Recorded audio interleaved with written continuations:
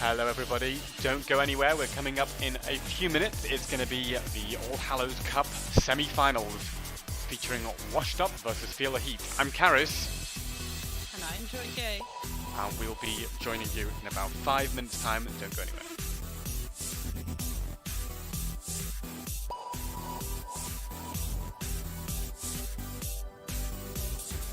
And in the meantime, here's some replays from yesterday's quarter-final action.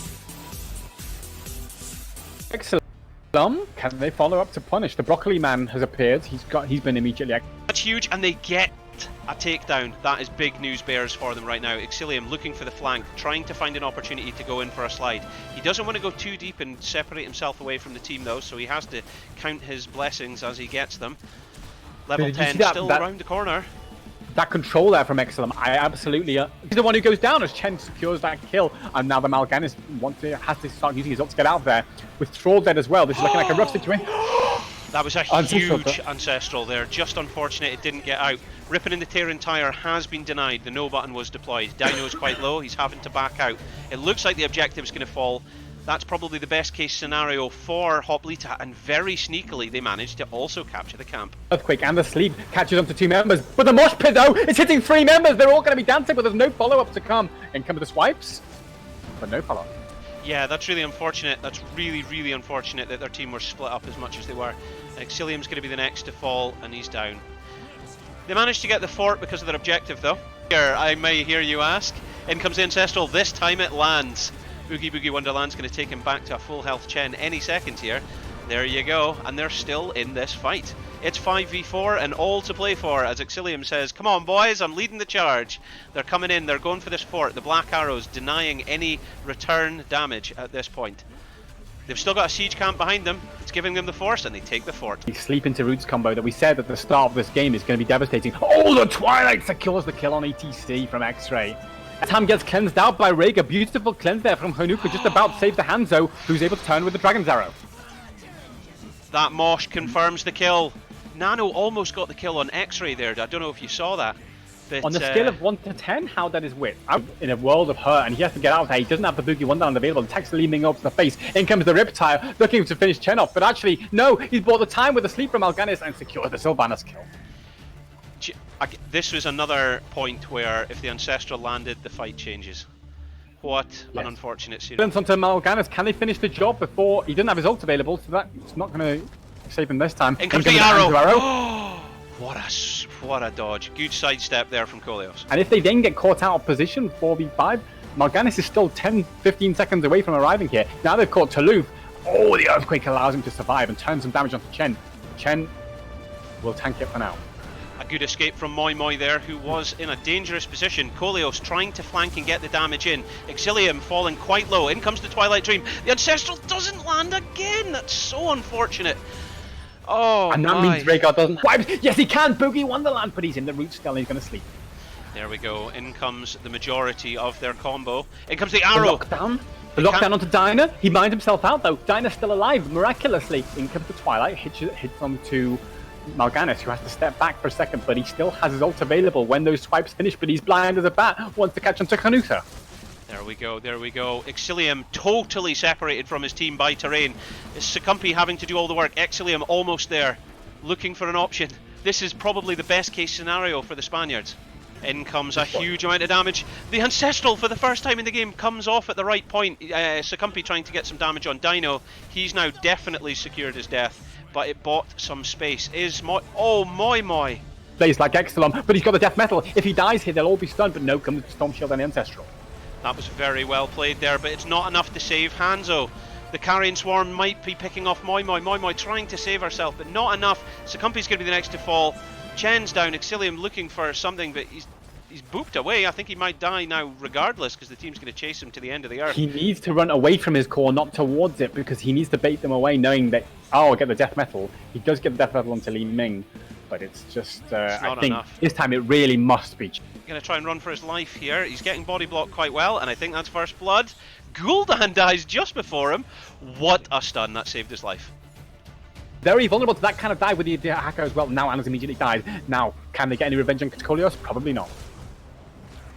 Tongue onto Uther. Uther thrown to safety, into the fray, out of the fray. Exelom, though, with such little HP. Crucial heal there from Moi Moi. And pressure onto Gul'dan. Uther trying to flank. He is the melee bruiser of their team. Wit got to burrow out there on no health. Corleos trying to dive for the point, but he just dies. Now they need to go for the invade if they're going to pick up on this. The Sonic Arrows revealed that they've got the advantage.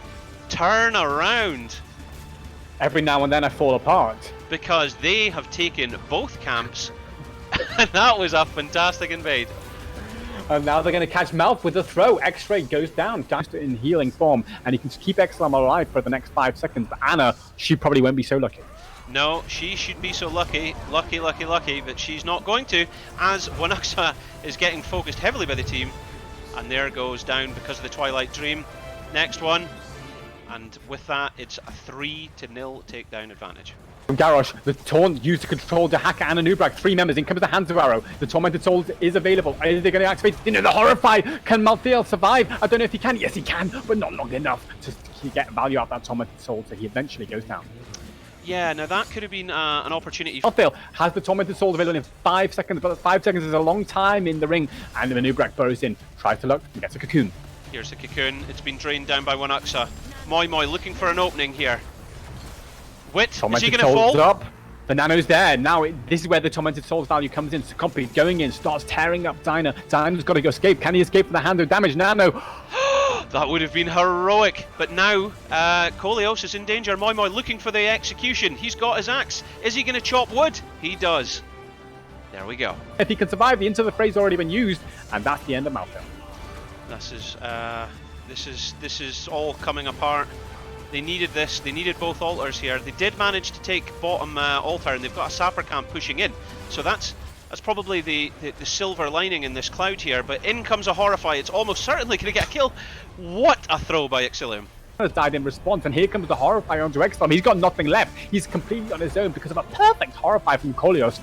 And Exlam goes down to 2 for 1. Yes, but Nano was trying to get the counter kill on Dino there, and I think that might have been worth it. Moi Moi going one-on-one against Dino, but he's not going to get the kill, and he's got to worry about that damage. He's gone down, and he can't even heal Nano. Disaster strikes. What's up, everybody? Welcome to day 2 of the All Hallows Cup. My name is Karis. And my name is Joy K. And I've pointed at the wrong side of the screen for you. But never mind, we are here for the semi-finals of today of the All Hallows Cup, and we're going to be kicking it off with Washed Up versus Feel the Heat. Joy K, tell us a little bit about those teams. Well, it's going to be an exciting series either way, because we are seeing a lot of big names and a lot of people that we've actually met in person, Karis, back in Paris. Hashtag Karis in Paris. And yeah, I'm excited to see people like Wit and X-Ray play. Well, the funny thing is, X-Ray played actually in with the French team for the Masters Clash, if you remember that. Yeah. Yeah, and now he's playing against them. So I wonder what that's like for him. And so now the French team has gathered, and they've invited Hasuops to join them, and they are playing as Washed Up. So we're seeing big names, big ranks as well. So, yeah. Oh, absolutely. And in a slight difference from yesterday, Sport Billy will be joining Washed Up, whereas yesterday, I believe. Oh. It was Masquerade. It was read by Masquerade, exactly, yeah. So yeah, I mean, so Washed Up, obviously a big name of French people plus Hasu, and then so Feel the Heat. I mean, they've got their own mighty caliber of players there as well, haven't they? They do. They have Wit on tank, always really strong. Well, they do have X-Ray, as I just mentioned, and then of course like some of our favorites like Taluf, and yeah, I'm very excited to see these teams like take it up against each other. So today is the semi-finals, as mentioned, and both of these teams will get a second chance at well, we'll get to play again even if they lose today's best of 5 series. It is going to be 2 best of 5 semi-finals today, and then tomorrow there's the 3rd place playoff, which the losers of today will go into, and the grand final, into which the winners will go. It's a best of 5, but first, of course, there have been some map bans. And Yeah. tell us a little bit about which teams are banned, which maps, Joy K. Well, what we are seeing is that the first ban came down to Volskaya Foundry, and it was banned out by Hasuops on the side of Washed Up. So they don't want to take it to a big team fight brawly map. And in response, X-Ray from Feel the Heat has banned out Tomb of the Spider Queen. Tomb is playing a lot around the objective, good rotations. So maybe they're like, we're not playing that game. And for the first map, we are going to Infernal Shrines. Infernal Shrines. Yeah. Yeah, so that's I suppose the sort of the standard map for competitive play in HOTS, isn't it? It seems to be just the most picked consistently in both pro level and like Heroes Lounge. It is, I think. And to be fair, I've never have I ever heard anyone say that they don't like Infernal Shrines as the map. So I don't know, maybe there's somebody in the chat that's like, oh, but I really don't like Infernal Shrines. But I've never heard anyone say that before. Yeah, let us know in the chat if you hate Infernal Shrines, and we will promptly evict you. So, yeah, I mean, so yeah, it is a sort of standard map, and it's I guess it's because it's got a bit of everything, isn't it? And the objective fight is kind of a bit important, but not too important. You know, it's not like some maps like where the objective is everything, but it's also not like, you know, Hanamura where the objective doesn't do anything. So yeah, it's kind of that compromise there, and then you've got the mix, the nice size of the map lends itself to both macro and team fight based styles. So I think it's just a well-rounded map. Even and they've adjusted it a few times over the years as well, and it still remains popular. So we're just waiting on some players for the final. The final players to arrive before we get this show on the road. Just as a reminder, it is going to be a best of 5 this semi-final, and then we've got another best of 5 immediately afterwards. Now that's going to be Pork9 versus Laubers Fan Club. I mean, tell us a bit about what we can expect to see there, because for me, Laubers Fan Club are looking indestructible so far in this tournament. They have been looking really, really strong. But yeah, well, then again, Pork9 also kind of the surprise factor in my opinion, because we know these players, but we didn't know that they played together in this fashion, and I think it's really nice to see players that differently come together and also form a team and actually do pretty well in a tournament like this. Yeah, and the thing we've often looked at is kind of the difference between teams that are kind of formed together and have played together a lot, and they've got a structured team, versus teams that kind of cherry-picked lots of individual great players. And I think we have had a mix of both of those things in the All Hallows Cup, but it seems like, of course, Laubers Fan Club, I would say, is kind of both of the best of both worlds. Yeah. English is hard in that sense. They have both. I think we're almost ready to go into the first draft in Infernal Shrines. I mean, but before we even go into the draft, like, who's your feeling about Feel the Heat versus Washed Up? Who would your money be on before we see drafts? From what I've seen, we know that Washed Up is really strong on this map. Like, Nick plays like a super strong Kerrigan that he has picked on, well, I think every time I've seen him play this map. And I'm a big fan of that, so I'm definitely putting my money on Washed Up, and I want to see that Kerrigan again. Okie doke, I think we are going into the draft in game number 1. This best of 5 series. I'm Karis. And I'm Joy K. Team K. Yeah. The K stands at the moment for casters. Yes. Otherwise it stands for the knowledge. And it also stands for Kerrigan, but she's been shut down. Yeah, well, there go my dreams. They flew straight out of the window. Damn. I mean, Kerrigan's a great pick for the map, but is that specifically targeted at Nick or somebody like that? It has to be though, because like you don't really see Kerrigan in the most like competitive play anymore. And then if you like Nick has played it every time on this map and to great success. All right, Tracer gets banned out. That has to be targeted at Dino though, who is known to be quite a Tracer player. Yeah, I mean that has to. I mean, yes, quite a lot. The thing is, we saw Tracer banned quite a lot yesterday in the quarterfinals. Yeah. But there's basically a lot of these top players have Tracer up their sleeves, and she's just so devastating in the right hands. As Garrosh gets banned by Feel the Heat then. Yeah. So no Garrosh for Wits. God, that's a bit disappointing for me. Well, I'm sort of expecting Wit to go Oh, straight and to no Japan. Malfurion for X-Ray. Ooh. Ooh. Denied. I think X-Ray took Twilight yesterday on Mouth and got some huge value with it. I may have maybe misrecalling that, but somebody took Twilight. I think it was X-Ray. Let's talk a little bit about the tank. I think it's a tank coming in. Thank you, Scarborough, who just followed. Thank you for following that. And instead of going for the Rhaegar early pick with the Malf band, there's a lot of prioritization towards that Rhaegar. Because Malf and Rhaegar really getting focused as Blaze picked up by Dequaza. I assume that's for the solo lane. That's normally where Dequaza's playing.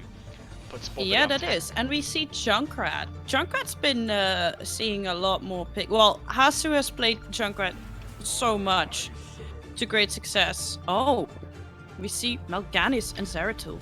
So there's lots of things at play there. So what about the Junkrat? I think because we saw yesterday in the quarterfinals that Dinah on Junkrat was an absolute god, an absolute machine. So that's partly what that's aimed at, but also the Mal'Ganis Malfurion combination the Feel the Heat ran with, so Wit would sleep them and then actually would drop a Roots on top. That's now been denied, of course, by the Malfurion ban, but they're still focusing on that Mal'Ganis, who can just set things up so nicely with all that CC. Yeah, Mal'Ganis is in a good place right now, considering where you are for main tanks. Alright, Lucio gets banned out. Yeah, Lucio, again, so really prioritizing the supports here on the side of Feel the Heat, saying, no, look, we've got Rhaegar, we're pretty confident that. It does leave open an Anna to come out from Banana H, in which case that can deny ancestral healing so brutally. And of course, Mal'Ganis depends on his self-healing to stay alive a bit. So an Anna grenade could be pretty nasty. Oh, wow, the prediction here, the knowledge from Daddy K. Diablo and Anna. Well, although obviously, I have to say that Mal'Ganis does get great value into Blaze and Diablo. He can just always get heals, but it's a bit hard with Anna, of course. Yes, I think it can be tough, but let's be fair, Sport Billy on Diablo is pretty terrifying. That's pretty terrifying. And he will have a soul shield, I'm assuming, at level 1 to give him that burst protection for 4 seconds from the Kael'thas and Zeratul damage. It won't really protect him from that Leoric damage, but, you know, Leoric can't kill him on his own, and so I think Sport Billy will be okay for long enough, but it's just about then how much can Mal'Ganis split off the rest of the teammates. Exactly. Now, the last pick, I'm curious. Whoa, okay. Now I tell you what, I didn't expect that, Joy K. Neither did I. Are we going to see a good old nano boosted Tormented Souls combo? I mean, yes, I suspect so, but then I'm also like, who is the solo laner here? Is it Blaze or is it Malphite? I assume Blaze and then have Malphite on the rotation. I think so. That's pretty brutal, and it is. It's a very heavy front line, and it means I suppose the idea of having such a heavy front line is you say, look, 3/5, maybe 4/5 if you include Junkrat, of our team aren't scared of Zeratul. It's only Banana H on Anna who's got to worry about that Zeratul. I mean, overall though, I think the draft of Feel the Heat looks better rounded, and I like the Kael'thas and the Leoric for the shrine there.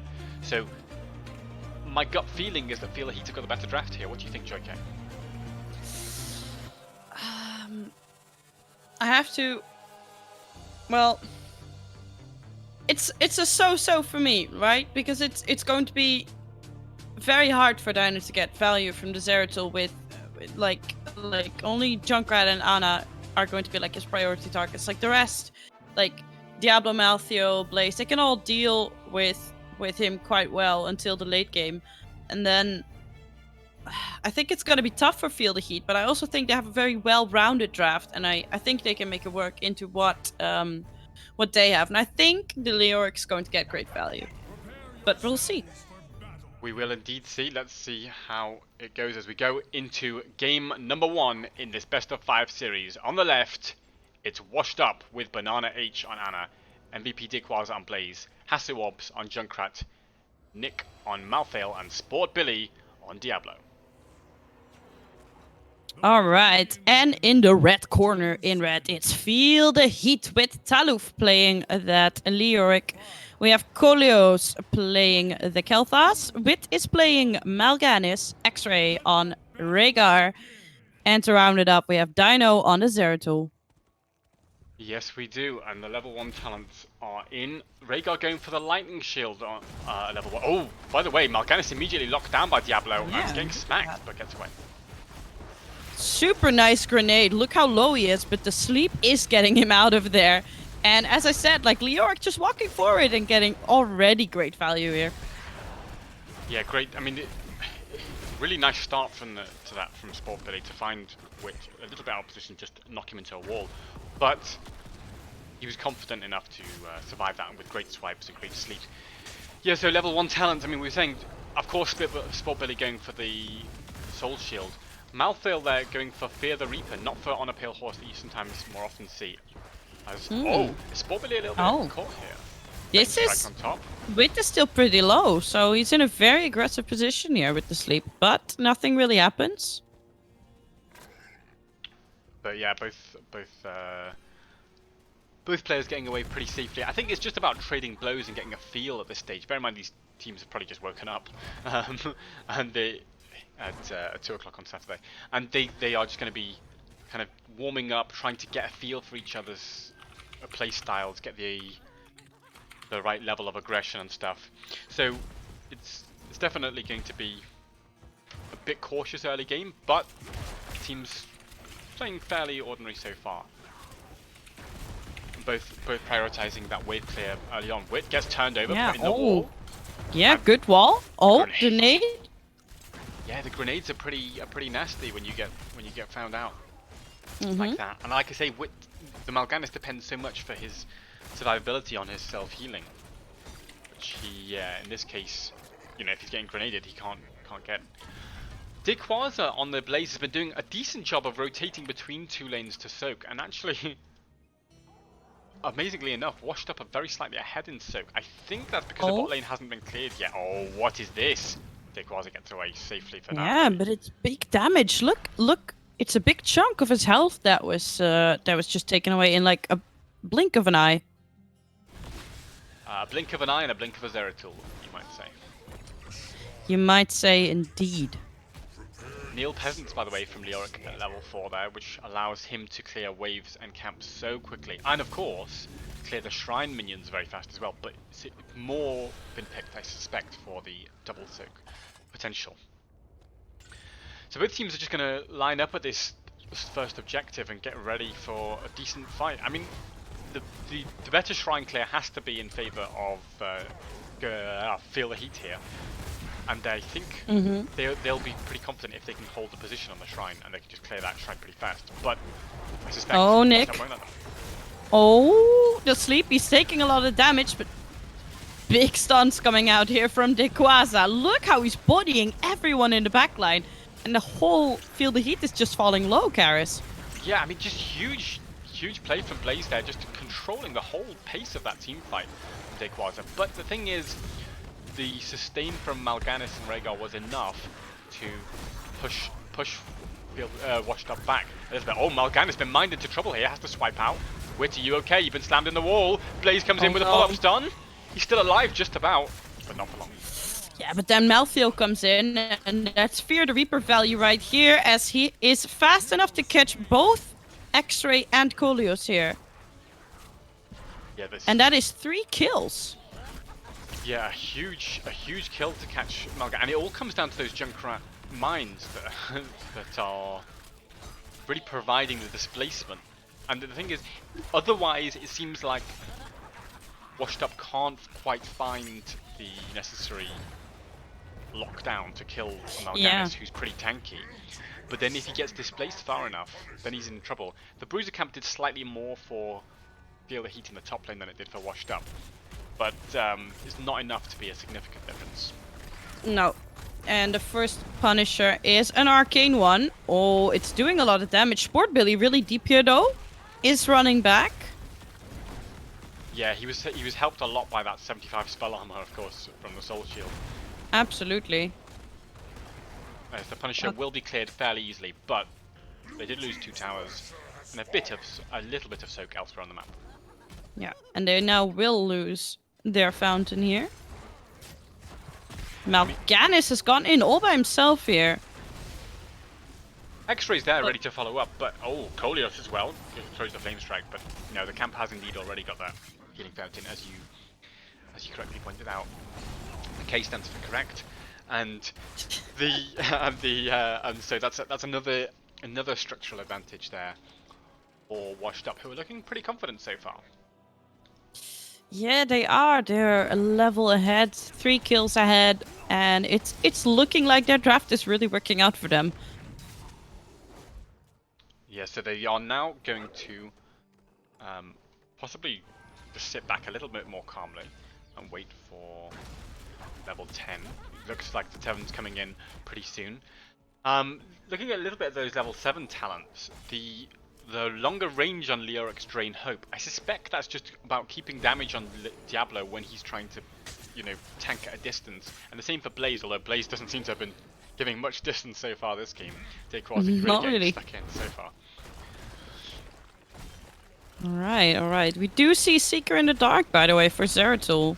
Even though we have the Q on level 1. Oh, big lightning breath. They're diving under the fort, but the Riptide doesn't even reach. It did knock Wit a little bit, but he's not really too worried about that just now. Oh, X-Ray thinking about turning into a counter engage. Confidence, but the Tormented Souls comes out. Nick's dive. Oh my god, and the minus grenade, and no level 10, so no ancestral heal. Maybe that was a misclick. He just ran into Diablo. I think he thought that they had some kind of gotta be careful still with no Rhaegar about. Great stun there from Wit. Dino had to blink up, so they do get to live here. And Banana H just doing a miraculous job of keeping Nick alive, even when he's getting really hard focused there. And in the meantime, of course, the solo laners, Leoric and Blaze, are just kind of, independently rotating and double soaking without much of a care for any of this. Yeah, Taluf and Nequas are just playing their own game at this point. I think both teams are going to go for Bruiser Camps now, although is Dinah sniffing this out? Or is this a potential invade here from Feel the Heat? They've seen that Nick's doing this. Zeratul comes in, the danger pings have come out. That's a lovely sleep, but it doesn't matter because he's been immediately cleansed. Dinah goes in, but he's pretty low, and the Ancestral just about connects. There comes Riptide though. Does a lot of damage to Taluf. The camp is still here, but Lightning Breath is able to kill Koleos. Taluf falls next, and Wit. Oh, the minus grenade hits. But Wit still gets off his ulti. Yeah, so Wit probably will get out here with a great sleep and a nice escape. But by the way, Zeratul Dino with a dance to get away from there.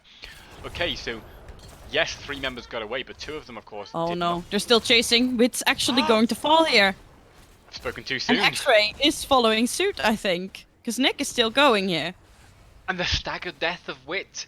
That means that... Oh, hello. Did Nick chase too far? Hello. No, not quite. The doggy That's a cheeky bite, but nothing more is coming out of that. Cheeky dog, cheeky bite. But the thing is, the staggered death there of Wit, because he took so long to die, means that he's not up to contest this objective.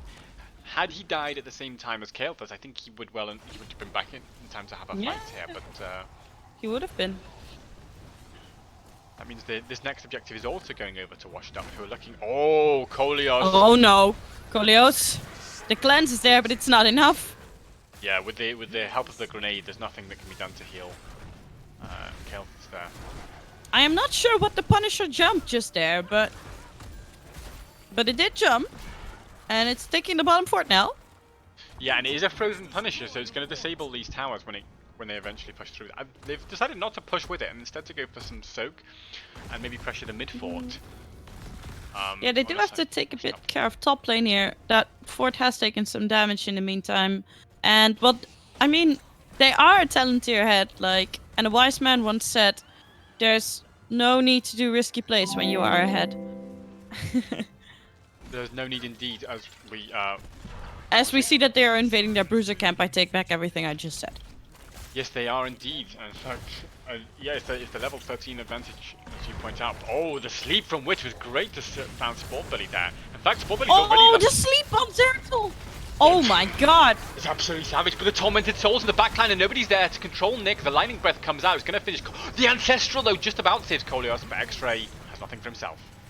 No, and Ana is just mocking everyone with her AAs, just playing so far forward. She was about to kill Koleos there with just her AAs.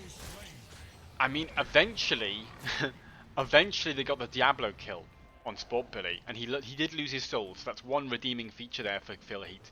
But they gave up 3 people to do that, and it took them so long. They were just taking so much damage in the process. So, I mean, a great fight again for Washed Up, who I have to say looking very confident so far. Now the Zeratul is a late game presence, so it may be that post 16 he becomes more of a threat, but so far, like I say, Washed Up looking fairly confident. Yeah, they are, and that's why it even looks tougher for Feel the Heat here, because of the late game potential that Zeratul has. They are playing with, well, it's a bit rough to say half a hero, but it does feel like that.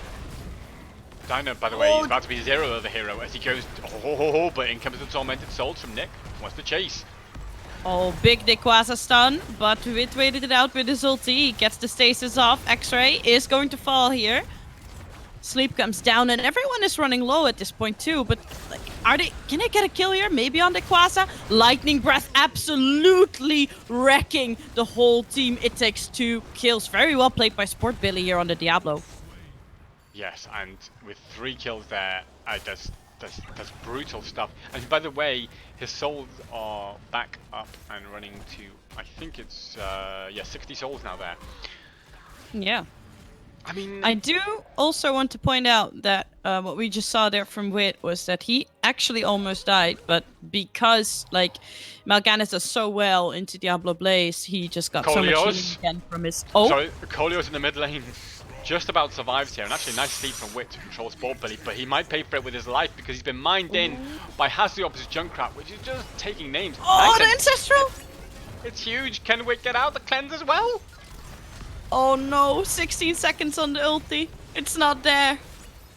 It's not there, and it's not fair. Leoric gets silenced, and he's got to sit back now. He doesn't have the self-healing because he's got a grenade on top of him. The slows from Dequaza, the stuns from Dequaza. Oh my god. Nick diving the keep. There comes the Riptire. It's 2 kills. The cheek from Nick to just jump into the enemy keep and not care. Oh my god, care. But they're 3 levels ahead, Karis. They can do stuff like this. They can, and they have. They are now just looking so dominant. I mean, I said the draft from Feel the Heat looked better rounded here, and I have to say I couldn't have been more wrong. Like the confidence of this triple frontline from Washed Up is just looking so in charge. Yeah, they are so in control of this map. Every fight, they have CC, they have displacement, they have everything that they kind of need for, like every hero has CC except for Malthael, but like Malthael has so much self-sustain that he can like fend for himself.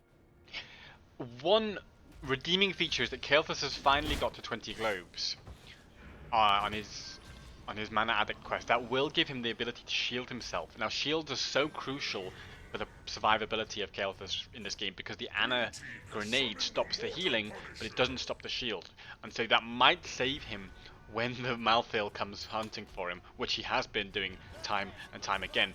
But that's basically one redeeming feature. Oh, they also have, of course, the level 16s now, which means Zeratul should be a bit more impactful. He should be, as we see Void Slash being picked up here for Dino. And they are cuddling up against each other quite well. But they do see him. Taluf trying to just tank everything as a Leoric he can afford to be a bit risky. And Nick goes in with the Tormented Souls on him, tries to start getting some value. Probably they'll kill the Leoric, who's had to sit back fairly far. X-Ray uses the Ancestral on Wit. Yeah, and meanwhile, Dino is trying to get value in the backline here, but in the end, he had to run himself.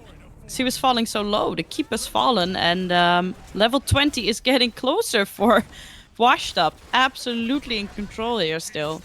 You can see the feel that he'd want to force the fight before 20. Wit's been completely blown up though, his team weren't there to help him. And that's not good, because now they not only are they going to lose out on the level 20, but they're also 4v5. Yeah. I mean, and look at this mid keep is already taking a lot of damage. If I were Washed Up, I would definitely make sure that this keep goes down next. And even get more map pressure here for Feel the Heat. Yes, and I think they looks like they're doing exactly that. They've got 13 seconds before Mal'Ganis is alive. The problem is they don't actually have much siege damage on the side of Washed Up. The one thing they do have is a lot of hero damage. Oh, lovely Entomb to lock down Sport Billy. Can he be shut out? Turns with a Lightning Breath to try and scare everyone away. They run away. They're too frightened of it. Oh no, there's Nick. Nick goes in with the Tormented. Oh my god, look at the healing! X-Ray falls. Wit gets the stasis off. Dino falls. Taluf is going down as well. Is this going to be a full team wipe, Karis? It looks close enough. It's four members on the deck here for Feel the Heat. And they felt the heat of Diablo's Lightning Breath, unfortunately. And this is pretty rough here for Feel the Heat. I think it's going to be game number 1 going over to them. It surely looks like it. The core is falling, and there's 4 members dead on Feel the Heat. So Washed Up is taking this first game. GG. GG, well played to them. So a brilliant performance from Washed Up in game number 1 there. They were... Yeah. I mean, they just looked so in control, and it was a slightly unusual draft as well for them. And not to be said, they didn't look frightened at all. No, they did not. They looked in control all along with 21 kills versus 1. Diablo, the only person to die on the side of Washed Up. Yeah, and that was that one fight where they committed everything just to take down Sport Billy and get rid of his souls, and they did it, but you know, at what cost? Yeah. I mean, was it the Tormented Souls that was the influential factor there from Malthael? Yeah, I mean, the thing is, it's not an ulti that you see picked a lot. Well, it's getting more like, it's gaining popularity again. The thing is, it's just hard to contain Malthael if he has that Tormented Souls, because he can sustain himself, and he's sticking like onto you. It's like a flying Arthas that's just flying around like and it's just like, oh no, run away, but you can't, because like, unlike Arthas, Malthael can also teleport onto you with his W, and it's just a lot of pressure in a team fight, because everyone is going to call out like, oh no, Malthael is in with Tormented Souls. It's a bit hard to ignore it. So, yeah, I think it's definitely pressure. I've got some news about the maps, which is that for game number 2, Feel the Heat have chosen to go with first pick, and that's left Washed Up to pick Battlefield of Eternity. Yeah, Battlefield of Eternity has also returned into the rotation for Storm League recently.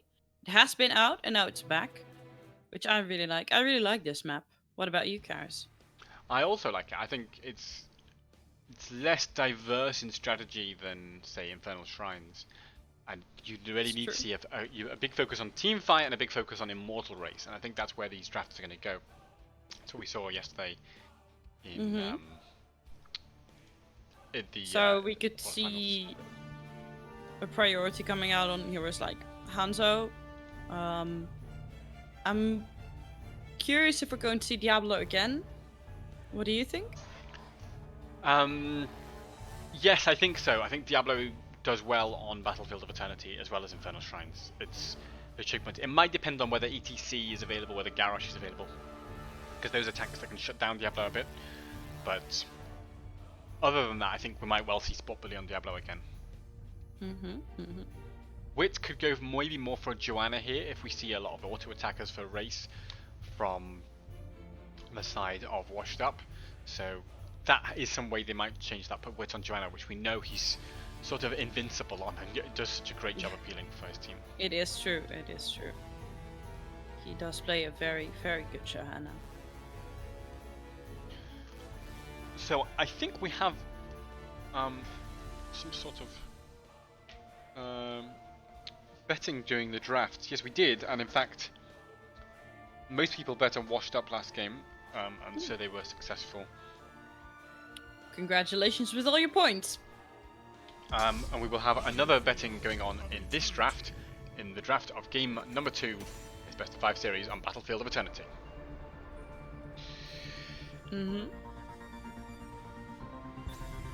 So, what are you expecting to get banned here? Oh, well. Well, Kerrigan. That's what I'm expecting to get banned. I'll be Maybe honest, Tracer again? I'll be honest, I was not expecting Kerrigan to get banned until literally I saw it. I mean, on Infernal Shrines, absolutely, that's what you banned. But here on Battlefield of Eternity, that's more unorthodox, and she doesn't really have any immortal race to speak of. I was expecting a Chromie ban at some point, or a high prioritization for Chromie. Hanzo maybe as well. Those kind of immortal race focuses. But look at the prioritization of supports here. Neither team want to be dealing with Malf or Rhaegar. Well, we have seen Rhaegar being picked up here every time. I mean, Banana has played it tons on this map. And they've prioritized it. Rhaegar is just in such a good place right now. Vala is also a ban. This leaves the Hanzo open, but also all the tanks. And the Chromie. So we did see the Chromie prioritized earlier. As I suspected. The K stands for knowledge.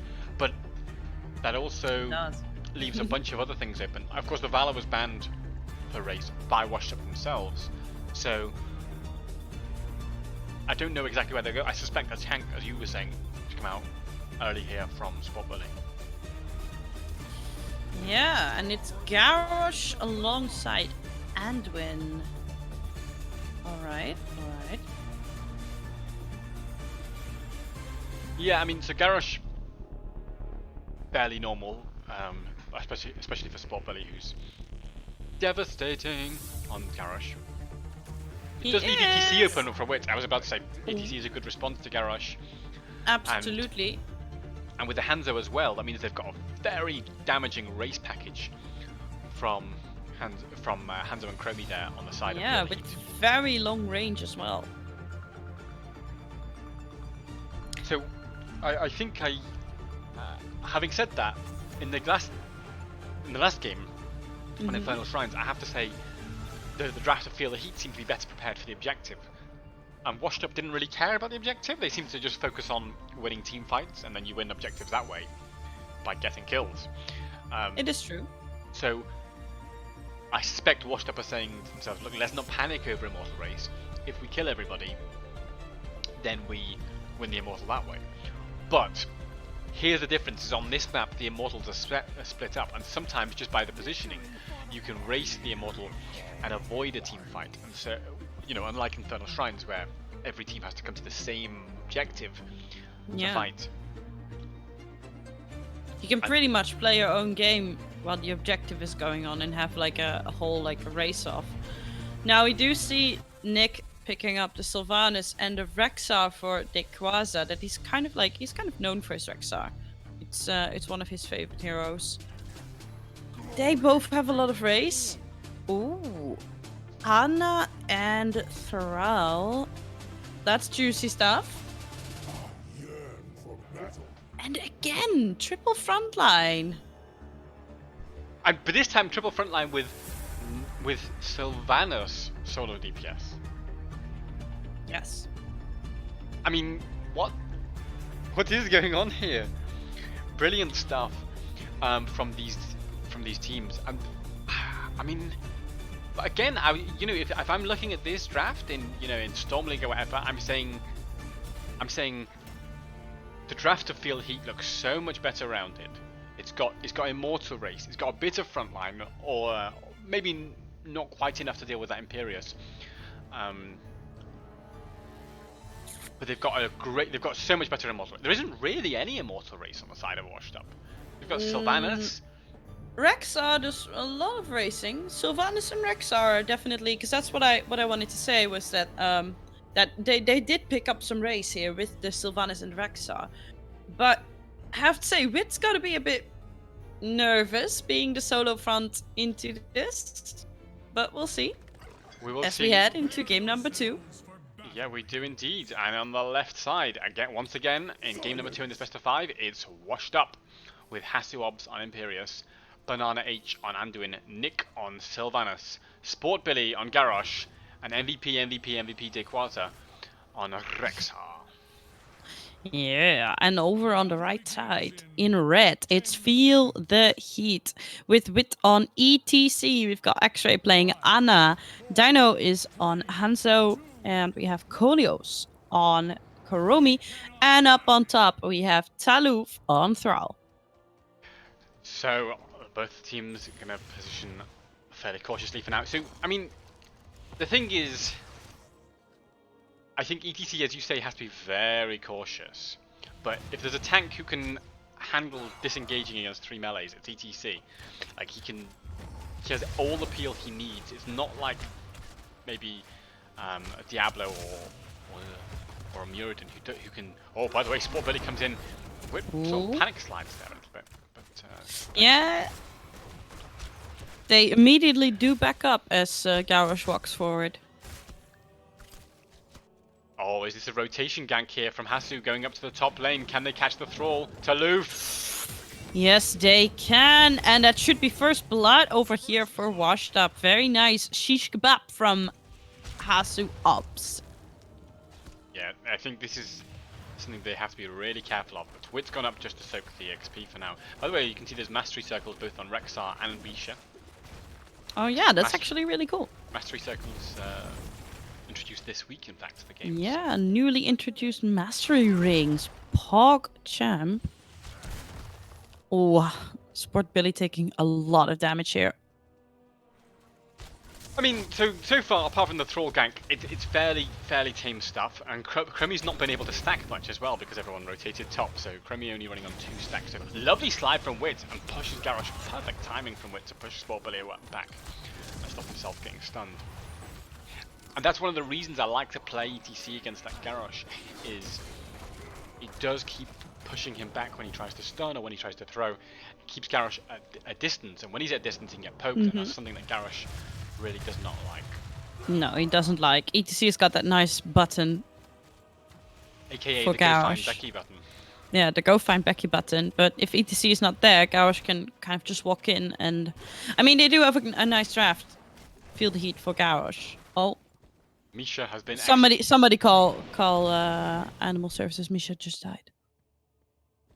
Okay, so they are...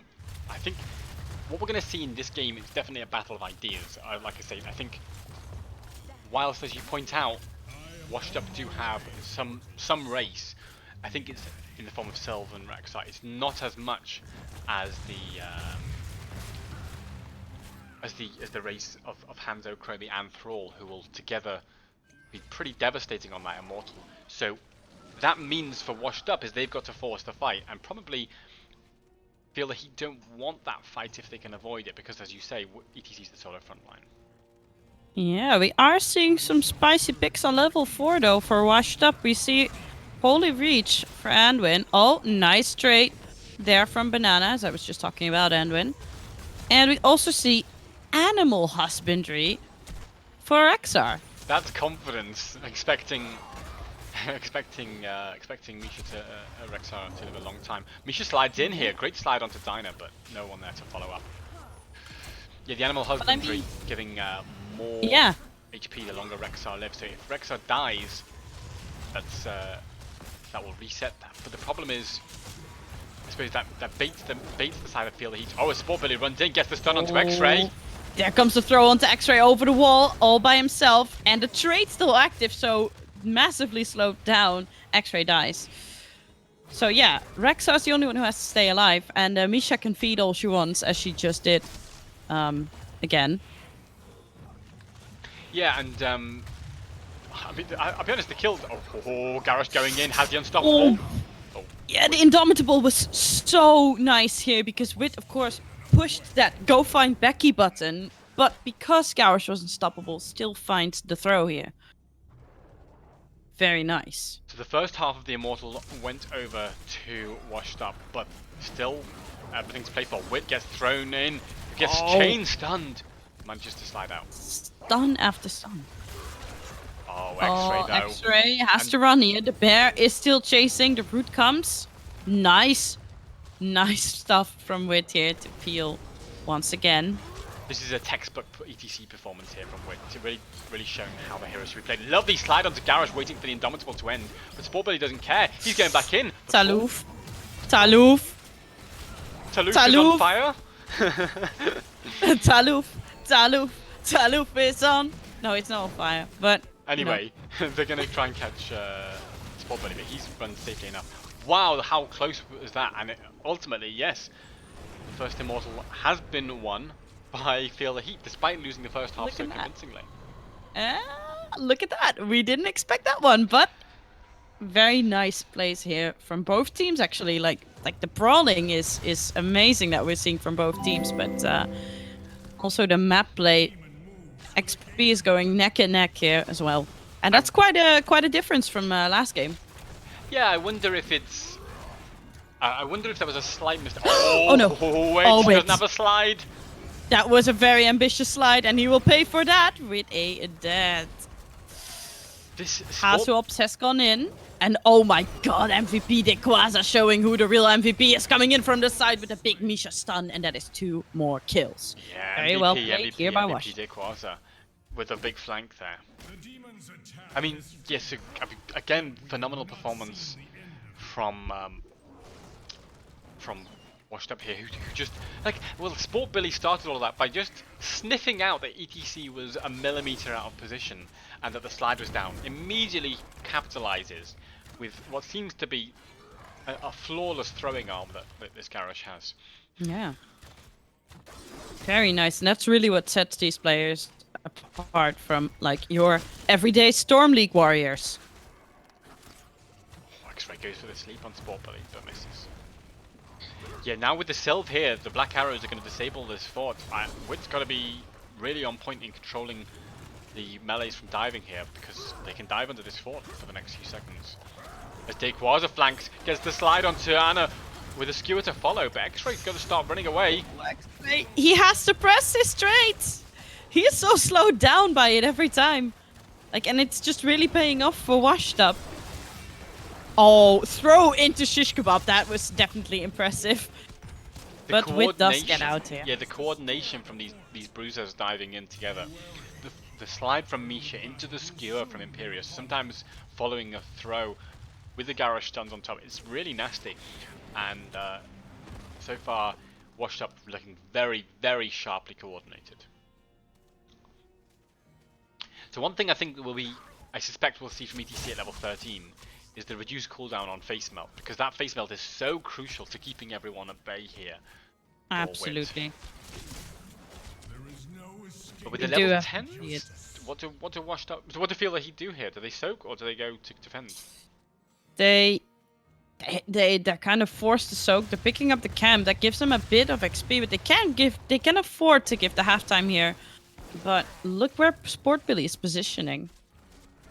But yeah, he's being very aggressive. But there's no one there. Even if he throws someone there, who's he going to throw them into?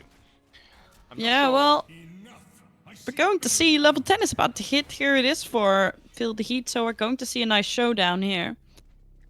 Oh, with that chromie rotation. If only anyone was close to Sport Billy right there. They don't know. They don't know he's in there, hiding in the U-bend, waiting to come out. Ah. And They when he does, he's don't going to know. He's gonna come in the back line here. Look, look, look. be... Oh, The sleep from X-Ray just saved, massively saved Feel the Heat from an enormous flank here by Sport Billy. The reaction sleep. X-Ray was like, what? Something's wrong here, but Taluf doesn't get thrown. I feel like that the roots from Anduin, they feel so wonky to look at, because that, in my perspective, that hit Taluf and he did not get rooted. Yeah, Anduin root's kind of a bit hard to visualize as Taluf gets stunned by Misha and Oh, Garrosh Sport flanks Billy again. once again in the back, and X-Ray still has the D available, so gets slowed down once again. Nice light bomb on top, but there's the mosh pit. Nick just about jumps out in time, but two members have gone down. This was a great engage by Washed Up, Oh but it's been my God. completely turned on their faces by Thrall and ETC. Going now, Yeah. starting to chase Hatu up, who's got a skewer out there. They want Sport Billy though. Sport Billy doesn't have a skewer to get out. He's just got to He walk, does and I not. think Hazu's going to shoot him. Very nice, that is. And that's the last one. They run into Hazu up. Taluf, does he go for it? Dino? Oh, so close. Ah! 200 Is it HP! gonna be enough? He makes it out. And now this is where the comp of Feel the Heat really shines. Because as soon as they get some kills, they can tear this Immortal down. Yes, they can, and there's no halftime to stop them. But maybe a bear. There is a bear, but Imperius and Garrosh aren't here. I'm not entirely sure why Feel the Heat are running away from three members of Washed Up. Yeah, because as soon as they give this Ah, it's the mana bars. space. It's the mana bars. Everyone was out of mana. Ah, look at that. Yeah. Alright. Well, it's going to be hard. They are going to get this Immortal though, because of course Hanzo and Chromie, as I mentioned, have insane range, so they don't have to get close to finish off this Immortal. Sport Billy runs So in. once again, this objective was in favor of Feel the Heat, actually. Yes, so Feel the Heat have run both objectives, but are currently a fort down. And this hasn't got a great shield on it, this Immortal. And look how confident these melees are on the side of Washed Up. They're not sitting back at all. Misha sits in the bush trying to flank. But I have, by the way, Dequaz's control of Misha here is absolutely pitch perfect. Yeah. He's really living up to that mastery ring that he's showing off there. Absolutely. I think this Immortal won't actually get the fort. So teams are going to have to start retreating. And they haven't really got anything out of their two Immortals yet on the side of Feel the Heat. No, they do have two forts. They've gotten two forts really low. I wanted to rephrase there. And Taluf got out in the nick of time. They seem to want to make a play for this bottom camp, but there is no level 13 for Feel the Heat yet. So Dino has to be careful here. Oh, those Chromie stacks are fully up and running now. She is fully stacked. That means she has three, two echoes, let's say, and one real Chromie. Oh, AGC gets thrown in. The taunt. Oh it's a my mind god, control, the CC lock. but It's a massive arrow, and actually Wit is walking out of here alive, and we cannot say that for Garrosh. No, this Beautiful is a huge arrow. turnaround. And Nick might die as well with the chain lightning. Yes, ETC catches the slide onto Dequaza, sits back a little bit. I mean, what? Yeah, I was just about to say, what are we seeing? What's happening? I saw a very impactful Dragon's Arrow coming out of Hanzo, hitting the entire backline, so that Wit just could press his "No, go find Becky" button, and then he just walked out of there. I think is the cleanse, the smelling salts from Anna was hugely important there to save Wit. Oh, the slide, mosh pitting to secure the kill on Rexar. Rip your animal husbandry stacks.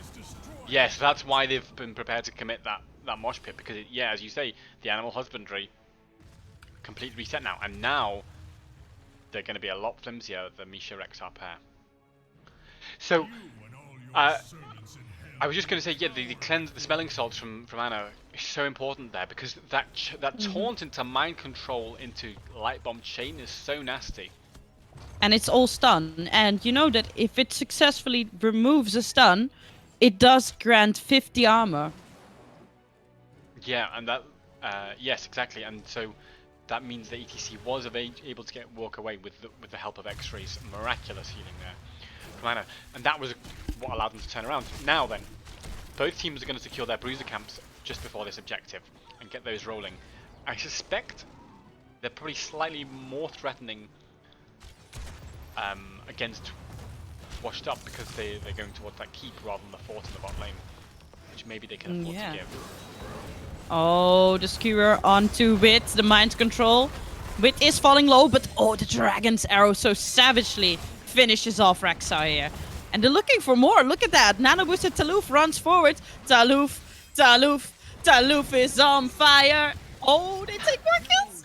Look at them cleaning up. And that's beautiful play there from Feel. He's looking a lot more confident in this game than they did in game number 1. And it all came down to, by the way, that Rexar kill came so fast because the animal husbandry had been lost. Yeah. That allowed them to secure that kill onto Rexar so fast, and then they just kind of snowballed from there. 3 heroes are dead for another 10 seconds. Are they going straight for this keep? It looks like they are. They have the bruiser camp, and 2 to 3 members still dead on the side of Washed Up. This should be another keep, but Misha comes in with a stun, buying a little bit of time. I'm not sure all members of Washed Up are alive. They could contest here or force a fight.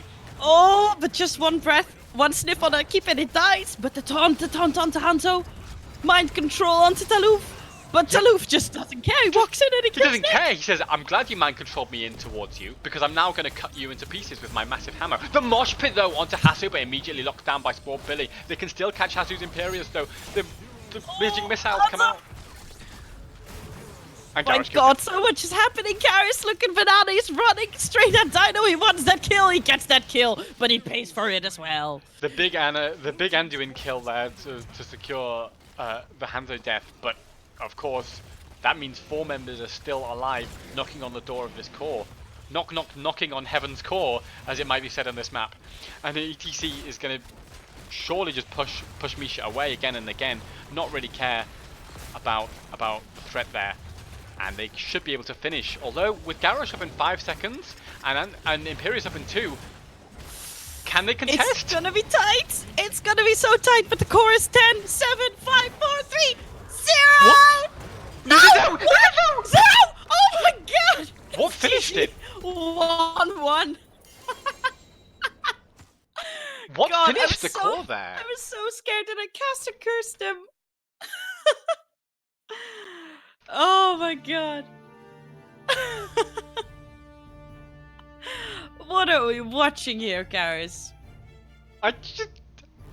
Hang on. I'm still trying to work out what was the actual damage that finished that core from 1% to 0. Was there a catapult? There wasn't a catapult minion? I could see. Might have been a minion. It might have just been literally just a lane minion. A minion. Let me see if I can get the thing up on screen. I'm looking at it now on the replay. I think it was. Tell us in the chat, but I think it was just the lane minion. But anyway, phenomenal play from Phil, who looked a lot more confident there. I have to say, draft-wise, I did prefer their draft as well. And yeah. I think it was kind of all the eggs in one basket. basket. Out for them. All the eggs in one basket for Washed Up, who got some of that melee flanking and and did some of that Misha slide into Imperious Skewer. But when that stopped working, when Wit could control it, and when they could survive the initial onslaught with the help of the cleanse from Anna, that's when the game kind of turned into the favour of Feel the Heat. So phenomenal stuff from them there. Absolutely. Let's just see where we're going for game number 3, because this is a best of 5. And yeah, it is. We're going to Dragonshire because Washed Up has chosen the first pick, so Feel the Heat is taking us to Dragonshire. Dragonshire. Dragonshire. So welcome along anyone who's joined in the last sort of half an hour. This is the All Hallows Cup semi-finals day. You're watching Washed Up, featuring such celebrity names as Hasuops, versus Feel the Heat, featuring Wit and others. And they will be. I've glossed over a whole bunch of GM players there in my summary, but whoever wins this is through to the grand final tomorrow, and whoever loses is through to the 3rd place playoff, also tomorrow. Yeah. And it's best of 5, and we're 2 games in, 1 apiece. 1 apiece. So And yeah, as this is a best out of 5, it means that the first team that gets 3 map wins the series.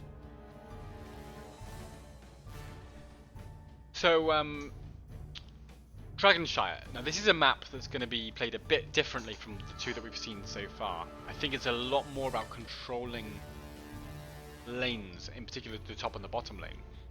And so the drafts are really going to be pivoted around who can control the top lane, usually with something like a Rexar or a very strong solo laner, and then who can control the bottom lane with possibly a strong 4-man, and then you sometimes have rotation ideas in there like Dahaka, Falstad, Genji, who can kind of react to the pressure on the top and the bottom accordingly. Yeah. It's crazy how we've seen so much priority on heroes like Genji, and you barely see them these days. Like it's crazy to see how those metas shift from like Maiev Genji priority to ETC, Johanna, Garrosh being picked up in your first rotation. But let's see as we head into the draft of game number 3. On the left it's Washed Up, and on the right it's Feel the Heat, with Washed Up having chosen first pick for this game number 3. So, what are we expecting in the ban phase here? I'm expecting we might see some prioritization on a Rexar ban by Feel the Heat, not wanting Dickwads to have Rexar and Dragonshire.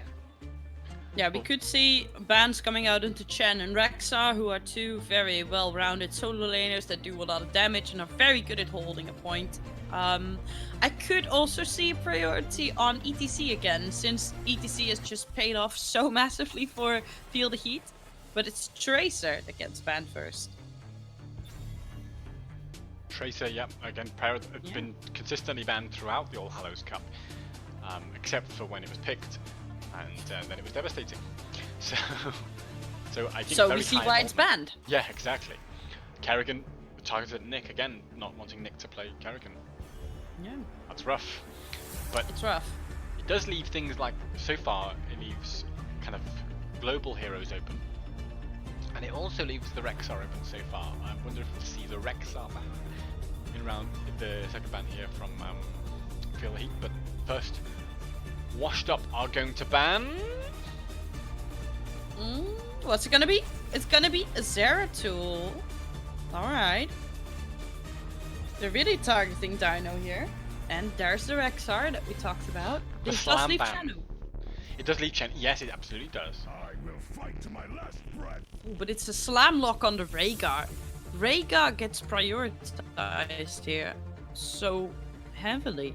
I wonder if that's going to be Malf and Mal'Ganis then picked up here from Feel the Heat, who we know like to play that Mal'Ganis Malf, the Mal'Fanis combo, and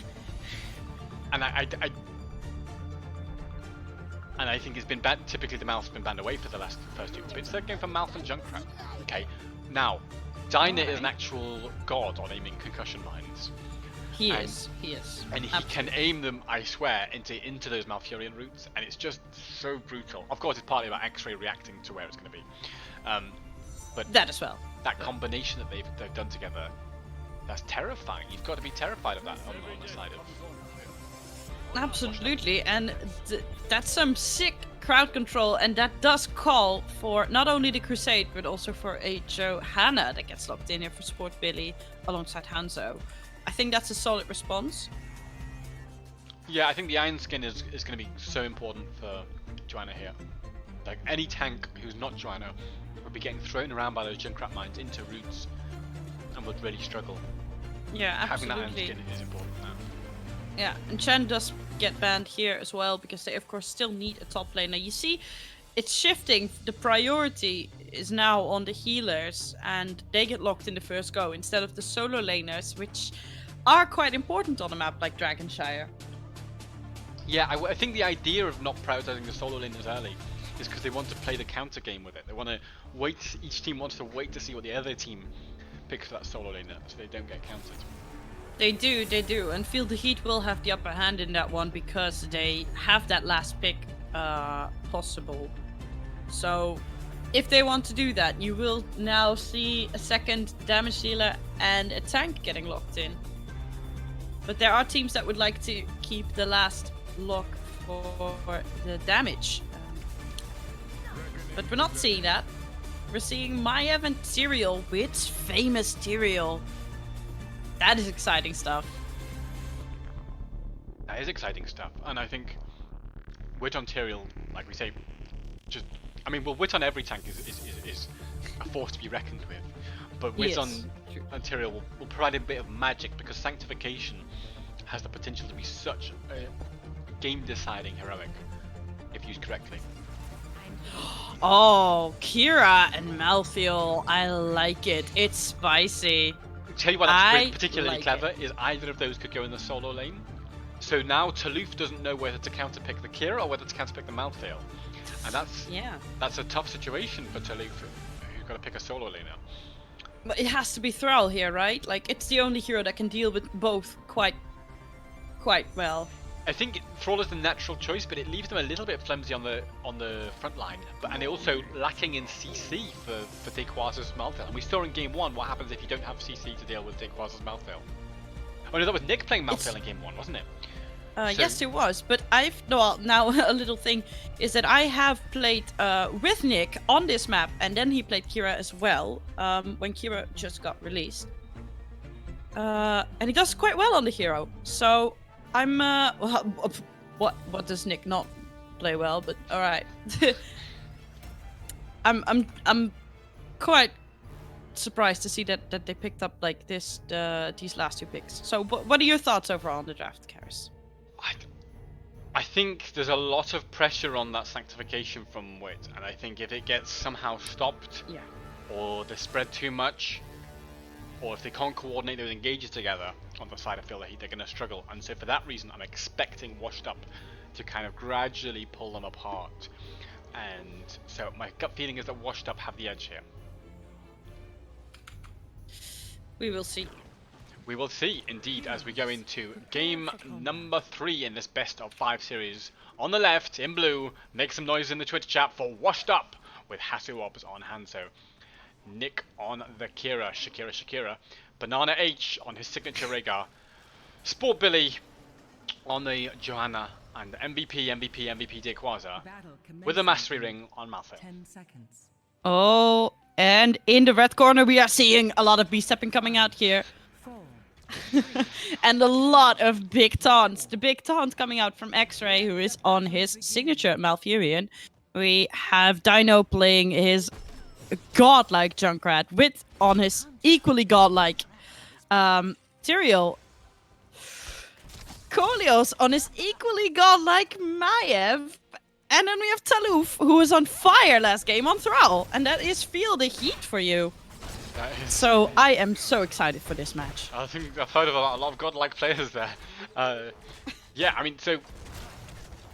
by the way, Joanna, as is common with the top-end players, not going for the reduced cooldown on Iron Skin, but instead going for the Laws of Hope regen talent at level 1.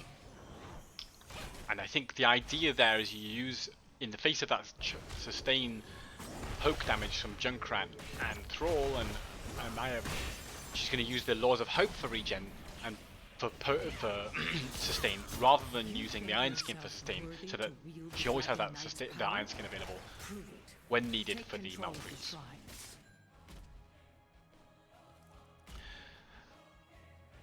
So Thrall at the top, of course, also going for Echo of the Elements, not going for Crash Lightning in the solo lane, because that would be strange. And so far, fairly ordinary laning structures, and both teams prioritizing the Bruiser camp early, which is something the top level teams really seem to love doing, focusing on that camp, extra XP and a little bit of extra lane pressure. Yeah. So Kolios is trading a lot of damage here. Double root to the top onto Dequaza. He just about got away with 500 HP. And now Sport Billy comes in. Rotation. Yeah, they want to catch Taluf.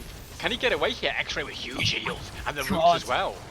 Kolios has gone in and they're giving him a ton of resets though. But look at Johanna just getting massive value here with the Condemn, just grouping everyone up again. Yeah, Sport Billy's still going in. And by the way, Sport Billy went for the movement speed on Condemn at level 4. Not for the... Oh, I love that. They're using this so that allow Joanna to engage hard when needed, and potentially to reach Ethereal if he's panic sanctificationing or anything like that. By the way, Banana H straight into that bruiser camp at the bot lane. I mean, he can solo it on his own if the enemy team doesn't sniff it out, but in fact now Nick is going to rotate to help. That is true, but Kira has rotated down to help with that as well. Oh, Hasuop's in a bit of trouble here. Concussion Mine is able to save him, though. 20 hit points. That is a sour mine. Slightly miscalculated there from Idina by 20 hit points. Such a tiny margin because, yeah, of course, one more auto attack and Hasu is dead. So yeah, and that would have been first blood there. That would indeed. By the way, total control of the shrine so far in favor of Washed Up, but Taluf is decapping the top shrine for now against Malthael. That he is indeed. Level 7 is also looking really close here for Washed Up. And that's going to be tough to contest the shrines at that point if they are talent here behind. They are, but they will be level 7 soon enough. Nice roots onto Dekwaza, by the way, by Taluf at the top, and putting so much pressure there in the top lane as Wit goes to try to decap the bot. Hasu obviously going to give him a fair chunking though, so he's got to be so Nick. Nice grapple hook. Does miss the swing it though, but Kolios doesn't have the fault of the Warden, so he does fall there and becomes first blood. Yes, first blood goes to Washed Up with a great little kill there by what might be called Nikira. Nikira, and that results in the first Dragon Knight of the game. So, with this Dragon Knight, they're going to roll in the mid lane, get those early towers. Then the question is, where are they going to go? Are they going to go to the top or the bottom? It looks like they're going top with the Dragon, which I've always felt like the top lane is a bit less important on this map. I think they're prioritizing taking away the well and the towers so that Thrall has a little bit less cover, and that means that Dekwaza, who's been struggling a little bit in that lane as Thrall, will have a bit more of an edge to deal with that. He will. One tower has fallen. The Dragon Knight is about to go down here, and Johanna comes out. Nice root here from Taluf, very patiently waiting for the dragon to actually expire before landing that root. Oh, Banana gets rooted. Very nice root from X-Ray here. Gets booped away. Is the doggy gonna run for it? Wit is on the chase, but he is going to live. Sports Billy walks in by himself and actually keeps 3 men at bay. Yeah, and Sport Billy has eventually died. By the way, Rhaegar escaped in the top lane, and Wit got turned around. Yeah. By the way, that's the value of the Wolf Run at level 1, by the way, of Rhaegar. Really prioritizing the rotations on this map. Fast. The very fast doggy. He actually you're the fastest doggy in the east. Oh, but he does get booped again. Haha, he has not learned. But he's so fast. He is so fast, but he still does die. The tether this time, Dekwaza has to dance to avoid getting tethered in. Can he survive though? Not without a healer. They take 2 kills. So they took 2 kills, they took the siege camp in the bottom, and that has given them 10 now. We have Riptire, Twilight Dream, Sanctification, Warden's Cage, and I think Earthquake would pair very nicely with that. Yes, they might, because it's last rites from Malthael, not Tormented Souls. I think Earthquake is the natural choice. I was going to say, if he'd gone for Tormented Souls, they might have gone for Sunder, just kind of get a little bit more lockdown on Malthael. But he hasn't picked yet, by the way. He hasn't picked it yet. On the other hand, we have the final strike for Kira, Ancestral Healing, Blessed Shield, no Falling Sword shenanigans, as you mentioned last rites, and of course Dragon's Arrow for Hasuops. So, I would say that Last Rites and Final Strike is a pretty nasty combination there from Malthael and Kira. The thing is, if you get somebody below 50%, they're definitely dead. If you can get those 2 things on them. Yeah. The contest over the mid lane here. The Sanctification's already been popped. They want to use it, but that seems slightly premature. Dragon's Arrow. Oh my god, what a Twilight Dream, and there comes the cage. Riptire on the side, and the Ancestral Heal doesn't even connect as 2 people get blown to pieces here by the Riptire. Johanna follows suit. Wit is trying to cap the dragon here. This is they're looking so powerful. Huge play there. I thought they'd sort of messed up that initiation with the Sanctification, but everyone went in so deep that what a Twilight Dream from X right there. I mean, that's basically the deciding factor there in that fight. To just completely shut down the attempted counter engage of Washed Up, who got silenced and then got caged and just torn to pieces. Yeah. And by the way, well, Earthquake is still available. Earthquake is still available. Corleos and Dino so trying is to put level pressure 13. upon me.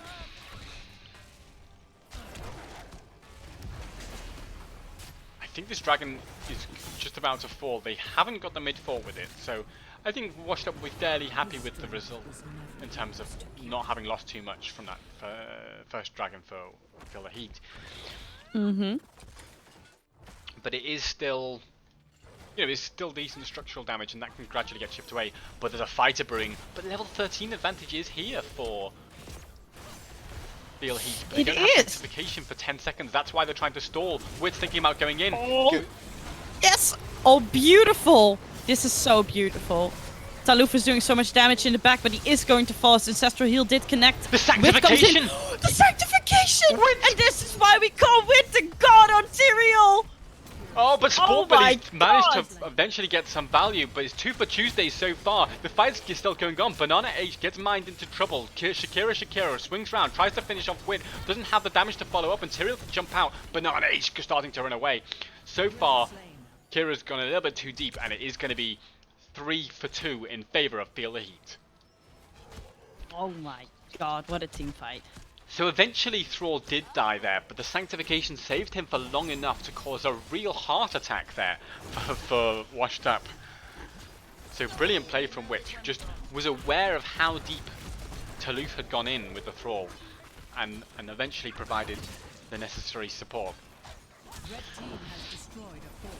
Alright, and that's the fort going down. Sport Billy.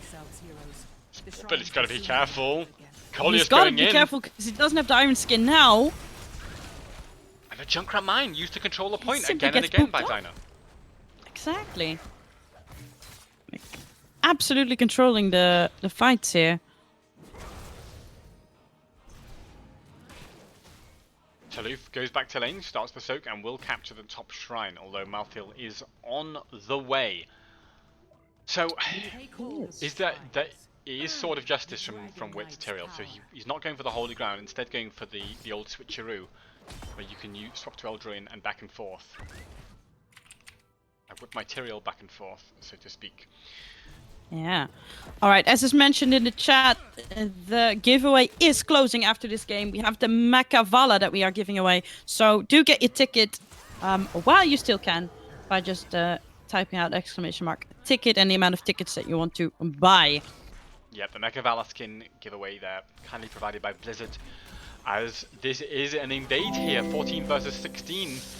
Yeah, this is a ballsy invade, I would say, into the 16, but they do look eager to take it with Taluf still in the top. They've chosen to back off for now, but not force the issue. Bearing in mind the Sanctification was available for Wit, those kind of point fights they were kind of just destined to lose. Yeah. But Still, Billy's walking forward, and even though he gets cleansed, it's not in time, and that means that he dies. yeah, huge play from Dino, who's just controlling everyone here.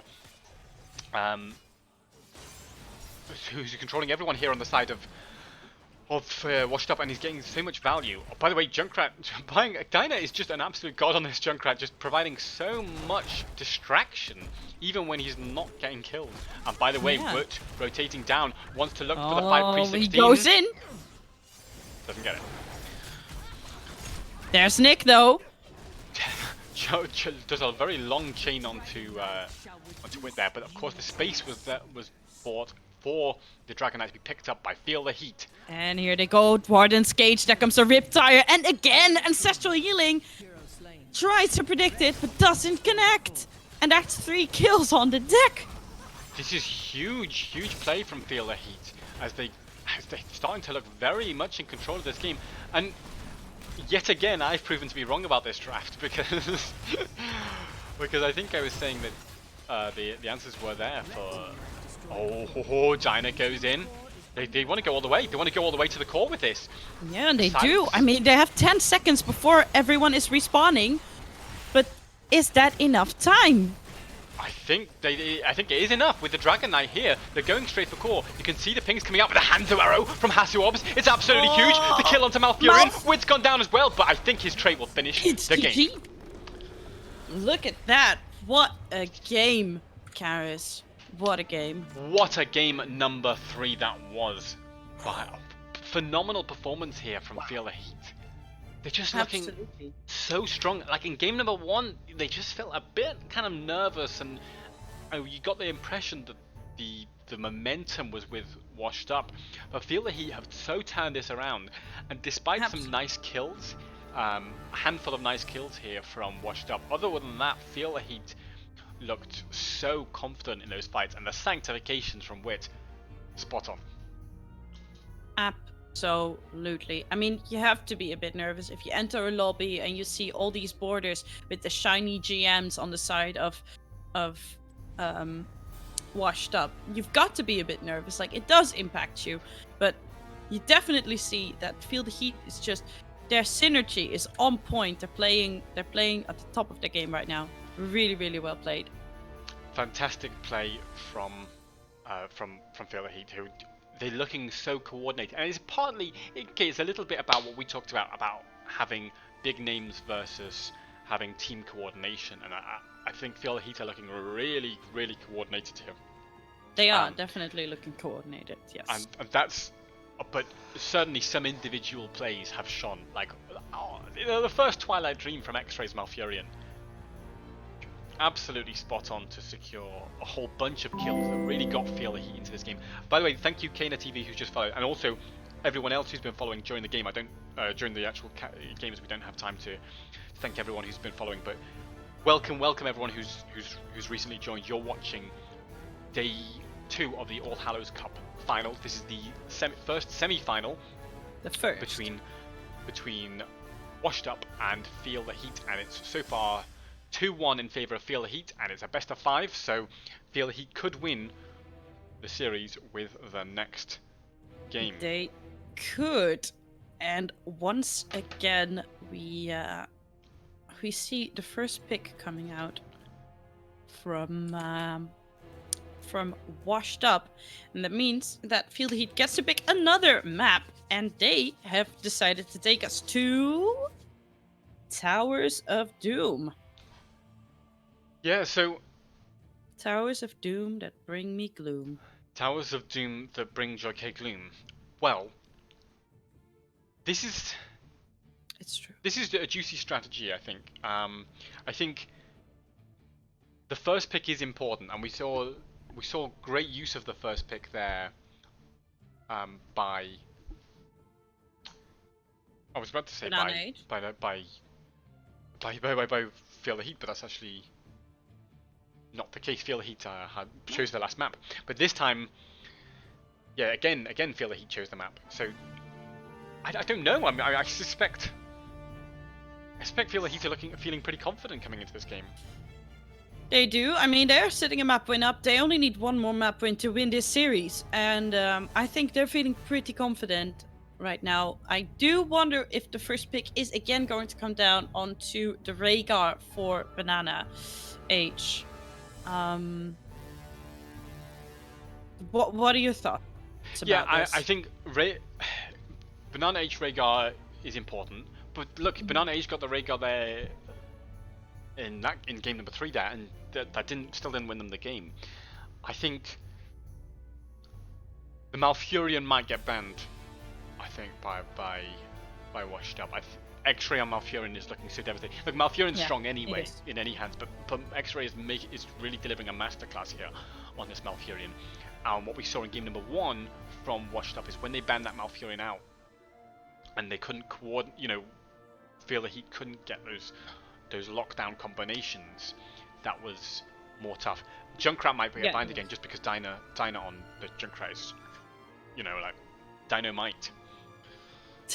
Dynamite, absolutely. Yeah, we could see a priority on the Junkrat because we do know that House Ropes also favors the hero, and Dino does really like it as well. So you have two solid Junkrat players on both sides. I'm curious if it's going to be banned or picked up. Yes, we will see. We're going to go to Towers of Doom, as mentioned, for game number 4 in this best of 5 series, where already we could see potentially the series being clinched by Feel the Heat, or it could be the beginning of the comeback for Washed Up as we go into the draft. The draft! And I Here believe we go. we will shortly have betting. Although there's still a giveaway on for something that I've forgotten. Oh, Xenotech, Malthael, and We have Skin. dropped.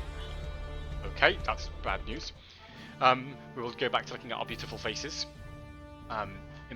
So, yeah, I think there is still a giveaway going on for the Xenotech Malthael provided by Blizzard for this contest skin giveaway. And that is a really nice skin. We have seen MVP Dequasa use it in the in these games.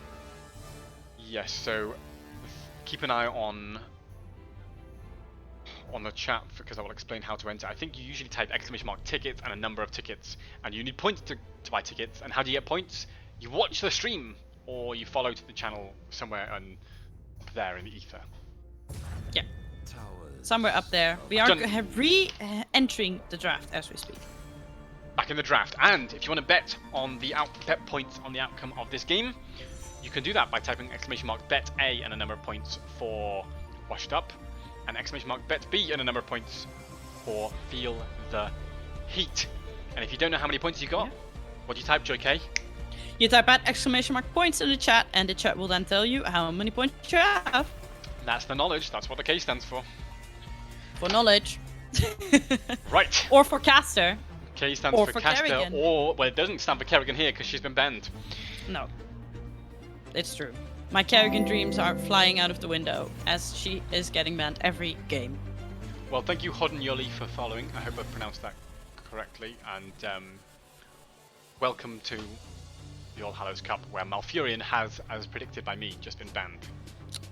Daddy K, you also have that knowledge. You also have that K in your name. That's Daddy K why. with the big K. Yeah. And the big Rexar ban comes out again. They don't want to see MVP Dequasa pick the Rexar. So this does leave Junkrat open. This does also leave Rhaegar open. What do you think it's going to be? I think Rhaegar probably might get prioritized here as the first pick.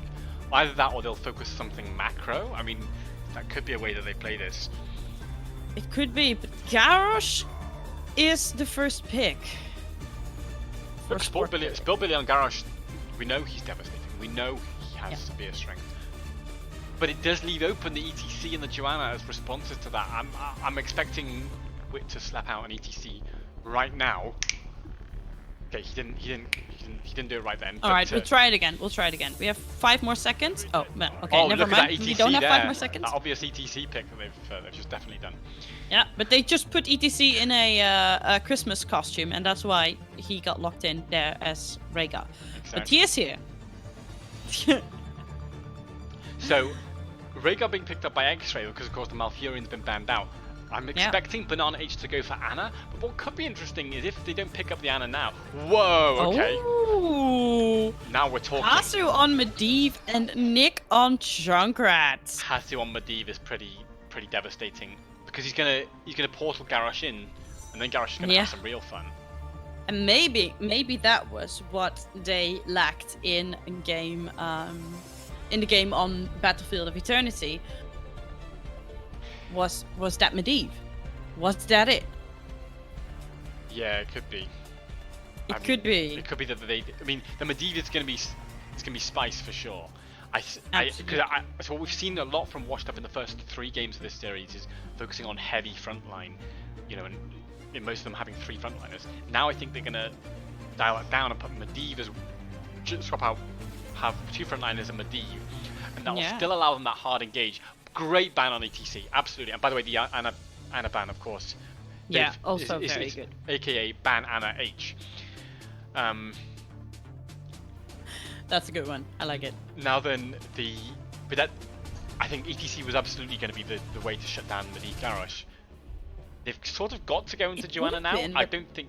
I mean, no, they No, don't because care. that's the thing. Like, Tyrael is still on the board, and Sanctification can do so much here.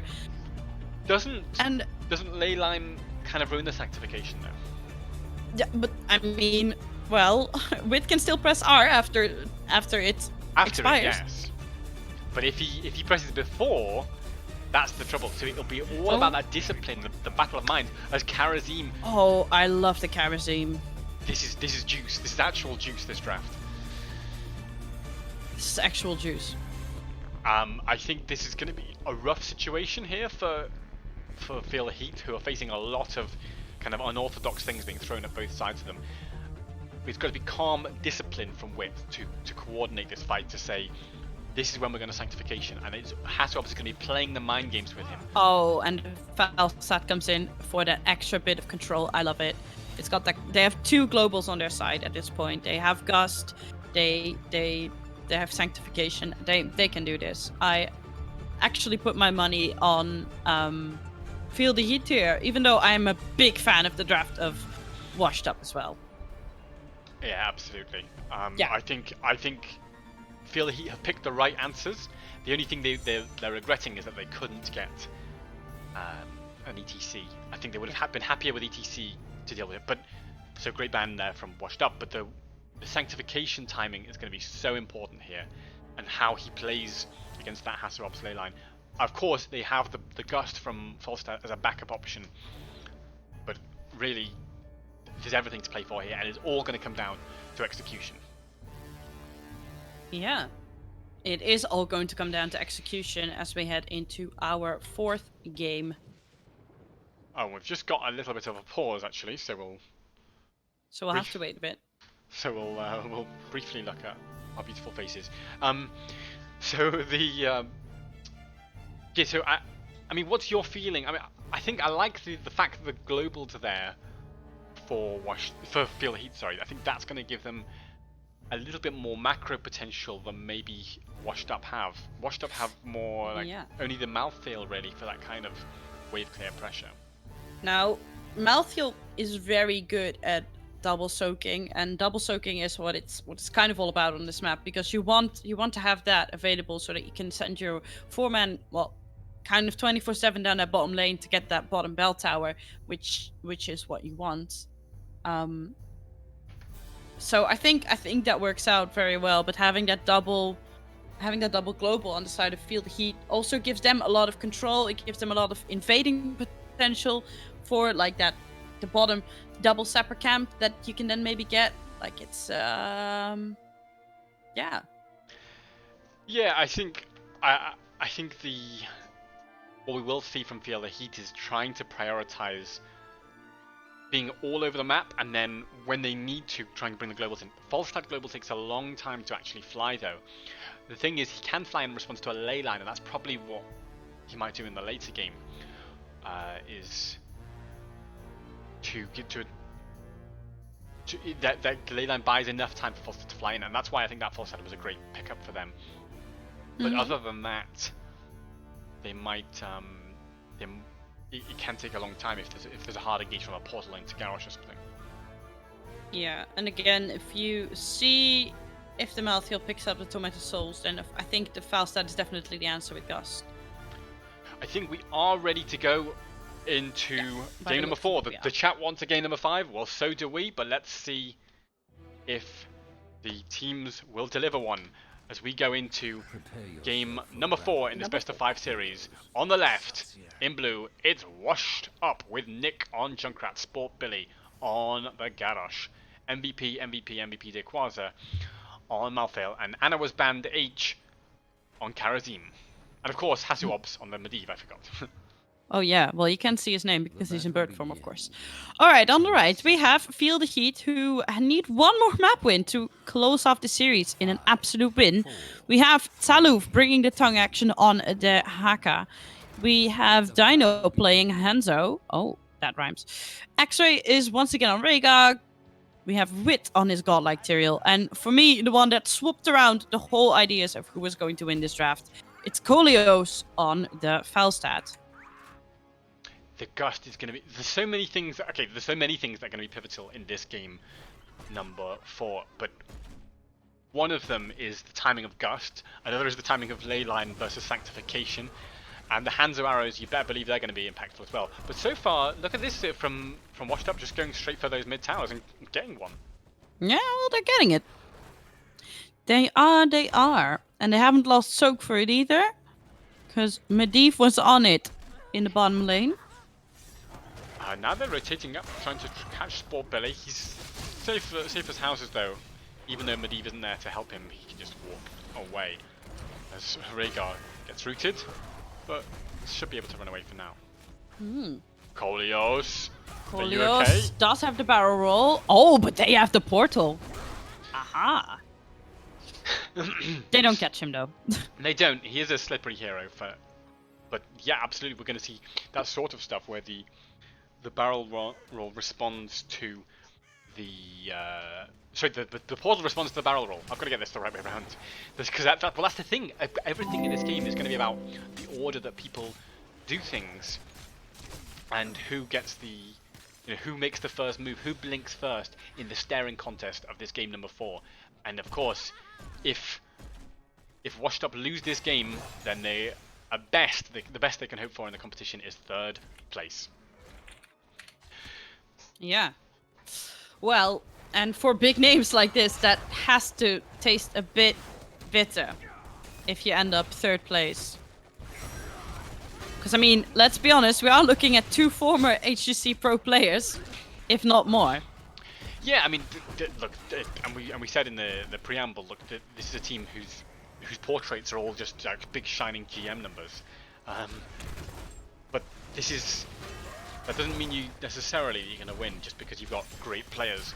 And Wit's got to be careful. He's getting so poked here, and if he then gets thrown and he doesn't have an Eldruin, he could struggle. As X-Ray does get thrown. Oh, and he doesn't have any mana either. Does pop the doggy, but Junkrat's grenades do enough to kill him. Now he will be respawned in time for that objective, but it's a long run from the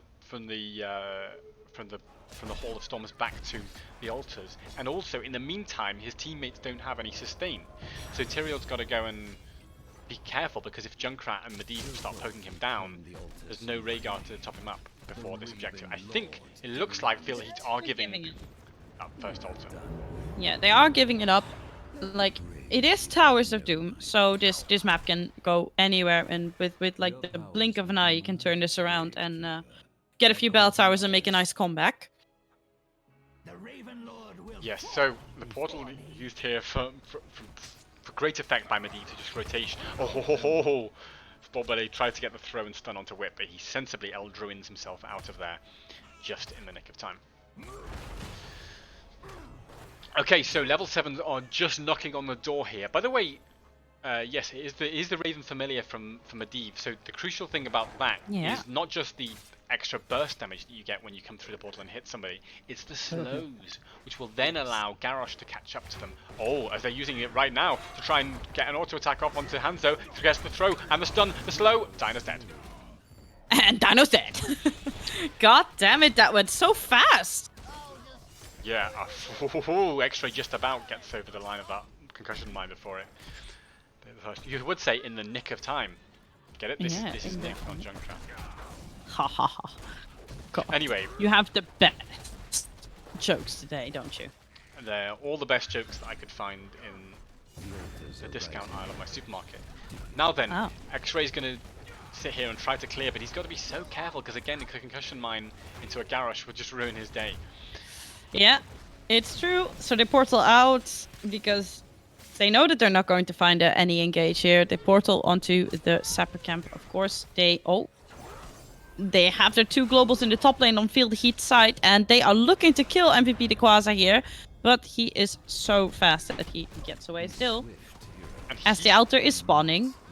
Yeah, and it seems like Feel the Heat are giving this altar as well. They're really prioritizing that soak and map control so far, but they haven't been controlling the bot lane, and the bot lane is usually considered the most significant because that's where you get the most core pressure from those double camps as Wit gets thrown about and rotated.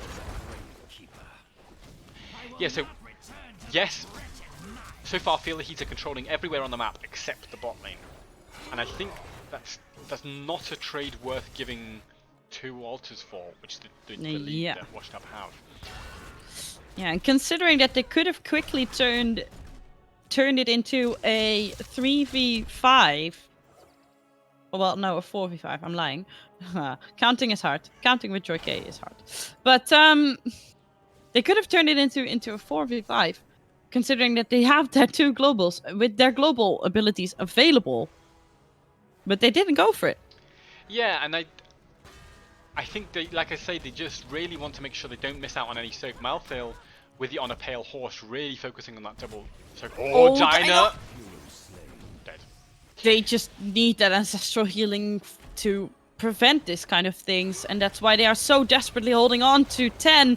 As isolated as the Haka was, he took a lot of damage from that 7-sided strike. Yeah, now here's the thing, is that was 2 big heroics committed there to try to, the Taunt and the Reptile, to try to get more kills than the, and the 7-sided of course, to try and get more kills than just, big tongue onto Garrosh. He should be able to portal out, of course, easily enough. And so he does. But the silence is there. Can they finish it off with a hands of arrow? The protect though, is it enough to keep Sport Billy alive here? It is. Look at that. Altar is still available though, as ultis were traded back and forward. We still have last rights, ley lines to heal, and of course the big playmakers on the side of Feel the Heat, the Gust, the Sanctification, and the Ancestral Healing. Yeah, and it's all gonna. Banana Age goes in looking for trouble. Taluf goes in. If he gets a tongue onto Quasar, they can maybe kill him, but it's so difficult. I mean, if he gets thrown in, he can be the one who dies. So it's both teams really riding on a knife edge here, because, like I say, whoever makes too much of a mistake will basically just die. Taluf has that burrow available, and there comes the Gust. The taunt though connects onto 2 people, and there comes the 7-sided strike alongside with the Riptire. Dino is low, so if somebody gets isolated now by Garrosh, they will die. Yeah, so big resources committed here by both teams, but there's the last rights, and there's no Sanctification in time to save himself. His trait will get somebody. Big protect, climate deep. Oh, the ley line still comes down, but not in time to save Garrosh, as the Dragon's Arrow is a swing and a miss, sadly. And amazingly, Feel the Heat have won this fight despite getting the first kill there. I think a great call from Wit on material after he died to pressure Hasuops. So Hasuops had to protect himself, and then that meant there was no protect available for Garrosh, who was in serious trouble. Yeah, well, I mean, I think it's still impressive that even though, like, so much was indeed traded, Feel the Heat did win this outer fight. Yes, indeed, and they've now slowly caught up in the core hit points. Let's say, as Washed Up are rotating mid, maybe threatening the Falstad. There is a portal coming with the portal mastery. Barrels away from the portal, but 7-side is there. The Gust used to try and save himself. Oh, Taluf, is it gonna be enough? The tongue Taluf is gets huge. the tongue, but Kolio still dies with the last rights. That's 2 stacks so far for Malthael. Yeah, and another great kill there, and of course Gust was committed to try and save him. So it's the kill and the Gust. Those are big results there for Washed Up, who's complex, a bit confident. They really want to go to game number 5 at the very least. I mean, if they keep this up, we are going to a game number 5. Like, Washed Up is looking good in this series. They are ahead on the XP. There comes the Riptire. Dragon's Arrow got eaten by Banana, actually. Very well played. And Ancestral is too late. So Dino still does go down alongside Kolios. And the Bell Tower also falls in favor of Washed Up. As I was just saying, Washed Up is looking very good here. Yeah, and with those 2 deaths, that should be 2 comfortable altars here for Washed Up when they've got 5 forts up, which means That's 10 points, and now that's below half core hit points for Feel the Heat, down to 18 out of 40. Yeah, this is Towers of Doom though, so we can still see the turnaround happening here. Yes, I think what we haven't seen yet this game is Sanctification. Yeah. That may make or break a fight in the later game. As Wit goes in, he's thinking about using it now, I suspect, but he can't use it too early, otherwise the leyline will cancel it. Oh no. The taunt onto Rhaegar. X-Ray just about. Oh, gets X-Ray, what an ancestral heal there. Very timely, very good. Is all the way from his team though, and doesn't have the ancestral for the Haka who falls. Oh, the leyline seal. Great gust. Malthael gets thrown in. Can he connect to anything? Well, Malthael can't, but the Riptide can. But it's going in the wrong direction, Nick! I think, yeah, I don't know There's why. nobody there! I'm not entirely sure what he was looking for. Maybe he was just looking for, in case somebody was just... I think he was looking for Dino, who was very low. And Ancestral Healing was out, so if he could find Dino, he would have gotten a kill there. But Dino was already in the base, let's say. Yeah, and they finally cleared these sappers, so that's stopped that core pressure for now. And by the way, the gust was so important. And by the way, Sanctification still hasn't been used, because Wit is waiting for the ley lines. The ley line can't just ruin the Sanctification, but that means that by the time the ley line actually comes out, the fight's often over. And I don't know how long you can force holding.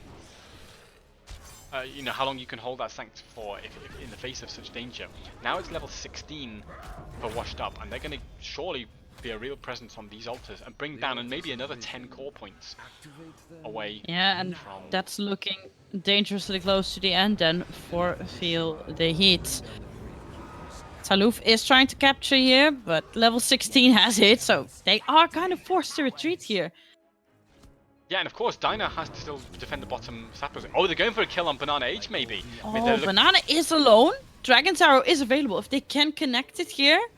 But Sport Billy wants to turn the tides. He's running around the flank. He's pretty low, actually, though, so you've got to be a bit cautious. Yeah, but like, he's a Garrosh. He's got he had 16 armor here, so, you know. So, oh my god. It's 10... It's 8 hit... Oh! Great cleanse, though. What a cleanse. He does get the gust, but it doesn't connect to anything, and Dragon's Arrow is not in time to save him. The cleanse was great, because it cleansed the taunt, but... Just not enough to save him. It just wasn't enough. And now, it's not just that they've only got 8 core hit points left on the side of Feel the Heat, it's also that they've got their 2 forts down, or 2 keeps, you might say, as... Taluf is trying to half it there, and Dikwaza doesn't want to allow it. But to Feel the Heat have to start getting some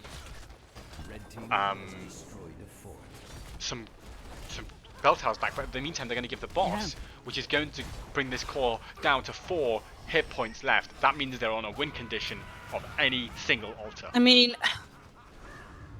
I've been told by Wit that as long as the boss doesn't end, it doesn't matter on this map. The bell towers are more important, and that is the way that he plays this map, and I think that's what we are seeing here executed as well from Feel the Heat.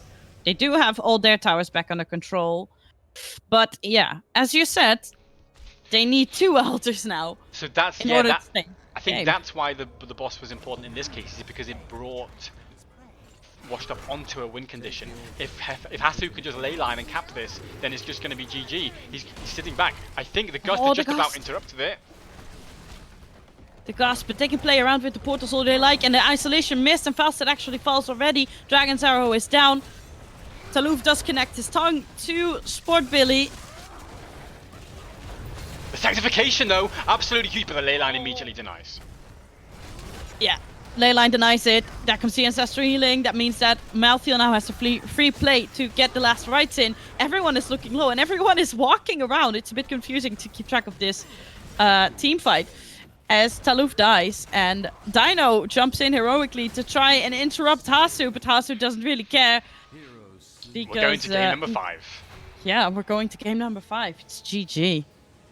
Washed Up equalize the series and bring it up to 2-2. Very, very nice. So, So, a phenomenal performance, and it came down again. Like, I really feel like Wit was not able to press Sanctification that game. no, it just... I don't even, like... Did we only see one Sanctification this game? I think so, and I think it was that one at the end when he panicked and he was immediately shut down by Leyline. And here's the thing: it was just the discipline of Hasu of saying, "Look, I'm going to hold my Leyline, and I'm going to wait." You know, it's like a sort of like a school teacher saying, "Look, I can wait just as long as you." You know, and eventually they just won the fight by the constant portal engages and the pressure. Yeah. And the sheer damage of last rides and seven-sided strikes, just brutal. It was very well executed by them, absolutely. 14 kills to 1 in favour of Washed Up. And what a performance from them. Yeah. Still, the series is not over. We're going It's not. to We're going to final game. Yeah, we're going to go to game number 5 soon enough. And I think what we could do is just take a quick 2-minute break while we wait for the teams to set up. Yeah, we're just going to take a quick 2-minute break, so don't go anywhere, everyone. We'll be back with game number 5 of this best of 5 series, the decider, very, very soon. Very, very soon.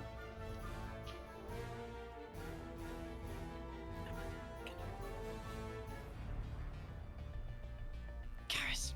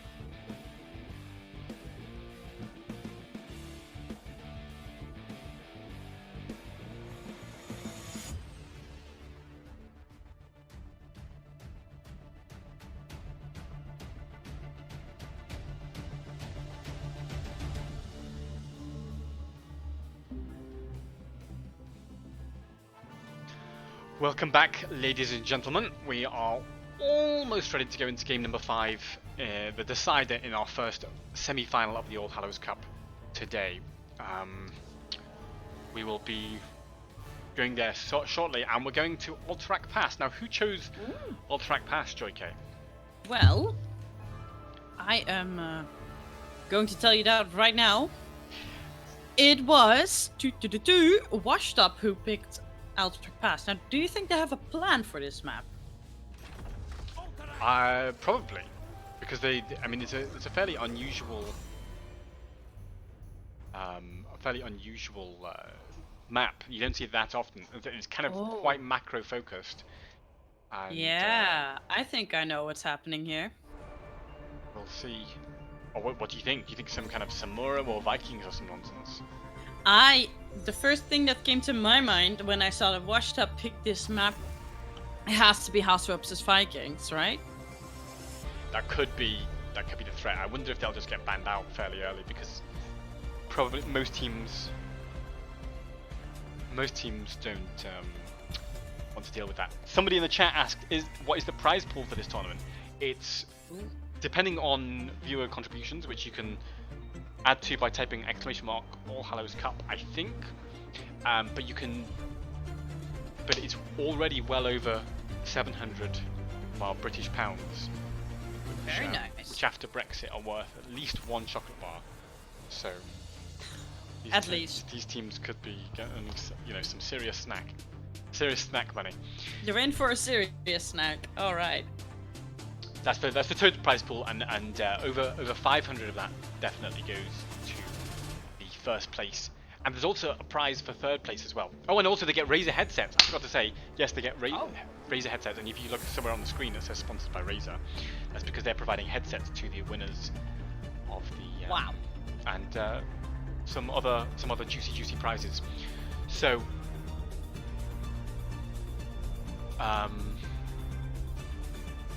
right, let's back to the draft. Tell us about this Abathur ban. Tell us about this Abathur ban. Well, they're definitely not going for the Vikings. Why would you ban out Abathur then? Well, they did ban the Zeratul as well, which sort of leaned into that a little bit, but I don't. Yeah, but then Abathur doesn't Abathur get countered by the Vikings? It depends on how they play it. If it's just a sort of passive soak, then not necessarily. But if they're pushing with the bribe value. Well, that's true. Then we see Chromie being picked up, and then on the other hand, we see Rhaegar and Junkrat being picked up. Now we know what happens to the team that gets Junkrat, right?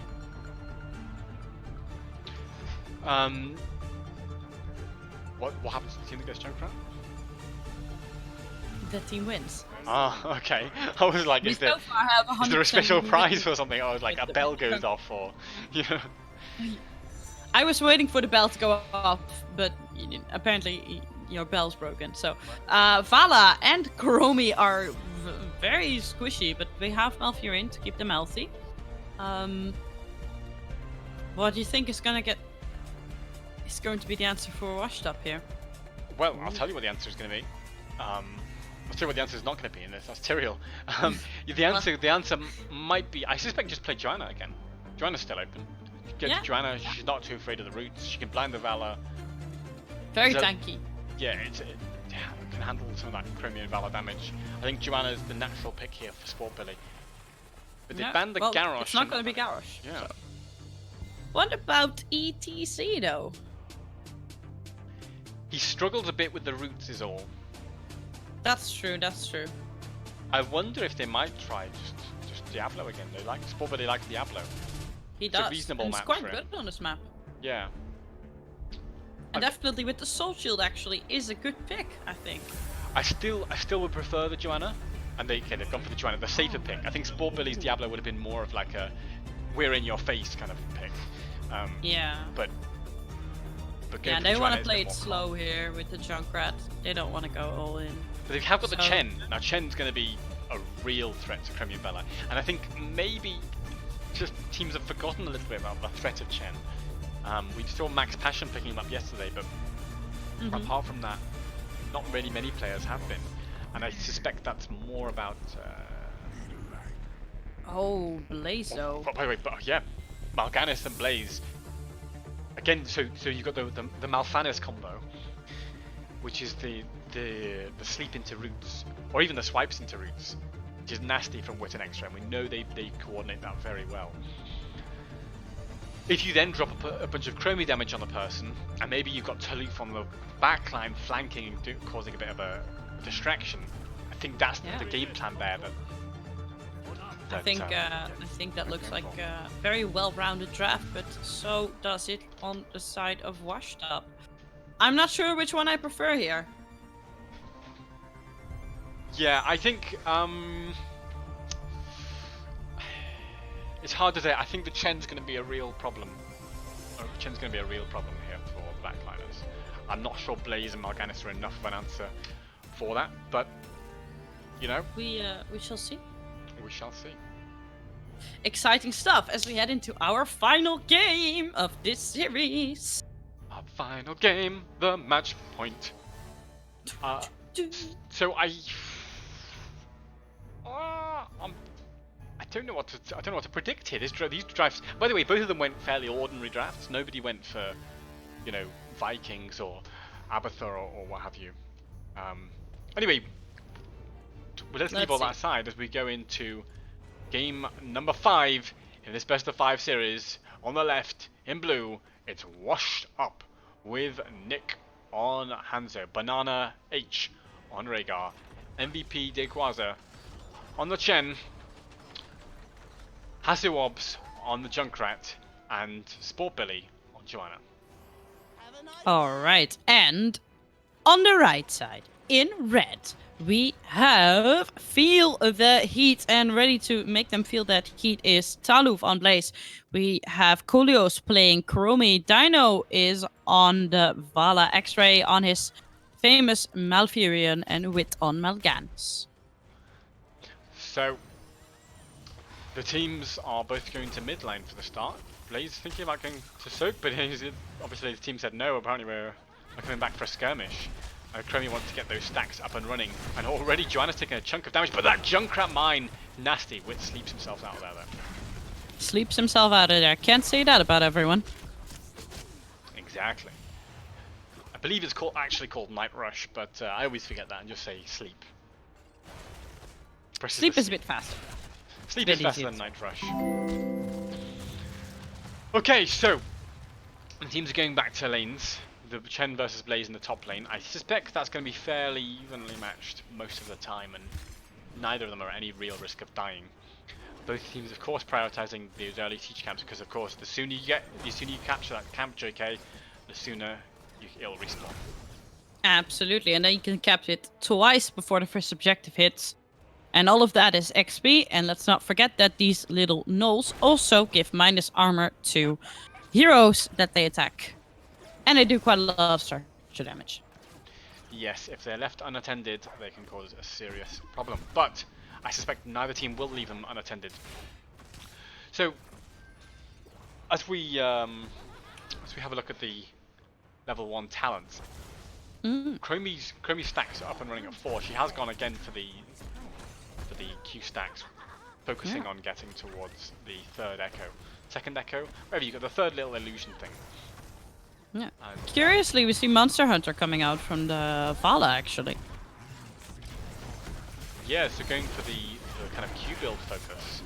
Now, why would a Vala do that in this case? Do you think? It does give her a lot more poke damage. It allows, I think, for a safer way to play. If you just go Q build, your main damage is going to be your Q, so your Hungering Arrow, and it provides you with a good wave clear. And you don't think it might be like a plan that they're going to focus bosses, maybe, or something like that? It could be, yes, absolutely. Oh, Wit finds Hasuobs here going through a bush. Face checks the bush. Oh, Oh Hasu's been my punished. god, the damage! Look at that. Just blown to pieces. Yeah, brilliant stuff from Wit there, who just stayed in that bush for what I would call about 20 minutes, waiting for Hasuobs to make that one mistake. And then immediately... And he did make that one mistake. Yeah, and look how close it is to the towers. Like, you think you could surely just run back. So much controlled, coordinated lockdown from Feel the Heat that they were able to punish that. And again, both teams going for those siege camps to get those gnolls rolling. As Dinah goes toe-to-toe with Nick in the bot lane. Both teams so fairly even so far on everything, and the teams are just playing it a bit cautiously.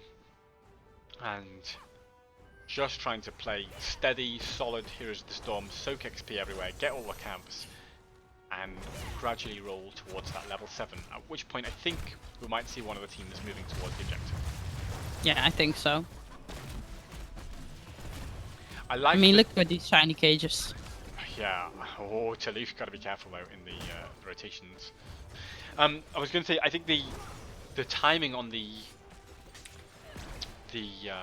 camps was really nice from Feel the Heat, who waited for the enemy camp to roll in just a little bit so that they could then clear it safely and allow their camp to roll in response. But so far, nobody has got major value out of camps because both teams Oh, banana H though. Nice stun from Taluf, but is he going to die? The root doesn't connect and the doggy is so fast. In the meantime, things Kolios are is under coming pressure out. at the top lane from Chen. Yeah, like everyone is pressuring everyone here. So fairly calm and collected at first, but then suddenly everything kicked off at once, both going both ways, and eventually these teams have had to sit back and regroup and heal up. So level 7 talents are in for both teams now, but more importantly, the ultimate is in for Chromie. She's level 8, so she has her heroic. As Joanna is chasing onto Dinah, trying to just get a bit of pressure here. Vala has to sit back. I think. Yeah. Oh. But look how much damage Vala takes from like only Hanzo damage. It's actually insane. The recall on nice Chen. stun. But now, what gave him the unstoppable there? Was it? The It cleanse has to be Rhaegar? Rhaegar's Must cleanse, be Rhaegar's but oh, cleanse. nice snipe here from Kolios. That's a snipey. They're still going. They're still going, looking for more. Banana H has to run away on 200 HP. Sits back there. I mean, they should, because like they are almost all full HP and they have big damage and big range here, so they can just afford. Oh, Dino, you don't want to be there. The mines are so spot on, but he gets away just about on 250 HP. And they do cap the cage as well, so that gets the objective roll in. They have 20 seconds, and they are getting closer to X-ray. I think they can maybe get Dino as well. Can he get out of there? No, the sleep is so on point again. And the control from Blaze and Morgana is so coordinated here.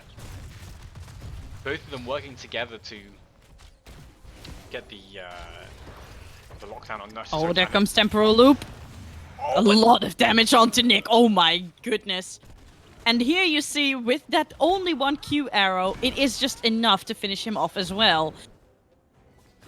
Phenomenal play from Feel the Heat there to secure the Hanzo kill. And Absolutely. that's the one of the advantages of Chromie, of course, is that she gets that heroic before everyone else does. So Feel the Heat playing around their level 8 advantage, knowing as they did that they had one heroic versus 0 on the enemy team. Exactly. Alright, so the level 10s have come in for both teams now. And still no first objective capped. We are about to see a big brawl. Yeah, Nick has to jump out of there just over the little corner of wall, but I think he's still been locked down. But in the meantime, Vala's been engaged on the back line. Chen, Boogie Wonderland is popped. They want to turn this around. They want to start getting some results as X-Ray gets completely torn to pieces. Absolutely. And now Taluf is going to follow suit there. How many people can Kolios lock in the time trap? But it's not enough for him to live. He turned around to try and bait them into the time trap, but that also meant his death.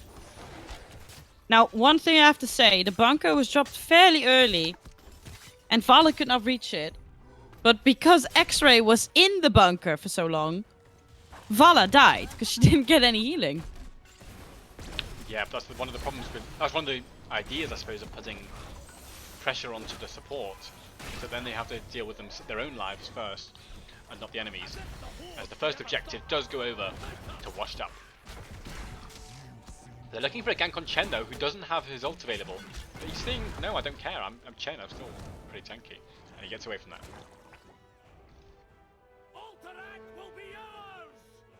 First objective now will roll in. Where are Washed Up going to go with this? It looks like they're dividing fairly evenly, wanting to capitalize as much as they can on the soak potential.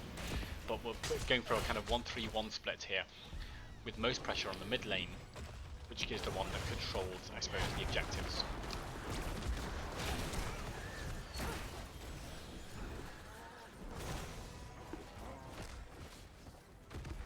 Now then, the cavalry pushing in mid. That's been cleared up pretty easily, but there's a big rotation here from Washed Up down to the bot lane, putting pressure onto those front towers as Chromie goes in, starts trying to clear those cavalry, but you've got to be careful because in comes the Hanzo arrow and the Riptire. Can they get the follow-up? Not yet. Actually, Kolios is pretty healthy, and Wit goes in with a sleep. Now there's a recall onto Banana H. He can't cleanse himself. The damage is there. The Ancestral, not in time. great play there from Feel the Heat to respond to that rotation from Washed Up, who I thought were going to start putting pressure on Chromie, but it was completely turned around there as Wit falls to that sustained damage from Hasu and Nick. And now Dyna might be next to go. He's gone down. So, brilliant play there from Washed Up to turn around after what looked like a great start for...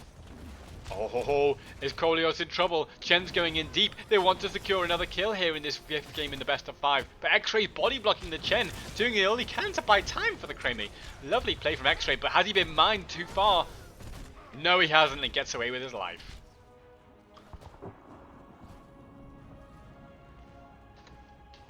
Just a second, I think we've lost a bit of Joy's sound. I'm just going to try and investigate that.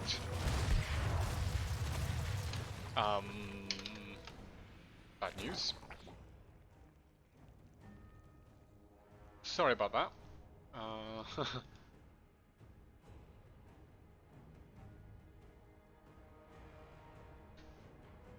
We were going to sort that. We're having a bit of technical issues here. We can't hear Joy K at the moment, which I'm slightly concerned by. So I will try and think maybe she's back. I think I'm back. Joy K's back. Welcome back, Joy K. I'm back. My mic was not picking up. And just in time for this fight as Chen goes in with the Boogie Wonderland, gets the roots onto Vala and immediately blows her up. The bunker from Blaze saves himself for now, but I think when he comes out he's going to be in a bit of trouble as Wit gets mined away. Ooh, there comes the pre-ancestral, but is it too early though? Banana does live.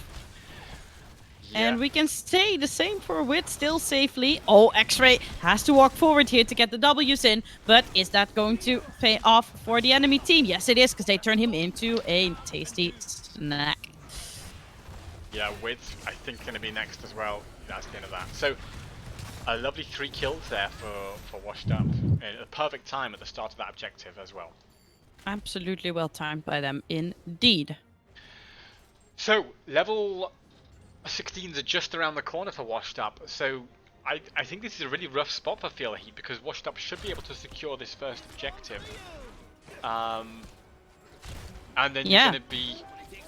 The chat saying Joy used her technical difficulties ult earlier. Thank you. I think I did indeed. But now you're well and truly back online. So, so Feel the Heat, knowing that they can't contest this objective 14v16, are instead going to focus on getting their camp and getting that rolling in the mid lane. That'll provide a bit of deep push pressure against the cavalry. But yeah, but it's going to be a tough one, Karius, because of course the bottom boss is now being picked up, and well, bottom keep is looking quite vulnerable here for Feel the Heat into that level 16. yeah, this is a really tough situation for Feel the Heat because, as you say, that bottom boss is being picked up by Washed Up, and at the same time they've got those cavalry rolling out into those mid, bottom, and top lanes. God, that damage that they're putting out though, that is no joke. Johanna just took a whole lot of damage.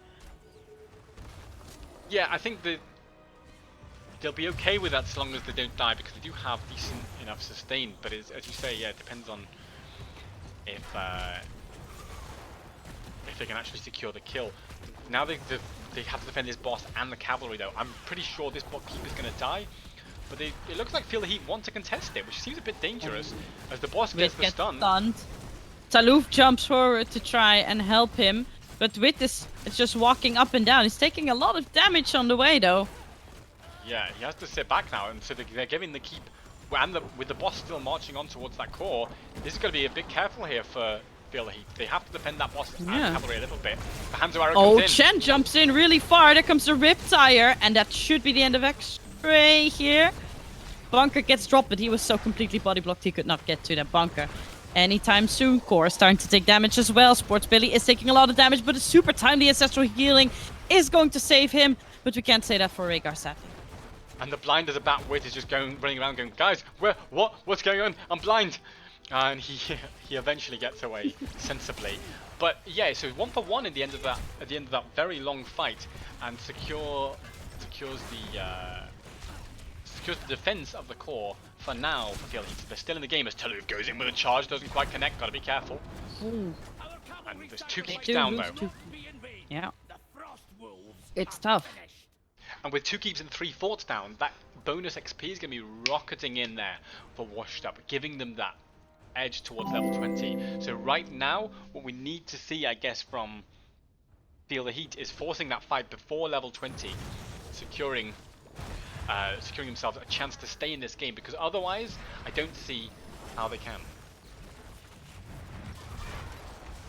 Yeah, they have to do something to spiral this around in their favor, but it's hard. Like, they have to take this fight into the boss, and the boss is not finished yet. They can finish it quite fast, though. Blaze is on the point, and they get a sleep and a root, but... They want to blow up Joanna, Oh. she doesn't have Iron Skin, I think. And the Maybe. recall comes in. Sport Bill is just going to be Oh destroyed. my god! This is the She dropped turnaround. there! Yeah, I think we're looking at it right now, but look at Hasuops, by the way.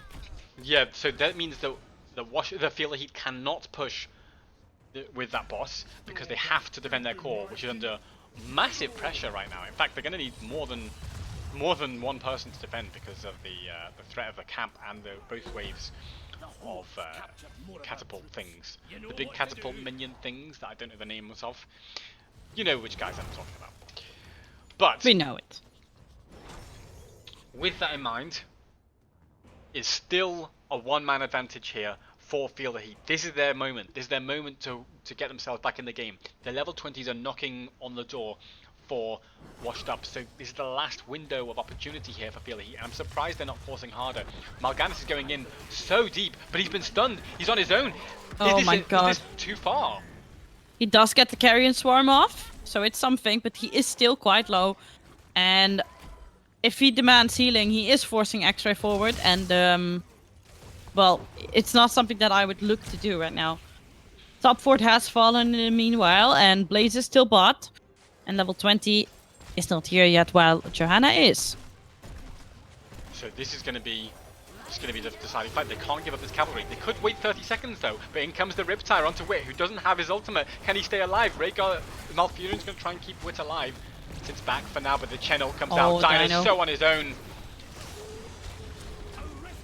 Wow, that's A big. big cleanse, a big body block, a bigger bunker even. What a bunker from Taluf here. Sports Billy falling incredibly low, but X-Ray is the first one to fall here. Yeah, Sport Billy might fall, but even if he does, this is looking very, very rough for Feel the Heat. And with Chromie down, this looks like it's going to be GG. It looks like it's going to be 3-2. Sport Billy has to back off though. Jake Quasar though. Chen dies. Indestructible is out on Johanna, maybe. Taluf? Oh, no. Finally, Taluf goes down. And Yeah. with that, it's almost certainly going to be 3-2. It's going to be the series of going to Washed Up, and they go through to the grand final tomorrow evening. Wow. That was... I mean, it's just a That was phenomenal performance from Washed Up. phenomenal play. They looked so razor sharp there, and it looked like I don't know I'm not sure the Feel the Heat really had an answer to that. They seem to be relying on the idea of Mal'Ganis into Malfurion routes, and you know they got some kills with that. For example, on the Joanna that opened the window back into the game. I would have liked to see them be just a little bit more aggressive while that Joanna was dead, because it looked like they played just a bit cautiously there and thought, well, we're going to go and get a fort or something. But the fort was not going to get them back into the game. They needed, you know, to chain some deaths. Yeah. They Obviously- needed more kills to stagger the game. Obviously, Washed Up weren't going to allow that too easily, but you know, I think they had to try. It's a tough situation. It was a tough situation for them, to be sure. And once they were down to level 20, I think that was just you know, it was a rough situation to be in. But was. they're not out of the competition completely, because of course Feel the Heat do go through to the third place playoff, where they will go up against the loser of our next semi-final, which will be coming up in just about 5 to 10 minutes, which will be between Pork9 and Lauber's fan club. So with that, I think we're going to go to a break and show you the replays from this last match. But before we do, JK, any sort of final thoughts on this series, and you know, what's given Washed Up the edge overall? What's given Washed Up the upper hand, in my opinion, was just their super control over maps. Like, their map play was phenomenal. The games that they won confidently and with a very big lead in experience, and that's made it so hard for Feel the Heat to find a comeback. And they did find a kill here and there, as we just saw in the last game, but I think the XP gap was just too big to close it. What about you guys? I think we saw some really interesting drafts from Washed Up. We saw discipline. I just have to say quickly, thank you very much to Philippe van Fassen for donating £20 towards the prize pool, which goes into the prize pool for our players. So thank you very much for that, and the players in particular will appreciate that. Well, at least the top 3 teams will. The rest of them, no such luck. But yes, great stuff from Washed Up. Yeah, I mean that partially draft, yeah, but also also a little bit about just great coordination from Washed Up, and I really like that Medivh Garage idea. Like I say, we're going to go to a quick break, and we're going to leave you with some of the highlights from that series. But when we come back, we'll be showing the Laubers Fan Club versus Pork9. We're going to be back in just a few minutes, so please don't go anywhere. We'll be back very soon. Yeah.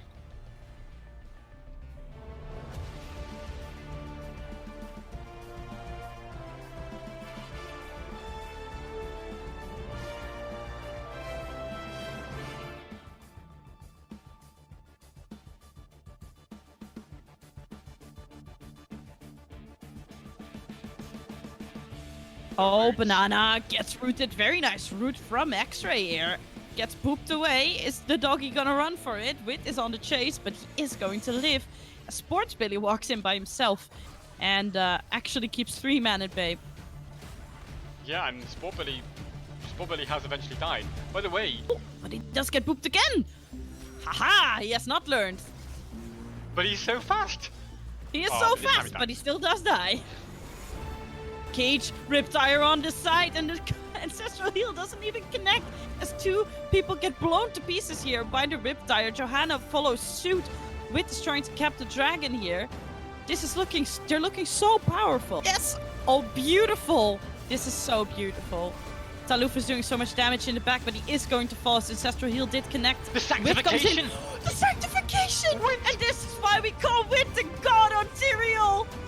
Oh, but Sport Billy's managed to eventually get some value, but it's 2 for Tuesday so far. The fight's still going on. Banana H gets mined into trouble. Shakira swings around, tries to finish off the win, doesn't have the damage to follow up, and Tyrael to jump out. Banana H starting to run away. So far, Kira's gone a little bit too deep, and it is going to be 3 for 2 in favour of Feel the Heat. But he's got to be careful. Collier's going in. He's got to be careful because he doesn't have the Iron Skin now. Junkrat Mine used to control the point again and again by Dino. Yeah, and they do. I mean, they have 10 seconds before everyone is respawning. But is that enough time?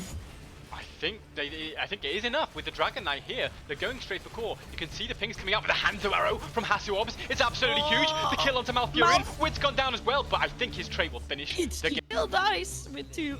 There comes the Riptire. Dragon's Arrow got eaten by Banana, actually. Very well played. Ancestral is too late. So Dino still does go down alongside Koleos. And the Bell Tower also falls in favor of Washed Up. As I was just saying, what... Torn onto Rhaegar. X-Ray just about... Oh, X-Ray, what an Ancestral Heal there. Very timely. Very good. Is all the way from his team, though, and doesn't have the Ancestral for the Haka who falls. Oh, the Leyline Seal. Great Gust. Malthu gets thrown in. Can he connect to anything? Well, Malthu can't, but the Riptire can. But it's going in the wrong direction, Nick! Is alone. Dragon's Arrow is available if they can connect it here. But Sport Billy wants to turn the tide. He's running around the flank. He's pretty low, actually, though, so he's going to be a bit cautious. Nah, but like, he's a Garrosh. He's got he had 16 armor here, so, you know. What a cleanse. He does get the Gust, but it doesn't connect to anything, and Dragon's Arrow is not in time to save him. To bring this core down to 4 hit points left, that means they're on a win condition of any single altar. I mean, the way that he plays this map, and I think that's what we are seeing here executed as well from Feel the Heat. They do have all their towers back under control. If Hasu can just ley line and cap this, then it's just going to be GG. He's sitting back. I think the Gust Oh, is the just about Gust. interrupted it. The Gust, but they can play around with the portals all they like, and the isolation missed, and Falstad actually falls already. Dragon's Arrow is down. Taluf does connect his tongue to Sport Billy. The sanctification though, absolutely huge, but the ley line immediately denies. Yeah, Leyline denies it. That comes the Ancestral Healing. That means that Malthael now has a free play to get the last rights in. Everyone is looking low, and everyone is walking around. It's a bit confusing to keep track of this team fight. As Taluf dies, and Dino jumps in heroically to try and interrupt Hasu, but Hasu doesn't really care. Because, We're going to game number 5. Yeah, we're going to game number 5. It's GG. Washed Up equalized the series and So, nice stun from Taluf, but is he going to die? The root doesn't connect, and the doggy is so fast. in the meantime, Things Kolios are is coming under pressure out. at the top lane from Chen. Yeah, like everyone is pressuring everyone here. So fair pressure here. Vala has to sit back. I think. Yeah, but look how much damage Vala takes from like only Hanzo damage. It's actually insane. The recall on Nice Chen. stun. Now, what gave him the unstoppable there? Was it? It has to be Rhaegar's cleanse. Rhaegar's Oh, cleanse. nice snipe here from Kolios. That's a snipey. And they're still going. They're still going, looking for more. Banana H has to run away on 200 HP. Sits back I now. mean, they should, cause like they are don't want to be there. The mines are so spot on, but he gets away just about on 250 HP. And they Did he get Dino as well? Can he get out of there? No. no, the sleep is so on point again. And the control from Blaze and Morgana is so coordinated here. We are Going about in. to see a big brawl. Yeah, Nick has to jump out there just over the little corner of wall, but I think he's still been locked down. But in the meantime, my Vala's been God. engaged on the back line. Chen, Boogie Wonderland is popped. They want to turn this around. They want to start getting some results as X-Ray gets completely torn to pieces. Absolutely. And now Taluf is going to follow suit there. How many people can Kolios lock in the time trap? But it's not enough for him to live. They're looking for a gank on Chen though, who doesn't have his ult available. He's saying, no, I don't care. I'm Chen at all. Pretty technically. And he gets away from them. Hunter Arrow and the Riptire. Can they get the follow-up? Not yet. Actually, Kolios is pretty healthy. Wood goes in with a sleep. Now there's a recall onto Banana H. He can't cleanse himself. The damage is there. The Ancestral, not in time. Dyna might be next to go. He's gone down. But Chen's going in deep. They want to secure another kill here in this game in the best of 5. But X-Ray body blocking the Chen, doing all he can to buy time for the Cramy. Lovely play from X-Ray, but has he been mined too far? No, he hasn't. He gets away with his life. I'm back. My mic was not picking. And just in time for this fight, as Chen goes in with the Boogie Wonderland, gets the roots onto Vala, and immediately blows her up. The bunker from Blaze saves himself for now, but I think when he comes out, he's going to be in a bit of trouble as Wood gets mined away. Ooh, there comes the pre-ancestral, but is it too early though? Banana does live. And Yeah. we can stay the same for Wit still safely. Oh, X-Ray has to walk forward here to get the W's in. But is that going to pay off for the enemy team? Yes, it is, because they turn him into a tasty snack. Yeah, Wit, I think, going to be next as well. That's the end of that. So, a lovely 3 kills there for Washed Up. A perfect time at the start of that objective as well. Tough situation for Billy because, as you say, that bottom boss is being picked up by Washed Up, and at the same time, they've got those cavalry rolling out into those mid, bottom, and top lanes. He's a bit dangerous as the boss gets Wit the stun. stunned. Taluf jumps forward to try and help him. But Wit is just walking up and down. He's taking a lot of damage on the way though. Yeah, he has to sit back now, and so they're giving the keep. And with the boss still marching on towards that core, this is going to be a bit careful here for Phil. They have to defend that boss and cavalry a little bit. But Hanzo Arrow Oh, comes in. Chen jumps in really far. There comes the Riptire, and that should be the end of X-Ray here. Bunker gets dropped, but he was so completely body blocked he could not get to that bunker anytime soon. Core is starting to take damage as well. Sports Billy is taking a lot of damage, but a super timely ancestral healing is going to save him. But we can't say that for Rhaegar, sadly. and the blind as a bat wit is just running around going, guys, what's going on? I'm blind. And he eventually gets away sensibly. But yeah, so 1 for 1 in the end. So Blaze is on the point, and they get a sleep and a root, but They want to blow up Joanna. Oh. She doesn't have Iron Skin, I think. And the Maybe. recall comes in. Sportbilly's just going to be oh destroyed. my god, This is the she dropped turnaround. there. Yeah, I think we're looking. He does get the carrion swarm off, so it's something, but he is still quite low. And if he demands healing, he is forcing X-Ray forward, and But in comes the Riptire onto Wit, who doesn't have his ultimate. Can he stay alive? Rhaegar, Malfurion's going to try and keep Wit alive. Sits back for now, but the channel comes Oh, down. Dino's Dino. so on his own. Twilight's a big. big cleanse, a big body block, a bigger bunker even. What a bunker from Taloof here. Sports Billy falling incredibly low, but X-Ray is the first one to fall here. Yeah, Sportbilly might fall, but even if he does, this is looking very, very rough for Billy. And with Chromie down, this looks like it's going to be GG. It looks like it's going to be 3-2. Sportbilly has to back off though. No, Jake though. Chen dies. Indestructible is out on Johanna, maybe. Taloof? Oh, no. Finally, Taloof goes down. Yeah. With that, it's almost certainly going to be 3-2. It's going to be the series of it's going to wash it up. They go. Welcome back, ladies and gentlemen, and viewers at home, to the All Hallows Cup, where we've just witnessed Washed Up win a very, very close semi-final, 3-2 against Field the Heat. Washed Up, therefore, are through to the grand final. But Joy K, who does that mean they're going to go up against? The answer is you don't know. Watched up. We don't know yet, Yes, Karis. we don't know. But and how will we find out?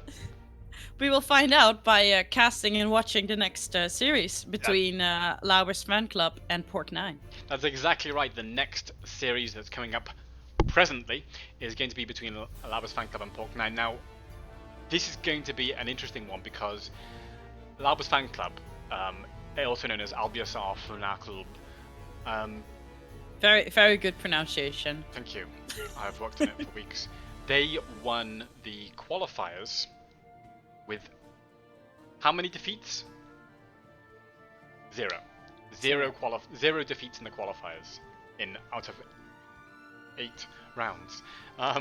So phenomenal play from Lauber's Bank, and they've looked like a terrifying force in this tournament so far. So they've got to be the favourite coming into this semi-final against Pork 9, who did decently in the qualifiers, kind of mid-table, but that's, there's a big difference between mid-table and undefeated. Quite a difference, yeah. So I'm just going to show the how this plays into the bracket situation for viewers at home. The brackets are there on screen, which you definitely can't see, Joy K, but you will see with a delay soon enough. And I feel put behind because I can't see it. yeah, so it's the as you can see, so Washed Up are through to the final. Feel the Heat are through to the third place match, which is also tomorrow here at 1400 CAST. And by the way, there is a cash prize for third place as well. So both, even if you lose this semi-final, as Pork 9 or Lauber's Fan Club could do, then you still have a chance at some juicy cash prize. Although it's of course smaller than that for first or second. So that's the bracket setup, and we'll just take a look because we're almost ready to go into our first game. Let's take a look at the map bans and situation there. Talk us through those bans, Joy K. Well, let's have a look. Let's see.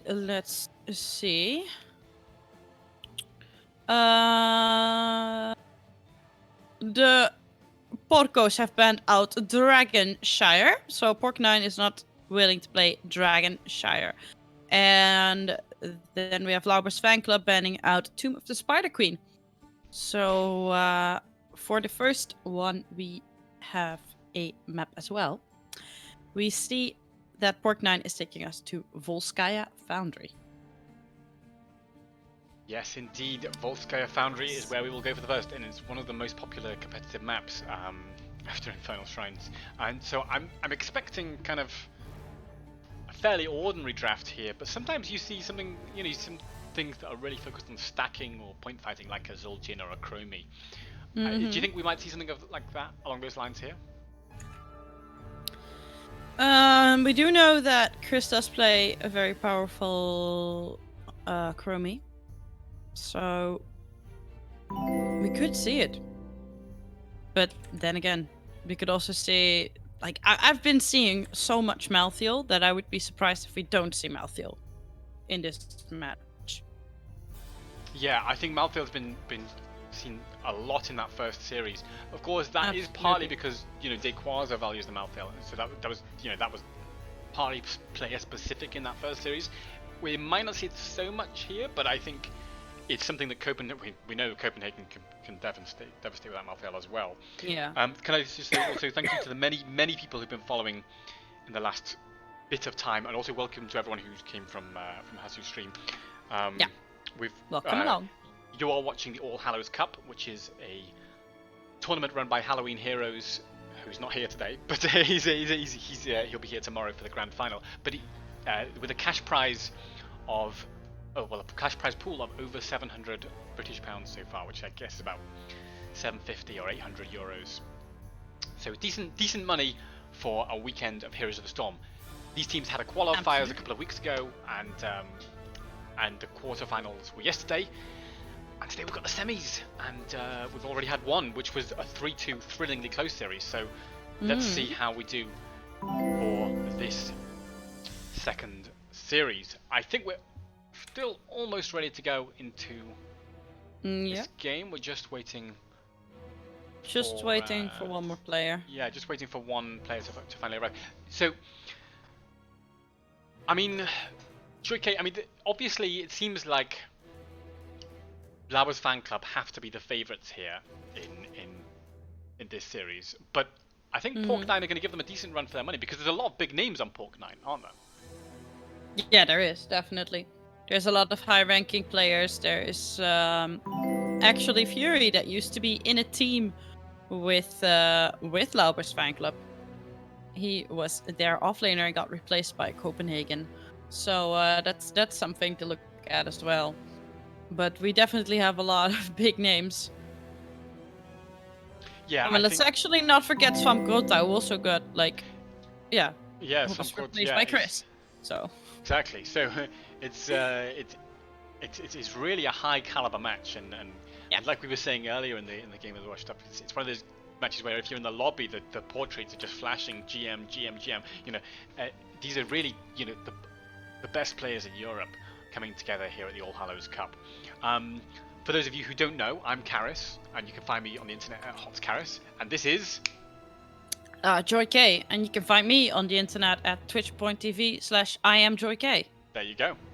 Yeah. So definitely check out Joy K's channel as you're a regular streamer. She is. So, well, twitch.tv/she is Joy K. But so I think this, obviously, like I say, Lauber's fan club are coming in as the favourites, having been undefeated in the qualifiers, and that will be intimidating to Pork9. Pork9, they've got their own ideas, and I think they're going to try and play their best hots they can, and probably we'll see some quality stuff as we go into game number 1 in this best of 5 semi-final of the All Hallows Cup. Yeah. All right. So you said you were expecting a bit of like a Chromie. I'm expecting a Malthael. So what else can we see here? I want to see a Lauber Mal'Ganis. I don't know if you caught any of the qualifiers, but Lauber played Mal'Ganis there, and he literally 1v5'd. I think I'm actually not exaggerating. And it was like it was one of those things. I would like to see a clip of that. I think the clips exist somewhere on the. Check out the clips up there, viewers at home. But yeah, so I think he might have had an app of the hat to help, to be fair. But as Mal'Ganis, he's absolutely terrifying. And Alarak ban, it makes sense, because Alarak ban always makes sense. Zeratul ban also fairly normal. Now, what we saw in previous series involving Lauber's fan club is a lot of target bans at Ty, played by Tom there, who typically favours the kind of Valor or hyper carry aggression heroes. Yeah. So we might see those, we might see a Tracer ban here, we might see a Valor ban targeted specifically at him. Of course, there's still Henning, Copen, Laber and Chris to also deal with, so you've got to it's a tough situation. It's a tough situation to try and ban out any of these players, because I don't think there's really much to choke. Like, they are amongst the highest ranking in Europe. I think they can play any hero on. Yeah, these are some great teams. I think oh yeah, so for viewers who don't know, you can also bet. For viewers who don't know, you can also bet on the outcome of this game. Bet some points, virtual points, not real money. It's just for fun.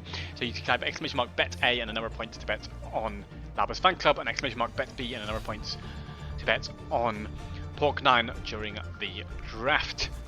Yeah. ETC picked up by Fury. I think that's a solid early tank pick there. It is a good all-rounder. Now we could see ETC going to the solo lane, even going to the main tank role. Both work, so. That looks like a main tank blaze there because Laber's picking up. I think. Yeah. I'm a big fan of the main tank plays, and he can get the unstoppable with the globe talent, and I think that could be a way to be kind of very kind of in the face and just stopping any kind of aggression coming in from Pork9 as Mal'Ganis gets banned. So targeting that Mal'Ganis that we said could be impactful. Of course, they could have done the old swap if they picked up Mal'Ganis and then off of Copenhagen and then swapped, Laber onto Mal'Gan. It's the Mal'Banis. They could have, but now it's Mal'Banis because he's banned. Exactly. So. Oh, Ana gets banned out. All right. I like that. Galnagunner, of course, quite the Ana player. Exactly, Galnagunner, the legendary Ana player, but also it would be great deny on the ancestral healing to have that grenade. So. Yeah. And with Malf already gone, there's more traditional supports are running out. So you're looking at, you might see a Tyrande here. I mean, I would be a fan of Tyrande on this map. I really like her here. But it's going to be Deckard. Now he's just been buffed, hasn't he, Joy-K? Like, I think he's just had a little bit of touching up, and we're seeing Deckard's a buffed boy now. And one thing he's particularly good at, of course, is fighting on established points, which is exactly what Volskaya Foundry is all about. So he can set up early, get loads of potions on the deck, and of course on those type points when he's throwing out the Herodric Cube and the triangle that I've forgotten the name of. The new triangle talents, and you can just throw 1 million triangles and get ridiculous value as well. So I think this is great sustain heals and great setup play potentially from Galnagunner on Deckard. Yeah, we see the double mage being locked here with Li Ming and Chen. So we have Chromie and Li Ming for Lauber's fan club. On the other hand, we have Hanzo and Jaina. Now I wonder what the last pick is going to be for Mopsio. It's going to be Diablo.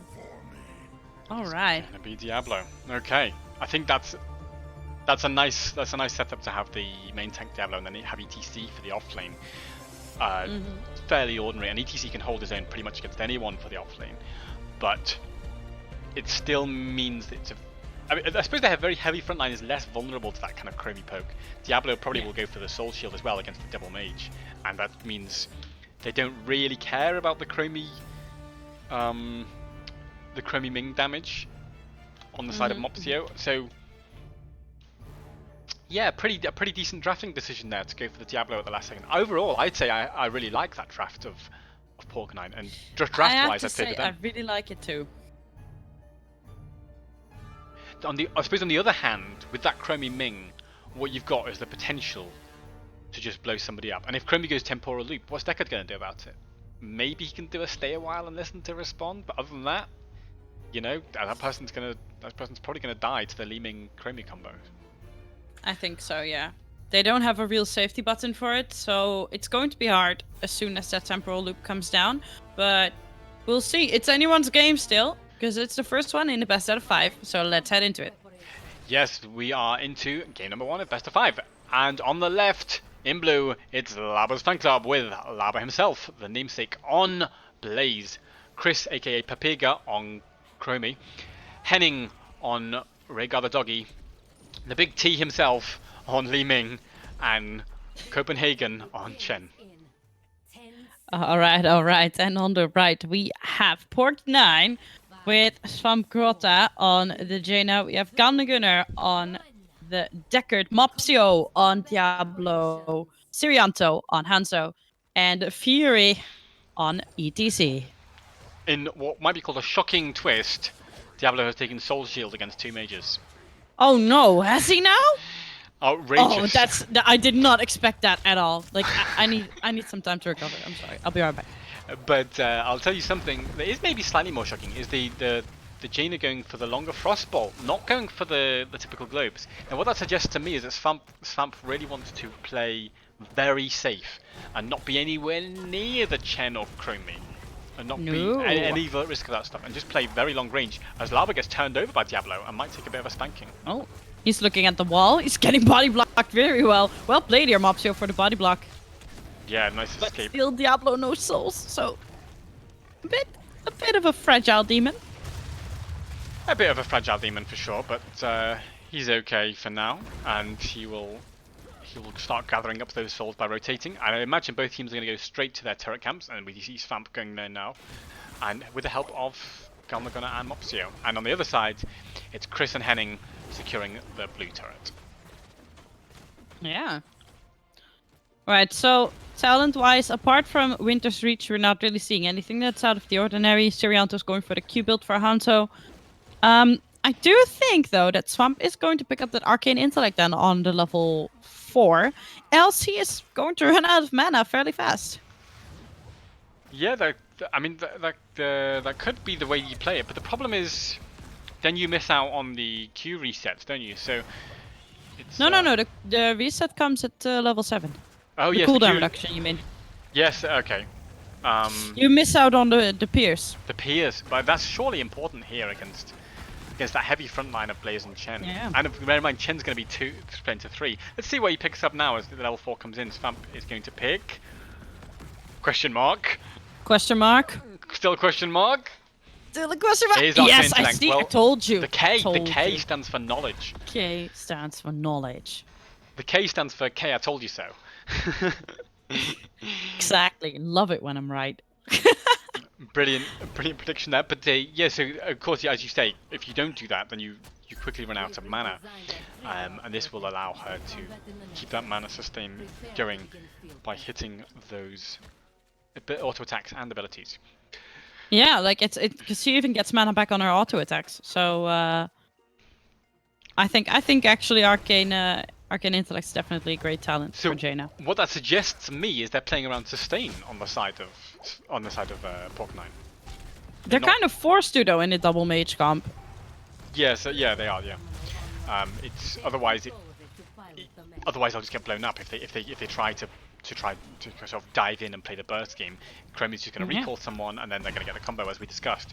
So their idea is just have Mopsio sitting in front, ETC off soaking somewhere, ready to stage dive in, and Deckard will have covered the place in potions, and he's great at that sort of sustain heal, gradually chipping people down. And if they find a good route, that's when they'll secure the advantage. Deckard going, by the way, for the potion of shielding at level 4, so taking that preemptive protection. So when people can take the shield, and so that in anticipation of them taking burst, it's kind of preemptive burst protection. Of course, it's not a big shield; it's a very tiny shield, but you know, every little helps. And if you're picking up a lot of those potions, oh, big stun on Laubert. Chen jumps in onto Swamp. Swamp is trying to dodge all he can, but it's not enough, and that means that the reset is in for Tai.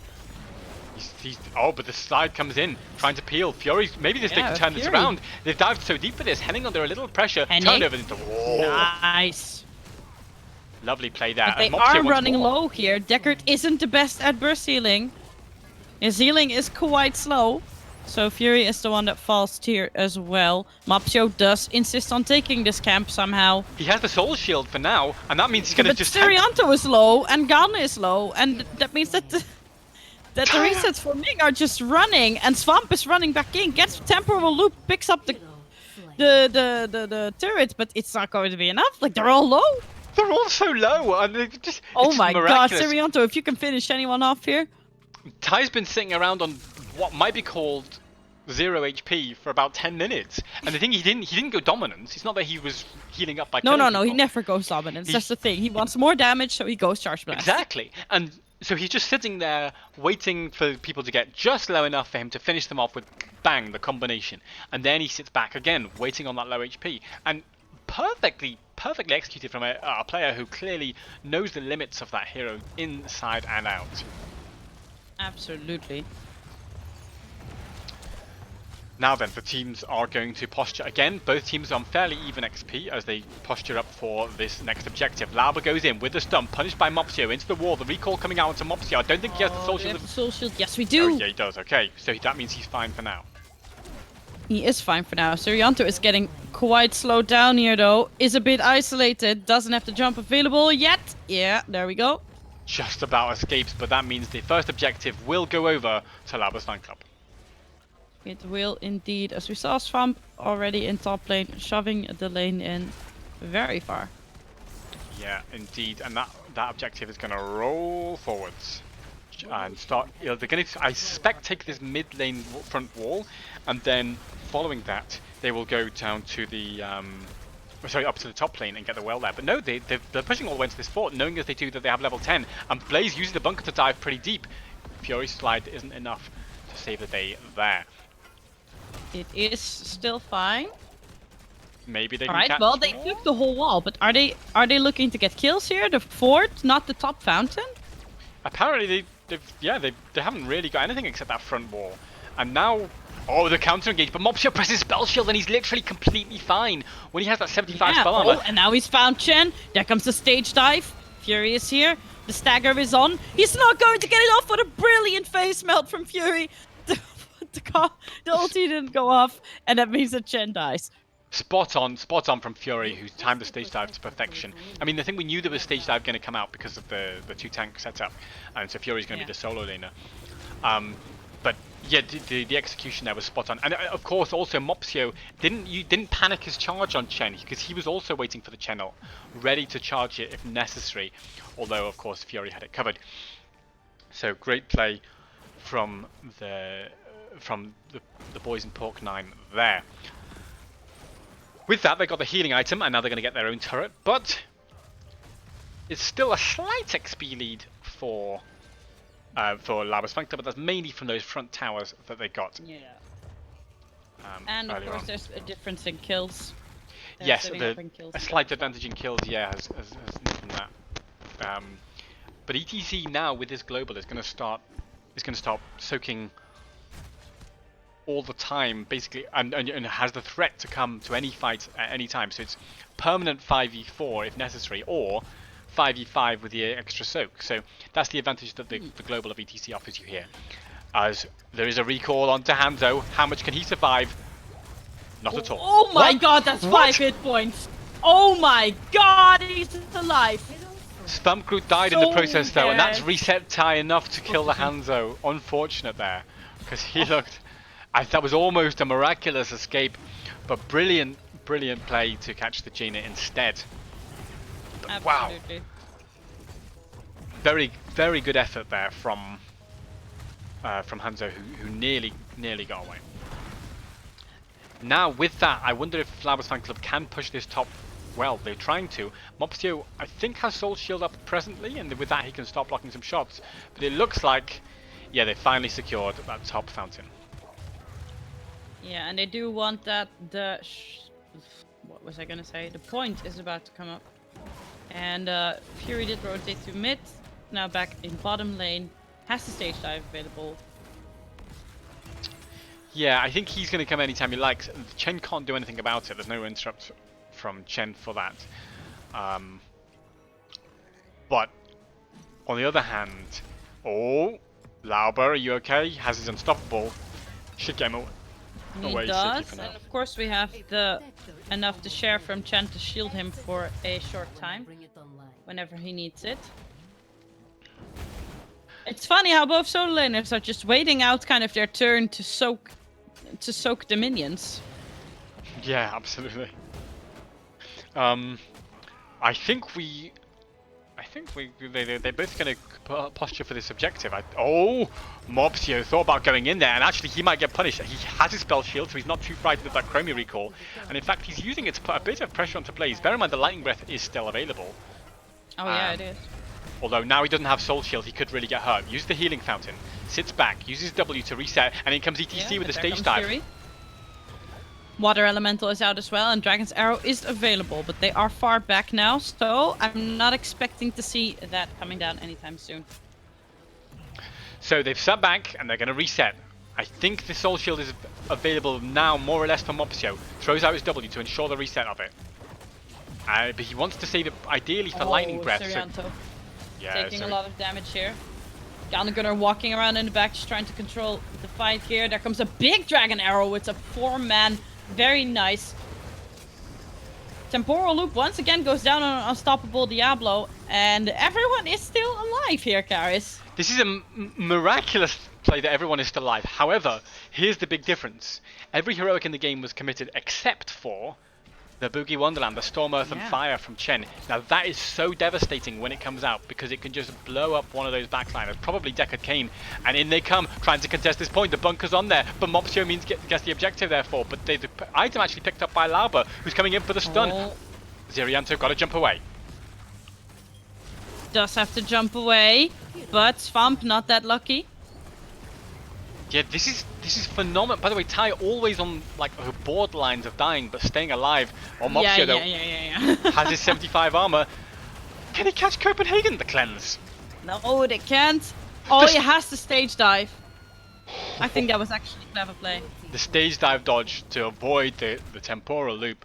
Brilliant play there from Fury to survive. But that means he doesn't have the stage dive for this next fight. And whether they will make it back in time with Jaina before level 16 is popped, I don't know, you know. Yeah, well, I'm not sure. only one way to find out. Yeah, it's on 75%. The level 16s aren't there yet, but of course Chromie is level 16 because of her trait. Because so, Chromie. Yeah, so she has the talent advantage. Fury tries to just pepper Chen a little bit and force him off, but of course Labras can just go and soak the 16 now, and there's no way in hell that Pork and I will get the channel 100% while they soak in time. And that's now they have that 16 and Ty has returned. They are walking forward here. But so is Fury though. Lauber is looking for a slow and a charge. Fury does get the temporal loop here. It's a lot of damage, but he seems to be still fine. Swamp though isn't that fine. Ty dies for the first time in the game. The water elemental starting to slow Lauber. He hides in the bunker to avoid getting finished off before the ancestral hits, but now he's been healed up nice and toasty. He can go back in if he needs to, but Diablo goes in looking for the Chen, who has his ultimate in 5 seconds. Can they kill him before that comes up? The short cooldown. The cleanse is already down, so they have to be careful here. And now he's going to... Oh, he got it off this time. Lauber is low though, but... The triangle can control the Chens. Mopsio trying to stay in for as long enough. But Zirianto is so low. He can't really keep up. Zirianto and Hanzo! Phenomenal play from Fury there to stop Chromie getting in for just the half a second needed to kill him. Absolutely fine play. I mean, it looked to me like this was a lost fight for Pork Nine. Yes, yeah. I mean, you know, they're still very much in this though. The crucial factor was they actually got Ty down with the water elemental. Bizarrely enough, the water elemental was chasing relentlessly because the water elemental doesn't mind chasing out of position to get a kill, and so Ty doing his usual thing of being on 3 HP and killing everybody, but eventually that water elemental punished him for that, and so now with those dominoes tumbling, eventually this first Punisher is going to be... Sorry, the second Punisher is not going to be so useful because there's no one to push with him. Yeah. But yeah, I mean, wow. Fury nice going unstoppable from Lauber. Oh, immediately punishing Fury there. Yeah, but he's okay though. He's not too worried about that at the No, moment. he's okay, because look, Mopsio was just creating space over there. The soul shield value on Mopsio, but if he dies, he'll lose those souls. Oh, the potion just in time, but Chen jumps in. Water elemental comes out. He's taking a lot of damage. Oh my god. Breath, can they finish the Chen off? They can, and Mopsio's still alive. This is phenomenal play from Mopsio to turn that around, because it looked like he was the one who was going to die. But of course, the magnificent heals there from Deckard Cain to just about keep him in there long enough to kill the Chen. Wow, that was because I legit saw no color in Mopsio's health bar, and it went back up. But this is the soul shield from Mopsio is getting enormous value against this Devil Mage composition. I've got a feeling when they pick... Oh, hello, the recall into Fury. He doesn't have stage dive to get out of it this time. He can slide, though. Oh, but he has shield. Does he have face melt? Yes, he does. He's buying time. The whirlwind from is here. Deckard. Not enough. Ah, no. It's not quite enough there, but it was a pretty good effort from Fury in almost getting away. And this is shaping up to be a very hot game number 1 in a best of 5s in this semi-final indeed. Red team has destroyed the fort. So, Blue team has destroyed the fort. here's the thing. So people are talking about the Emerald as well, the value of Emerald. The minus healing of minus 75% healing from Deckard that he got from the level 7 talent. That's ruining some of those ancestral heals, and it worked on the Chen earlier as well to secure that kill. Now, of course, still 25% of an ancestral is still a heal, but it's not, you know, a heal that you need.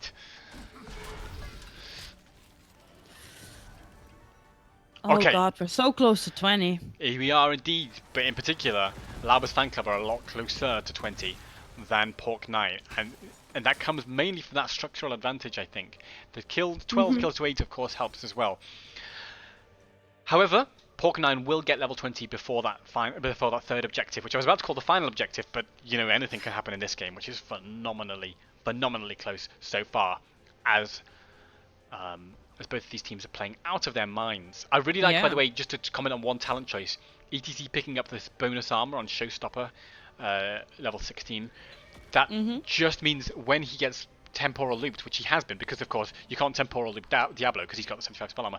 It means that ETC has the potential to get 35 armor, which gives him decent enough protection for the burst that follows. So the temporal loop is really only effective now on Hanzo, Jaina, or Deckard. Sometimes Hanzo's jumping away from it as well. Jaina has ice block. You know, then it's very difficult to get good value out of that temporal loop. So level 20s are in. We've got it looks like Tal Rushes from Tai on the Li Ming. Piercing Sands is going to be devastating from Kremi. The fortified bunker and the elemental conduit from Chen. But on the other hand, we have the winter mute from the Jaina water elemental. Yeah, that's also a very powerful talent. And the bottomless And flask from Hellgate Deckard. on Diablo. Mopsio can definitely surprise people with that. And Yeah, and let's not forget bottomless flasks, actually. Also, death metal. I wonder if we might see an ETC intentionally die at certain times, or if he knows he's going to die, suddenly turn in, go in, and that death metal means they will panic like hell and run in all directions. It's the sort of psychological horrify, so to speak. And meanwhile, he's just pushing top lane, trying to get pressure on that keep. Yeah. Oh, and there he comes. Unstoppable gets popped on Lauber. Oh my god, the triple root.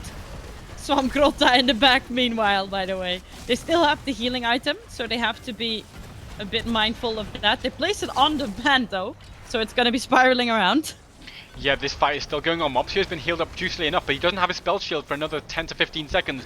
Turns over the Blaze, tries to control Lao, but Mopsio, in the world of hurt, he might get punished here. Hellgate's out for safety. Hellgate's out, but that also means that the objective falls in favor of Lauber's fan club. I think this can be cleared easily enough by the combination of Jaina, Hanzo, and maybe some Diablo Ws. So I think this can't end. It's going to get a keep for sure, we know that. Yeah. The question is if absolutely. they get any picks. Temporal Loop is back up. So, and of course, oh, here it comes onto Fury. He's okay though. Yeah, he didn't really take a lot of damage there. But the Punisher's Alright, cut so through the the keep goes fort down so and Lava easily. walks forward. They're going for it. They're going for the core. They're going for the core with his protector. Mopsio's just trying to zone them all, buy enough time for his teammates. By the way, Mopsio is still not at any risk of dying. He's still on full health, even though he's 1v3 Yeah, back he there. doesn't really care. And the Punisher's gone down. So the question is, can these heroes be killed before they can take It's down enough, yes. It's GG, I think yeah. it's enough. It's It's GG. It's game number Well- 1 going to Lauber's fan club. That was that went fast. That was wow.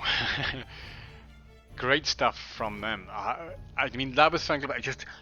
I don't know. They looked like they were struggling a bit with that Diablo ETC double frontline. I think that's a great drafting choice from Mopsio, the last pick Diablo there. Absolutely. And they played it so well. There were so many impressive moments here for 9. Like the Hanzo kill on Chromie. Let's not forget the fact that Mopsio just didn't die at that turret fight. Like that, those are some really, really good moments. Yeah, I mean, just so good. Yes, from them. But the structures just didn't work in their advantage. So I think Yeah. The problem was the early game seemed to be more controlled by Lauber's fan club, and they kind of gradually won objective after objective. Thank you, Space Dog 7, for following. You're much better than Space Dog 6, and we appreciate you following us here at Halloween Heroes. But and onto Mamonkey as well. So yeah, that's been great stuff from Lauber's fan club. But also, yeah, I mean, the Mopsio's Diablo was spot on there, and I think we might even see a Absolutely. target ban again. Obviously, he was helped by the fact that it was a 2-mage composition and he had Soul Shield, so he can just tank, anything that came his way and just stand in the way of Chromie shots all game. Of course, now here's the difference. Once Chromie got to that level 18, the Pierce, then Diablo being in the way doesn't really save anyone behind him. So yeah, but I do think it was a great drafting choice, and he played it very well.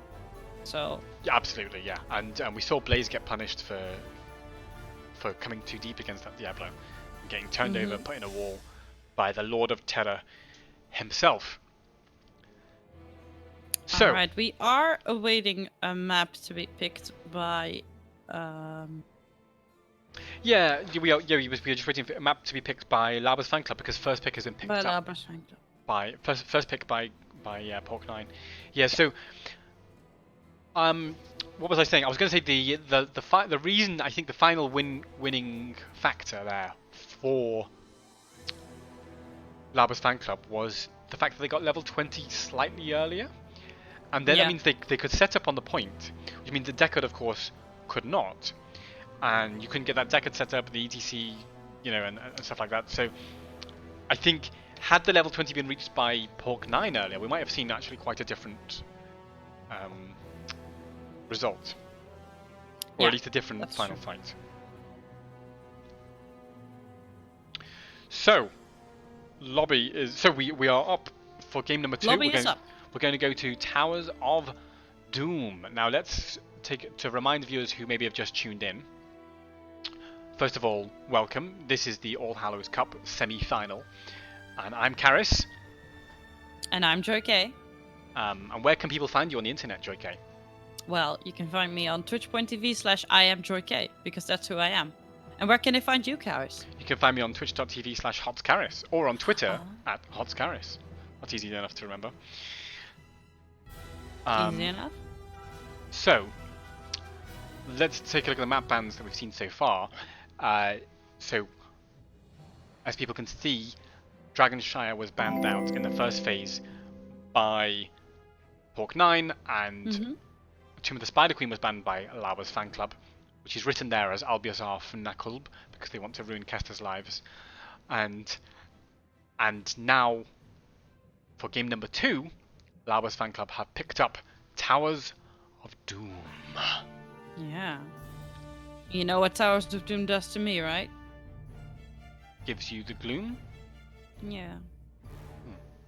Yeah, Pretty it sad. does. Yeah, I know. Everyone should follow you on Twitch to make you happier. Right. I think we're almost ready to go into Towers of Doom. But so what can we expect strategically from this map? I think we're going to see a lot of priority once again on ranged heroes. So Hanzo is going to be a priority, but I think Junkrat is, because Junkrat got banned last game. I think he might be banned again. Yeah, but we haven't actually seen the Malthael. We might see it this game. I'm not sure. What do you think? I think Malthael could well come up, but I think here on towers, again, you typically see some sort of macro focus. Now, we saw in the first semi-final the attempt to go Falstad and the Hacker by... who was that? Which one was that? Which one of them? Was that washed up, or was it? It was Feel the Heat, wasn't it, who went Falstad and the Hacker? Yeah. And that didn't quite work out.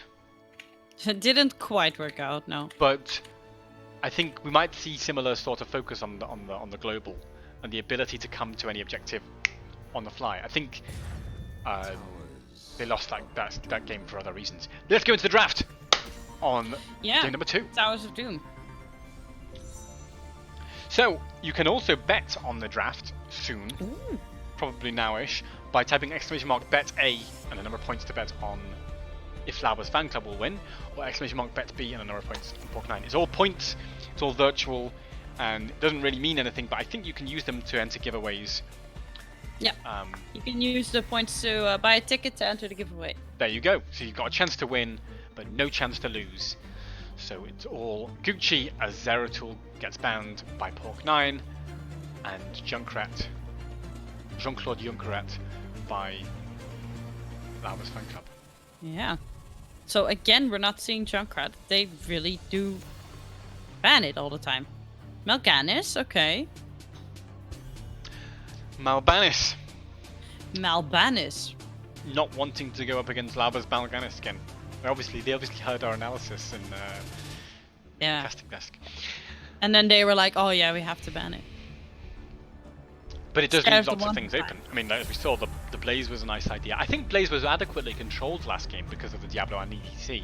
But if you've got to commit 2 main tanks to deal with the Blaze, then maybe that's a drafting win in a sense overall for the Blaze.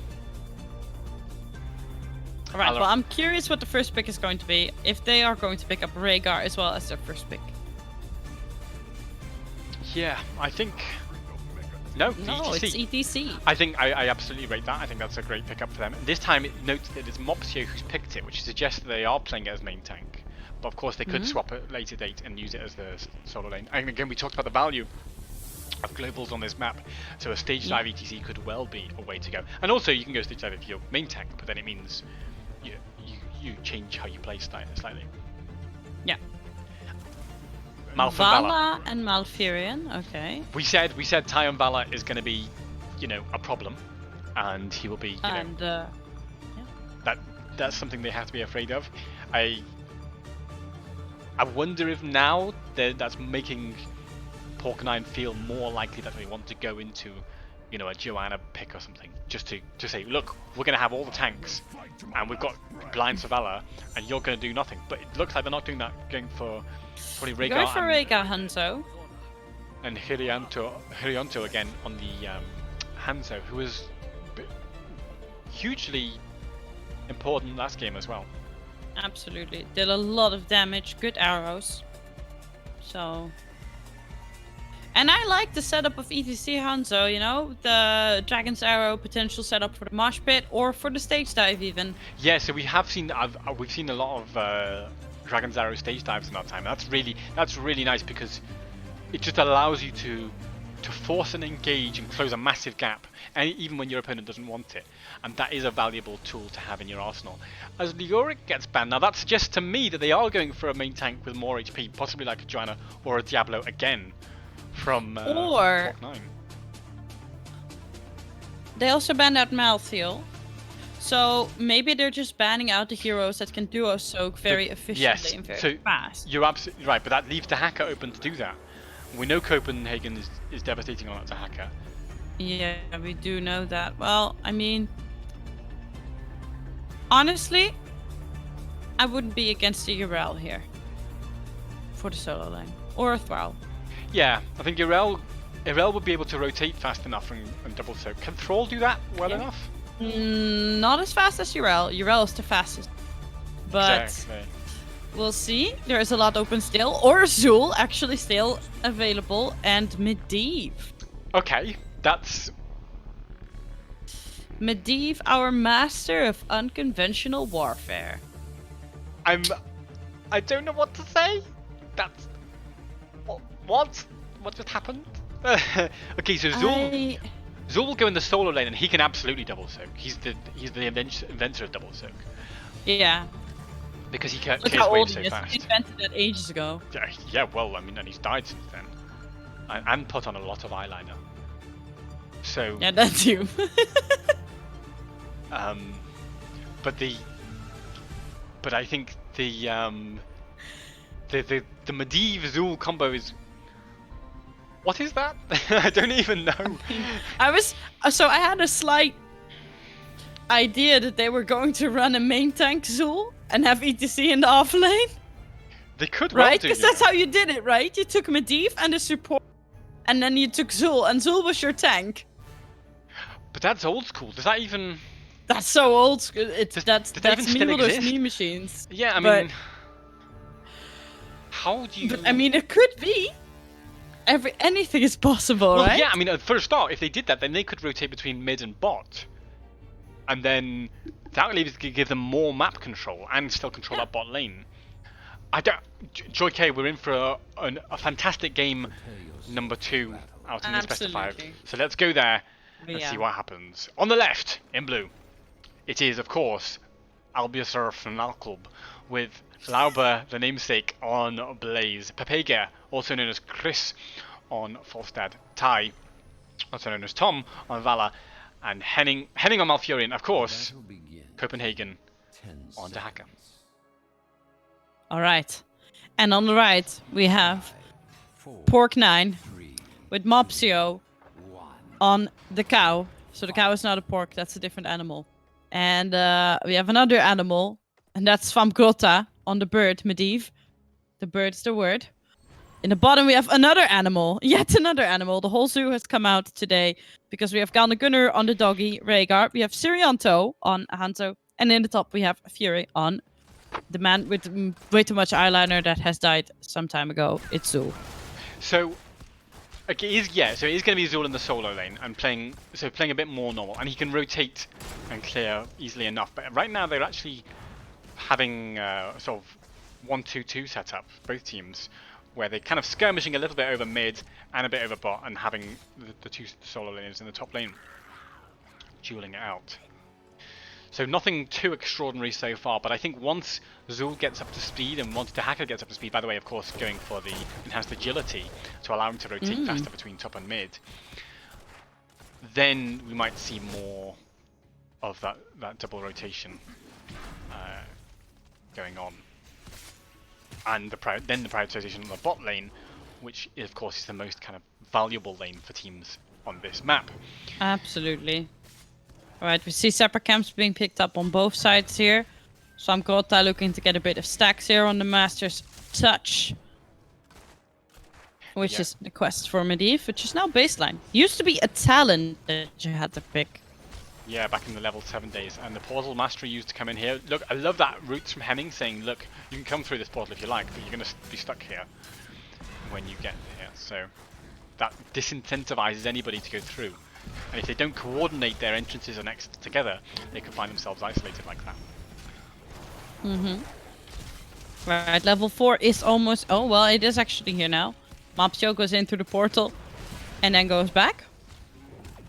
Yeah, and they're not too worried about that right now. I mean, of course, Mopsio's gone block party for his team and for himself as well to give extra protection from that physical damage that Vala and Falstad will both put out as Falstad rotates to secure that top lane camp. But ETC thinking about making some trouble up here.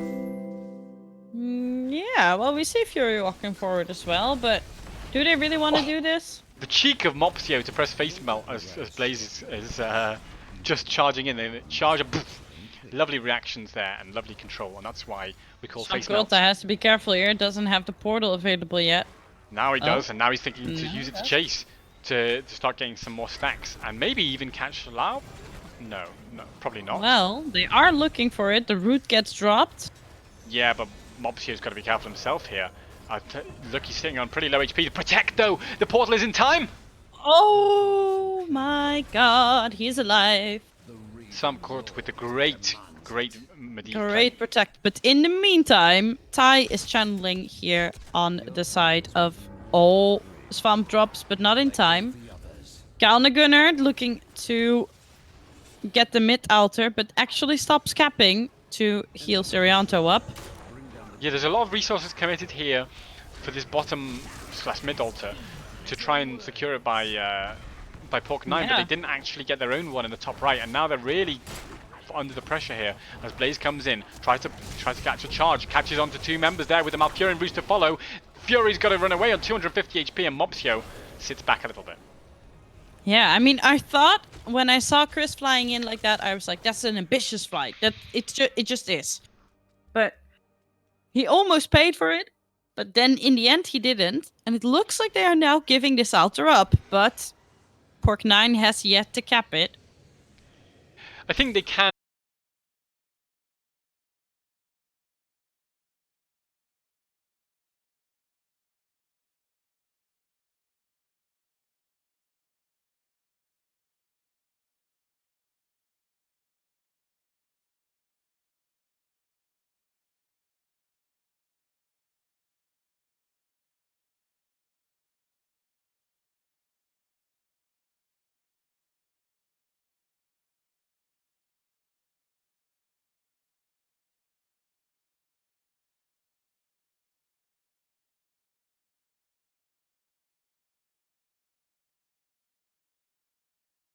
Roots though. Oh, very nice. Now Lauber's taking a lot of damage. Might actually die here.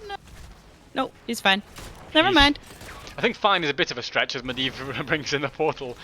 Doesn't actually use the portal, wants to just focus getting some basic damage on there. Yeah, no, I mean, Lauber escaped very narrowly there, as they still want to get onto him, but he's done a pre-tap. Yeah. It's just about going to keep him alive for now. So all these players... Sorry, go on. Stream has died. Stream's down. That's bad news. That's bad news. I don't know what that's about. Let me... I mean, I'm still here. And it hasn't said Has anything. Halloween gone live? Oh, we're back. Okay, I think Yeah, we're back in. we're back live. I don't know what happened there. I think it might have been Twitch servers giving us some grief, but we are back live. Anyway, so the altar, the next altar is spawning up, and the both teams are level 9, equals even Stevens on the XP. Medivh is on, I have no idea how many stacks. Medivh is on 33 stacks. There He's you go. on 33 stacks. As Mopsio gets Mopsio. cleansed, but doesn't escape. But that means they will secure this next objective, and get another point lead on the core here for Lauber's fan club. So I guess the game plan of Pork 9 is to play around level 10, but I've always thought of Azul as very much an early game hero and not really giving huge value in the late game. But is that my mistake, Joy K, or is that the Pork 9 are not playing aggressively enough in this early game? I mean, they are. It's not that they're not playing aggressive enough. They are playing aggressive with the portals, but the damage on the side of Lauber's fan club just like it appears to be more than Rhaegar can heal. Yeah, the difficulty they have is that it's not even it's not even like entirely bursty. It's just sustain and burst in a sense of the Valor providing continuous pressure, and then the Falstad with the boomerang when necessary and the W on top. It's really rough for them. Exactly. So Medivh protects once, but then you've still got that continuous pressure, and Lauber's just always there, always getting involved, always in their faces.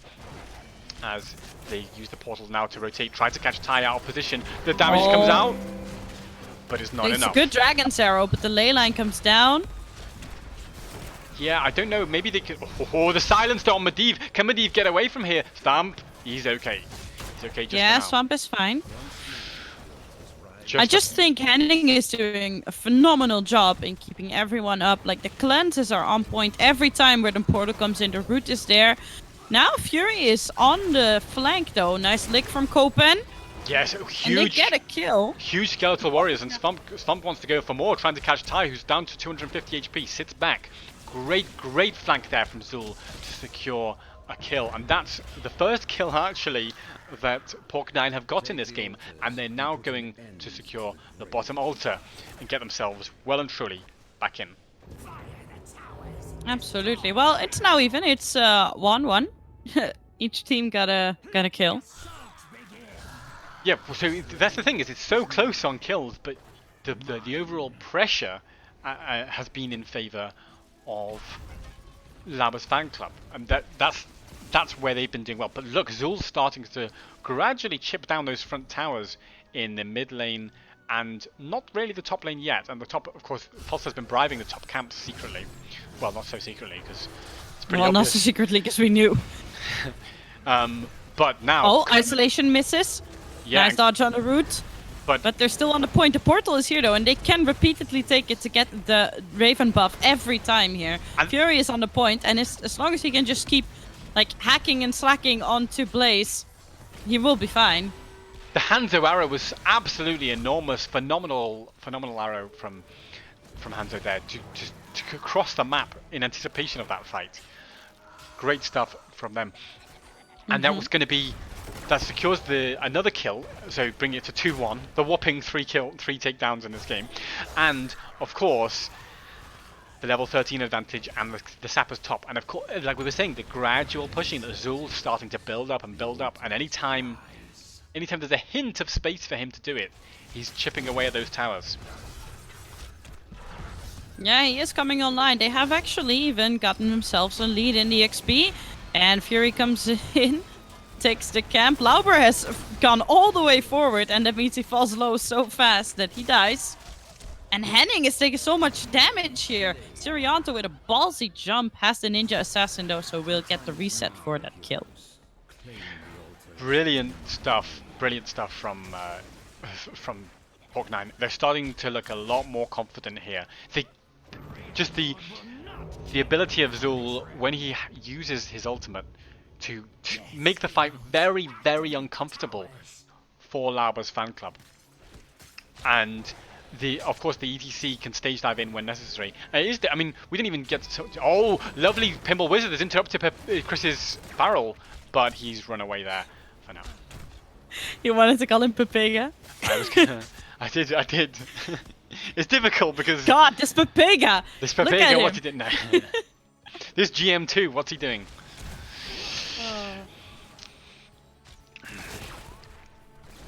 As Svamp goes in, gets the sustained damage there, and this is just sort of gradually starting to pile on more and more pressure. Ty's been body blocked in. Lovely from... Oh my God, Mopsio! That was I was even thinking to myself, like, what is he actually planning to do? But then I saw the follow was completely body blocked. Very well played. Just stood there and shut the door. Yeah. That's one of the lesser known things about Mopsio, is he used to work as a club bouncer. Prolonged and awkward silence. Now then, Mopsio is going to rotate to the top lane, having as he does that stage dive, ready to rotate into the action. So they're pivoting Zul more into that kind of front main tank position. Now Yeah, see, I told you it's a main tank Zul. And the roots onto Lauber, okay, immediately cleansed by mouth. The Zul out south. Oh the no, gust. the gust! But Fury doesn't care. He doesn't care because he's Zul. He can walk out pretty. Okay, he cares quite a lot actually. The hungry guy. He cares quite a lot as Ty walks forward and starts channeling his ulti. Perfect gust there. Perfect gust from Chris there. As oh my days, they're looking for more. Hanzo's been rooted and destroyed there. Absolutely destroyed. Also caught the isolation like a champ. Mopsio didn't bother coming down. Got the altar instead, but they have to give these two. That means they're falling a bit further. Oh, or do they? Or do they? Because ETC's stage dived in, wants to put pressure onto Ty. Use the phase melt to deny the Lauber stun. Great face melt again. And look at Galnagun, it's just jumping in so confidently for the bites every time. Yeah, but the And they're tranquility's still fully healed him. going. Oh, Medivh's gone down now. Now I think probably... Now they're in trouble. probably they have to sit back. I think Pork9 have to get out of here sharp as soon. Oh, and Gunnagunner's next to go. There's effectively 3 deaths in a row there that they've got on Pork9. That's going to feel a bit uncomfortable, and maybe the Laubers will now get the bottom fort before they get that altar. Yeah, well they are, and they will get it very fast. With Vala stacked up to full hatred, and then the Sapper camp, of course, also still coming in. It has to be dealt with. Yeah, absolutely. And okay, yes, most members will be alive by the time it reaches that core line, and Mopsio can keep pushing it back and pushing it back. But he's going to be taking damage from Ty and Chris every time he does. And in fact, what they're instead going to do is they're going to, on Labus Fan Club, is they're going to go and steal this camp. I don't think Medivh wants to allow it, but he's too late. He is too late, indeed. So now... He is too late, indeed. And he did not pick up the... Oh god, what's it called again? The talent where he gets the cooldown reduction on his ulti. I've forgotten what it's called as well, but yes, instead Temporal he's Flux. Temporal Flux. Instead he's gone for Stable Portal, yeah. which gives him basically portals all the time. Which I think is the way they want to play this, is be very aggressive with the portals. And of course it means that the portals can't really get countered by roots as much, because the roots won't be will be on a longer cooldown and won't always be up for that. Mopsio now thinking about catching Lauber, but he doesn't want to slide under that. But he can portal through. Oh, of course. Now, though, we see Fury dropping the mages. Oh my god, he got rooted, couldn't take the portal.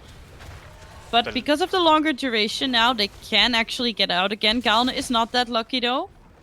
I think he will escape. Everyone's escaped successfully, and the ley line didn't quite connect onto anybody.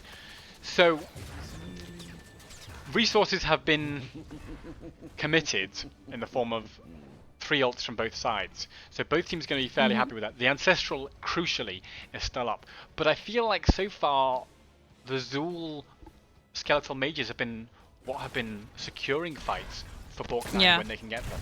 So if they don't have that, very impactful. It's going to be tough for them. But once again, it was Henning with the root that actually saved himself there. Yes, it was. And now Ty's going to take top left, and no, the Fury wants to deny it. Goes in. Mopsio got to be careful though. The roots with the minus healing. Portals in instead. Chooses to portal back out. I think Pork9 have got to give this. On the side here. They should just give it. They should just give it. I think they are. In fact, has Fury been found out of position? No, the portal, of course, always You there. can never be out of position if you have a Medivh on your team. That's the... I feel like that should be a song in a musical. It's just... You're never out of position if you got a Medivh. Anyway. Never mind that now, as Galna goes to mid to start clearing. Level 20 is only 3/4 of a level away for Laubers Fan Club, and once they get it, it's going to be pretty impactful. Probably we'll see the wind tunnel from Volstad, and that could be used to just devastating effect to secure an initiation. Lauber throws out the fire, just trying to put a bit of pressure, keep Mopsio at bay, but Mopsio's more interested in clearing and driving back that wave so they can start working on those sappers.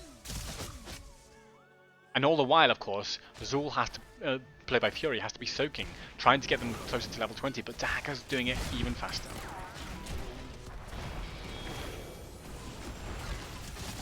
Lauber comes in, puts the pressure, the Gust is there, without wind tunnel, trying to get the sappers in.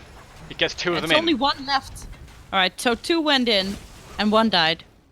Yeah. Level 20s are now here, and we actually see Wind Tunnel, Firefly Quiver, and we see Serenity for Malfurion, which is a cooldown reduction.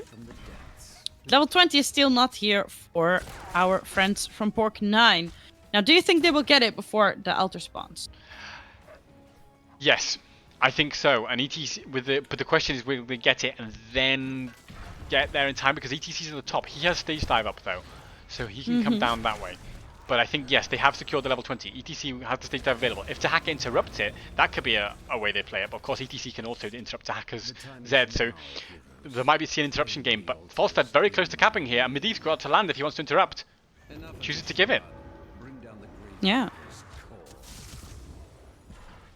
So, slightly surprising that Pork9 chose to give that objective, bring him down to 6 core hit points. I mean, the thing is, they are forced into the choke above the bell tower because the bottom bell tower is still under control of Lauber's fan club. So they couldn't really.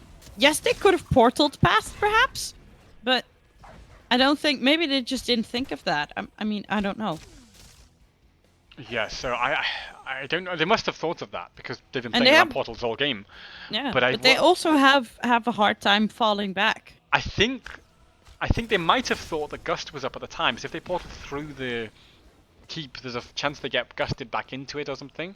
I think Gust was actually on cooldown. Now they're looking for a gank onto Copenhagen. Use the slide, the pinball wizard. The roots are there. Burrows the dodge, and he's used his essence, pushed away. Oh, But Copen's fine. yeah, he is fine, and he does leave. The thing But is, though, still, yeah. yeah. The thing is, they're committing so many resources to that top lane on the side of Pork9, but they still haven't got their bot lane back. Yeah, exactly. That's just what I wanted to say. Still, bot lane is under control of Lauber's fan club. And that's a tough situation because that bot lane is so important. Now here it's less important going for those altars, but look at those sappers rolling on the bot lane towards the core. That means if those sappers and one altar go through, or if even one of those sappers and one altar, then that will be GG. So And that it will be indeed. that means So they that have to be Pork9 have to mindful of be. it. I think they're gonna invade top left and just try to. But no, they're not. Fury and Sirionto still down the bot lane. But if they They're do two looking to altars, get that's the awesome. towers back, I think.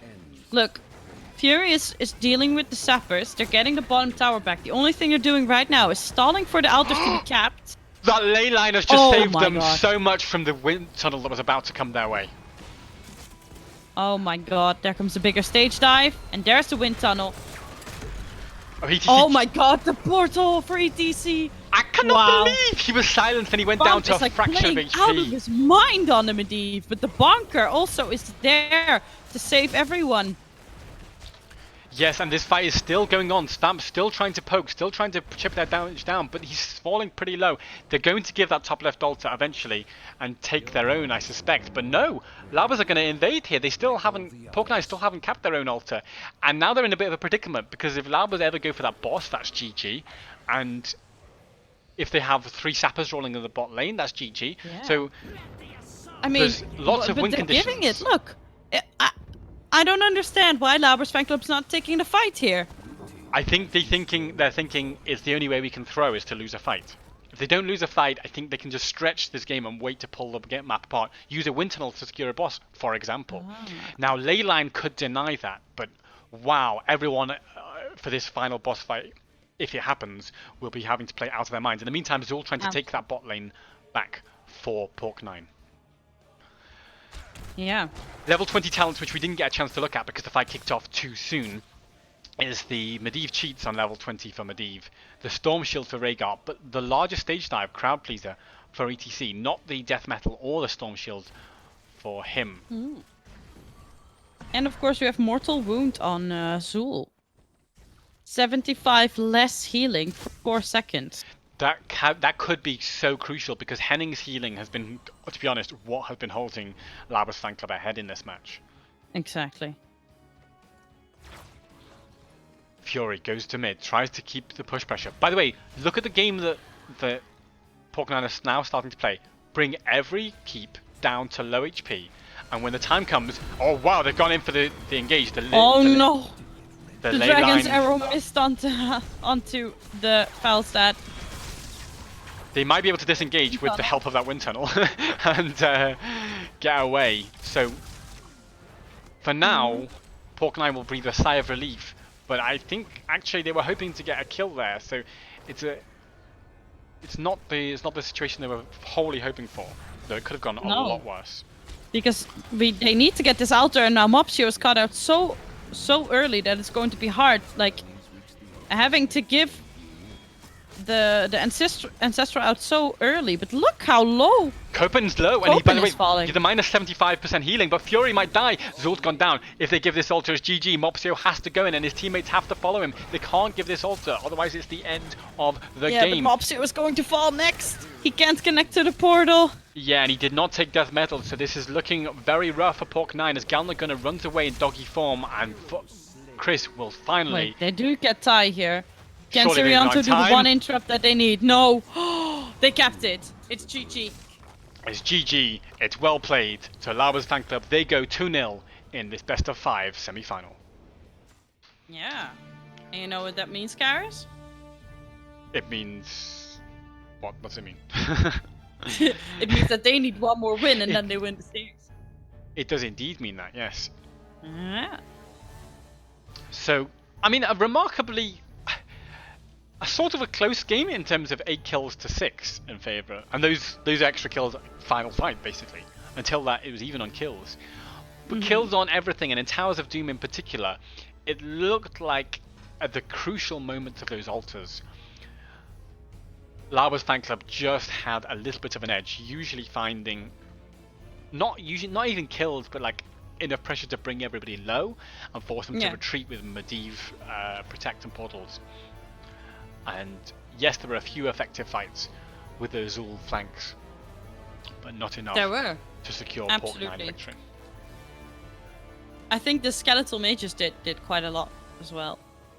So Yeah, I think the idea from Pork 9 was there, and they almost pulled it off, and we saw that they got kills. I think they paid a bit too little attention to that bottom lane, which is so important because for a long time it was held by Lauber's fan club, and I think for a very long time. I think the idea from Pork 9 was, let's not lose any XP over this, but you know that means potentially you lose other things instead. It looked like what they wanted to do was, as you mentioned before, that they wanted to get every tower on the side of Lauber's fan club low, but not, dead, so that as soon as they won a fight, they could then take all the towers. Yes, and the problem is they never did it. If they'd won a team fight, exactly. I have absolute confidence that if they'd wiped Lauber's fan club at then any they time, could have had full control. they would have had 3 forts immediately. The problem is, to do that, you need to first win the team fight, and that's a tough situation. Yeah.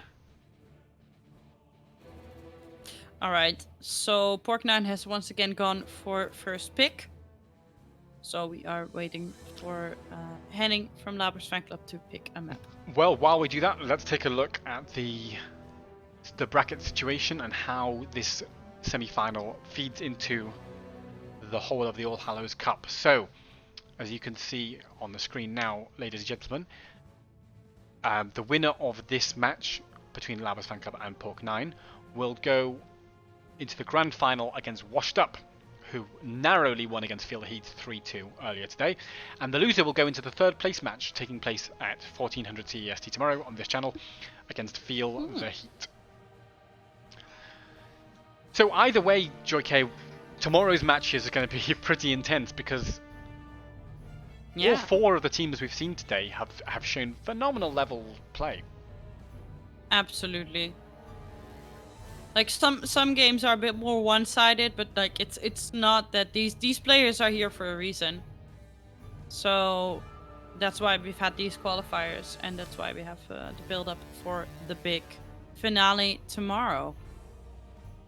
But in the meantime, we have a map. Where are we going, Daddy K? We're going to Battlefield of Eternity, potentially for match point in this best of 5 series. If Lauber's fan club win it, they will be through to the grand final. Lauber's fan club undefeated in the qualifiers of the All Hallows Cup. Will they go undefeated here in the final event? We are going to see. And Battlefield of Eternity, again, it's a map that's very different from Towers of Doom. Now, we saw earlier a big focus on race on this map with the Chromie and the Hanzo. Mm-hmm. And that was actually a game that kept, if I recall correctly, that kept Feel the Heat in the series earlier. So, against Washed Up. So, I'm wholly expecting a prioritization of race heroes in the early bans and picks here on this map. But like we said at the time, there's also other ways to play it, and you can go for more of a kind of team fight and say, look, we're going to win the team fight, and that way win the Immortal. And then win the Immortal. I mean, often those teams do win the map. Because if you have the possibility to kill the entire enemy team, you will win the game anyway. So, because then you will win the Immortal in the end, as you just said. Yes, and that may be. I don't know. It depends on the teams. Like some teams play this just focusing on race and just say, look, I'm going to avoid fight, and so you can just pick race and disengage heroes. You see, I don't know, like ETC and Chromie or Ming and Hanzo or Greymane or something, and then when needed you run away, and when you're given the slightest bit of space you can just take an Immortal down like that. So that might be one way they do it. Like we said, this is a best of 5 series, and we're just waiting for the final player, which is Laubert. Yeah, I just gave him an invite to the lobby, so he will be here now. The chat are asking, why does it say Albius R Fnac Club on the screen instead of Lauber's fan club flag? I can't even speak. Because it's an anagram. Yeah, they it's just to spite us. They want to make it hard for us. If you think you could say Albius R Fnac Club every game for a series, then definitely get involved in casting. Now then. If it's for that reason, then I wouldn't recommend it, but okay.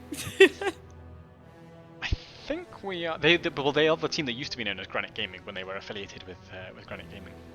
Yeah, they were. It's true. But they're not anymore, and so they've gone back to having what might be called a ridiculous name. Pork9 is, I think, a nice name. So, credit to them. Yeah. Right, let's go into the draft. Because enough of us yapping. Let's go into the draft of game number 3, potentially the last in this best of 5, between Albius R Fnac Club and Pork9.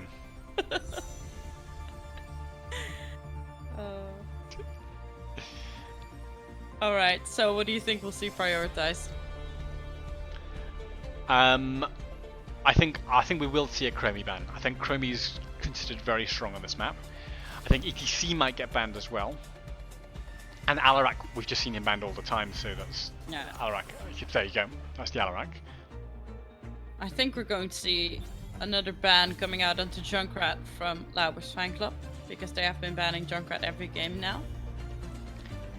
And if anyone in the Twitch chat knows, tell me if Alarak has been banned in every series of the quarterfinals as well as semi-finals. Zarya ban. Yeah, that has to be targeted towards Swamp. It has to be. Then now what is open that you can pick up that is so good that you have to prioritize it over anything else? Could it be that Junkrat? No, it's Malfurion. The king of sustain. What we've seen consistently throughout the Hallows Cup so far is high draft prioritization on Rhaegar and Malfurion early in the draft. Absolutely. So the Chromie ban did come through, and the Alarak. It does leave ETC open, it leaves Joanna open, so we might see more of a focus on tanks, but I think they're going to want to pick up Rhaegar. No, they're not. They're focusing on that race with Tai on Ming, and, well, like we saw in Volskaya, he just runs around on a sliver of HP getting kills. Yeah. Alright, we see Tyrael and Tracer being picked up here. Well, is this the first time we haven't seen Tracer banned today? No, they didn't ban it last time either. Okay. But there's been a lot of Tracer bans in both the semi-finals and the quarterfinals so far. Obviously, we're gonna see how Shirianto deals with that, or rather, Has to be a bit careful though. Utilizes that now. Chen ban, fairly sensible to ban out a very strong bruiser. Varian. Yeah, because the Tracer. Yeah, but still. I wonder. Do you think they're going for a TAS?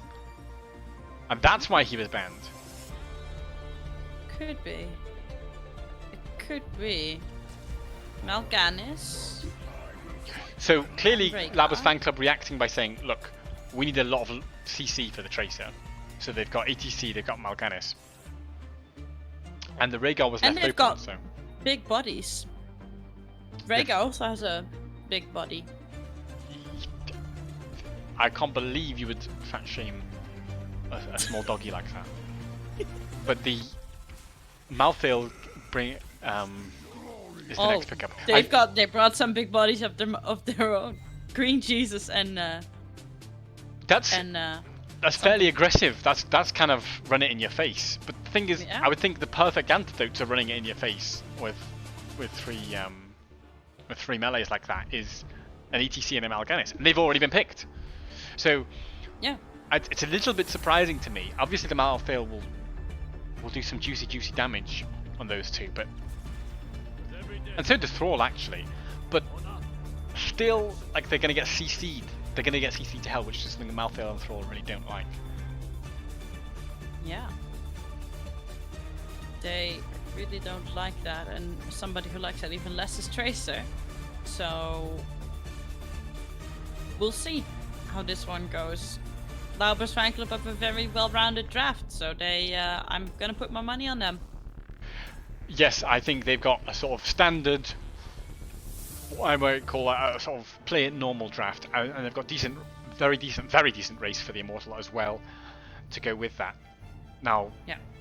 you know, Malthael Tracer Thrall is going to provide some race, but I think they're very much wanting to be aggressive and run into the enemy team, be all up in their grill.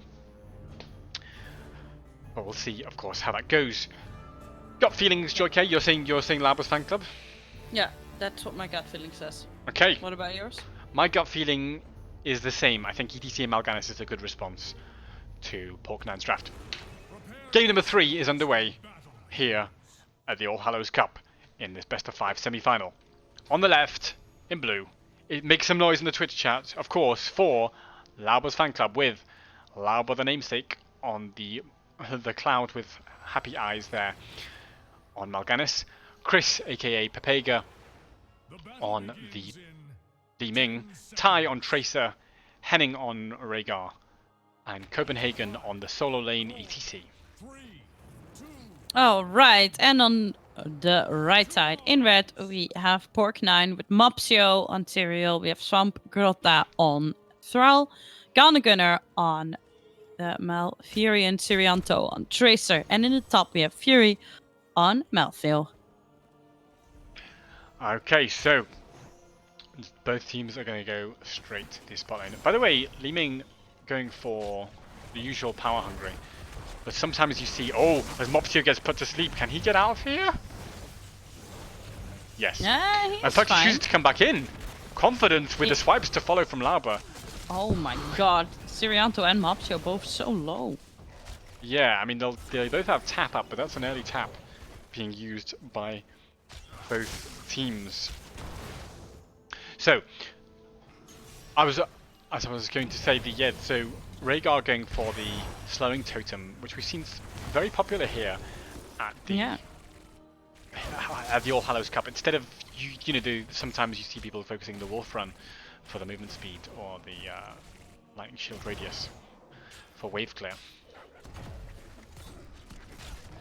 But Labras fan club going to go secure that bot camp, and now there's going to be a brief wrestling over the top camp. Now, one featurette of the talents is that ETC on played by Copenhagen hasn't gone for the auto attack heals on level 1. Instead, he's going for the more traditional prog rock, which will heal his team, and that means he can't really 1v1 Malthael in the early game. Because he will just get slowly chipped down and doesn't have the self-healing. Yeah. Luckily, this map can call for a bit more of unconventional solo laners. Like, there's nothing really going on in the solo lane that is so important that you have to win it, as long as you just soak it. Exactly, and I think they'll be fine just letting that camp roll in the top, and ETC will clear it soon enough, although he doesn't have much wave clear either until level 7. So level 4's arriving for both teams as they both move also to their bruiser camp, pretty much the start here. after they've got their bruiser camp, where are they going to go? Are they going to go for more defensive positions, or are they going to go for aggressive first half? I think they're gonna go just both teams race in the first half, and then they will look for something. Oh, well, right now they're looking for Swamkota, And they've got it. and they've got him. So this makes the choice even easier because Thrall is dead for the objective now. So he Yeah. will be late to it, and so they have same- to give the halftime. The same. I was about to do the same thing to Mopsia, by the way, which is the sleep into Yeah. Li Ming, and that's really unpleasant. And by the way, Yeah. Galn are They're gonna. just going for Gunnar now. And the thing is, you've got to feel a bit for Oh my goodness, that's 4 kills by the way. 4 kills in a row from basically nothing, and that with their bruiser camp means they can just secure the fort. Never mind the immortal. They're just going to Yeah. secure that first fort of the game, whilst though as well Hanzo was doing some decent race. So that nasty combination of Lauber sleep into Tai damage from Li Ming is proving devastating. Hello, Ty? He's got to be a bit careful. The dog into the Malfruit. Can they finish him off? I'm not sure they can. Immediately healed, jumps away, but Oh, he Tyrael is gonna finishes get off. stunned though. And now maybe they can start to look for more kills. The Tracers start to chase Lava. Lava's been rooted. Can they get the follow-up? The minus healing from the Roots. Lava's pretty low. Is it enough? It's enough. Yeah, And it's so enough, but that- level 7 has now arrived for Laber's fan club. that is the value of Tracer and Tyrael. Is as soon as they get one kill, they can really chase and secure more and more, and keep that rolling forwards. Keep it rolling forwards. But now everyone has respawned on the side of Lava's fan club, and they still have the better race. As Ty trying to find Tracer out of position there, but no such luck. Mopsio carefully jumps with his Eldruin to sit back after shielding. No, he decided to jump in. Mopsio going aggressive, trying to put pressure onto Ty with the They're help going of for Ty here. but the pulse bomb missed! The pulse bomb just missed Ty! Oh. And the kill was not secured. So Ty is doing pretty well here, and dancing around, avoiding the Tracer. Of course, level 10s are so important for every member of Pork 9, so they will be waiting for that Pork 10, so to speak. Because they need the pulse bomb upgrade to start doing more damage. They need the sanctification, and they need the last rites to follow up. They do. Their level 10s are very big indeed. So one reason I always say race heroes are really important on this map is that it's not just for winning the immortal, but it's also if you ever lose the immortal, it's so good at, you know, race heroes are good then for clearing, particularly the poke ones, clearing the immortal. And wow, Tyrael's boot gets completely locked down and blown up by the engage of ETC and Mal'Ganis. And Fury's in a world Fury. of hurt. Falls next. And the pulse bomb doesn't finish Chris off, so No. Furianto has to get out of there, Oh swiped, my god. and locked down. Well, Ming when she's ahead is just like if she's ahead in XP, Ming is just doing so much damage. We are currently sitting 8 kills to 2. Yeah, this is huge. This is play the from first Labas. objective, Karis. This is the first objective, and they've got a fort.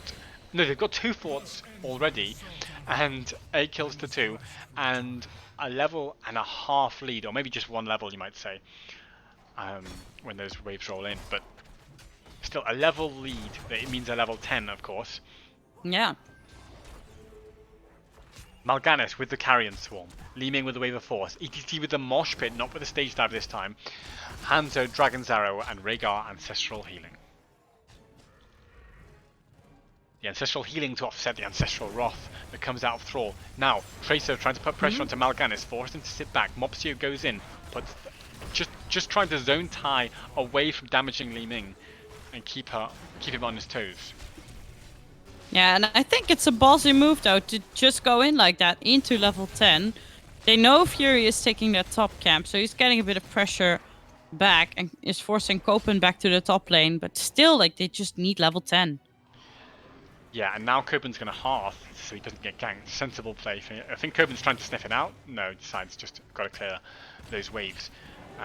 by the way, Coven did not go for Echo Pedal as we saw last game from the stage dive, but instead going for the Hammer On. The reason is, A, because I would argue Hammer On is a better Talon, but B, because it does more damage to the Immortal, and it's all about Immortal race. So it's very important that they've prioritized that there. Level 10's finally in though for Pork9. Yeah. We said that was going to be important to them. What level 10s have they gone for? They have gone for Twilight Dream, Sanctification, and upgraded Pulse Bomb, Quantum Spike, which is the single target damage. Cope. Oh my god, what an interrupt from Galna Gunnar, but the Ancestral Healing is in time. No, it's not. I spoke too soon. He still got his stack of last rights. No, the reason it was in time is just that he had the minus healing from the Malfruits that denied most of the value there. Hugely important minus healing that allowed the last rights to finish the job. So great stuff there from Pork9. Despite despite what looked like initially a good mosh pit, I think the cleanse on the mosh was like half a second too late to stop it being twilighted. Yeah.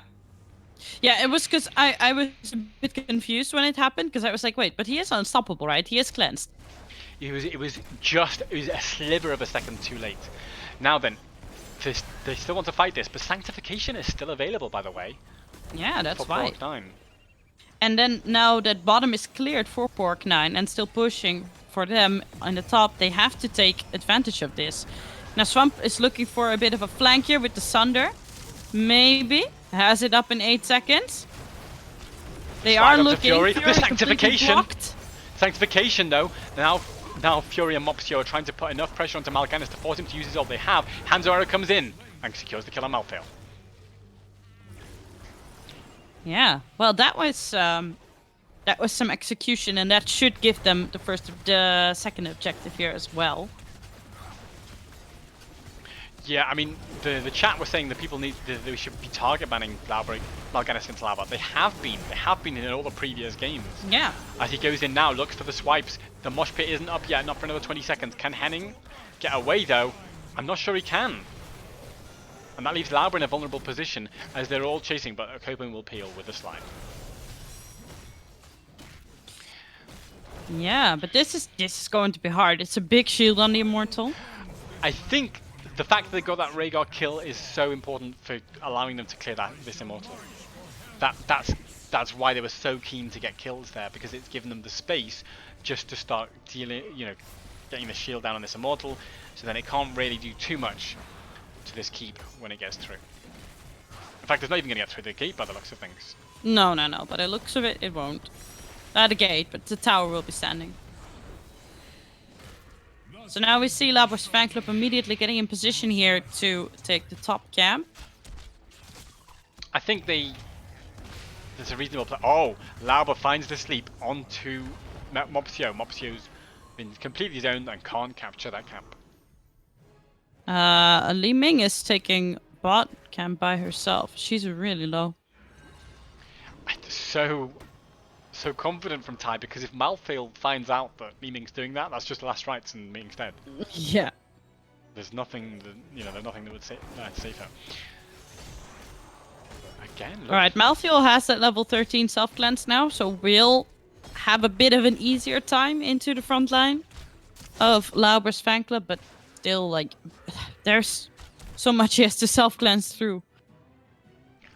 Pork9 looked like they wanted a fight, I guess because they have an XP deficit, so it's sort of a natural choice.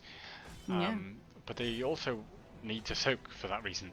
So it's a tough situation for them, but they're only one level behind. But the problem is, by the time the next Immortal phase, as Lava goes in for the swipes onto Galna Gunnar, Hanzo Arrow to follow, Malph's in a world of hurt. He does have the Twilight Dream available if needed, but in the meantime, Svampcourt has gone in too deep and been punished. Really deep indeed. Tyrael has to use the sword to get out. They're pinging to go for the camp. Yeah, the Lauber's fan club could definitely invade this. And it just means that they've consolidated their XP lead into a full level, and now they're really getting close to that level 16. It looks like they want to contest this. Mopsio's still there. They do. But the mosh pit though. Look at the mosh pit. Not Twilighted and this now, time. Yeah, now the cleanse was definitely in time. Very well played. And that is 2 more kills, and that should be, the first half of the objective. Perhaps the other half too. Yeah, and if they get it with a big enough shield, it's not just threatening keep, it's threatening core. So this is a very tough situation here for Pork 9 because of that level 16 that's about to arrive as well for Lava's Fan Club. Securing the Bruiser camp. Meanwhile, that does give a little bit of space for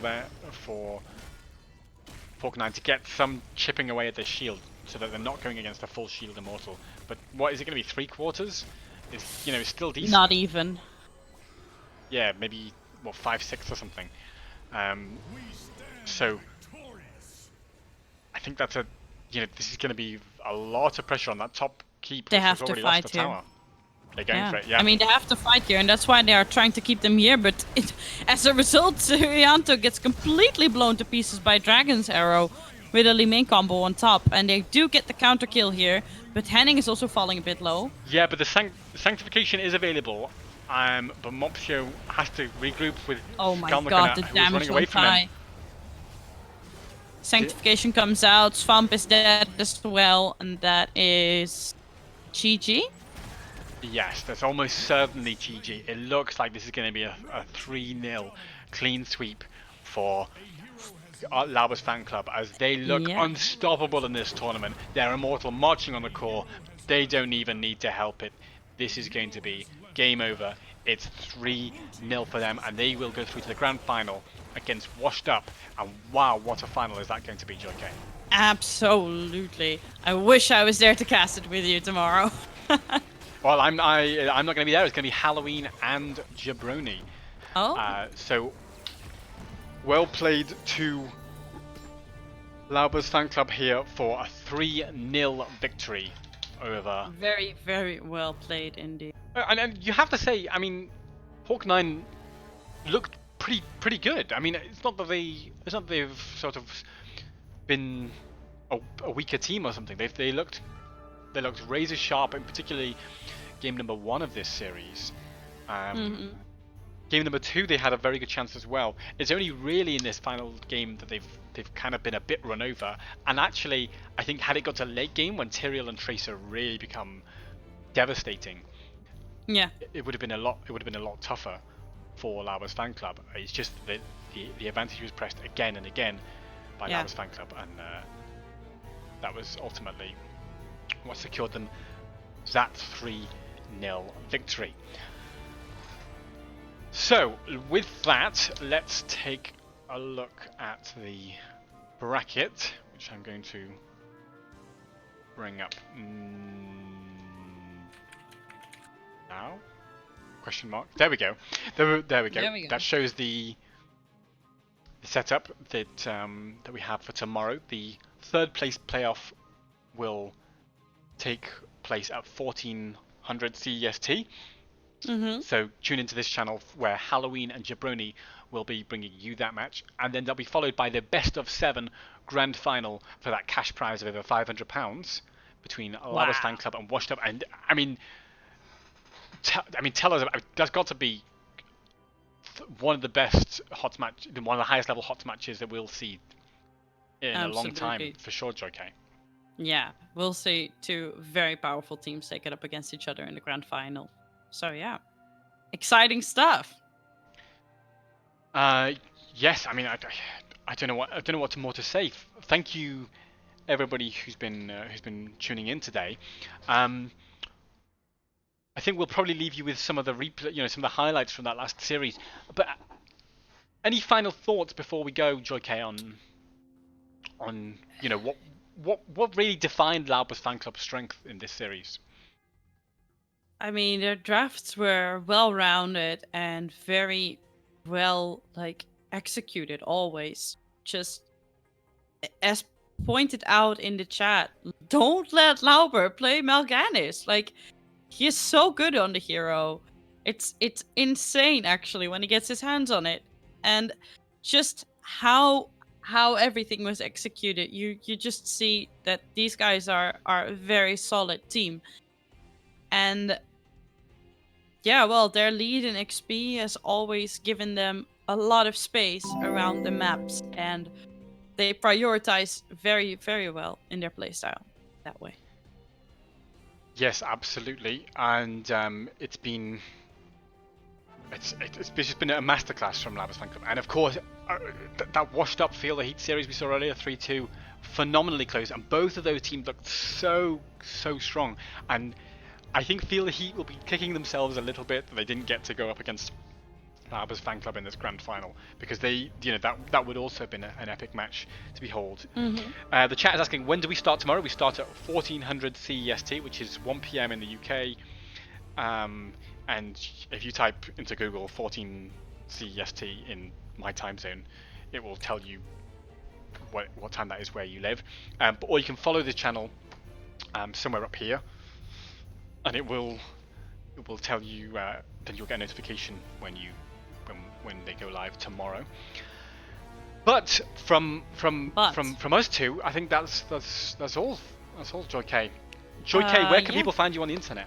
You can find me in about an hour at twitch.tv/IamJoyK, where I will be casting the Nexus contest, the Turkey placement match.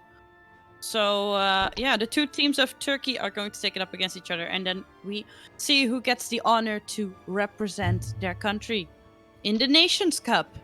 Well, what about you, Karis? Well, you can find me at HotKaris, twitch.tv/HotKaris, or I'm often seen casting over at Heroes Lounge, twitch.tv/Heroes_Lounge, where I do a lot of casting for them as well. So I'm all around the internet, and you can follow me on Twitter at HotKaris. But it's been a delight to cast here at the All Hallows Cup today, and we hope you tune in, as I will tomorrow, to watch the third place playoff and the grand final starting at 1400 CST. Thank you, everybody, and goodbye. Bye.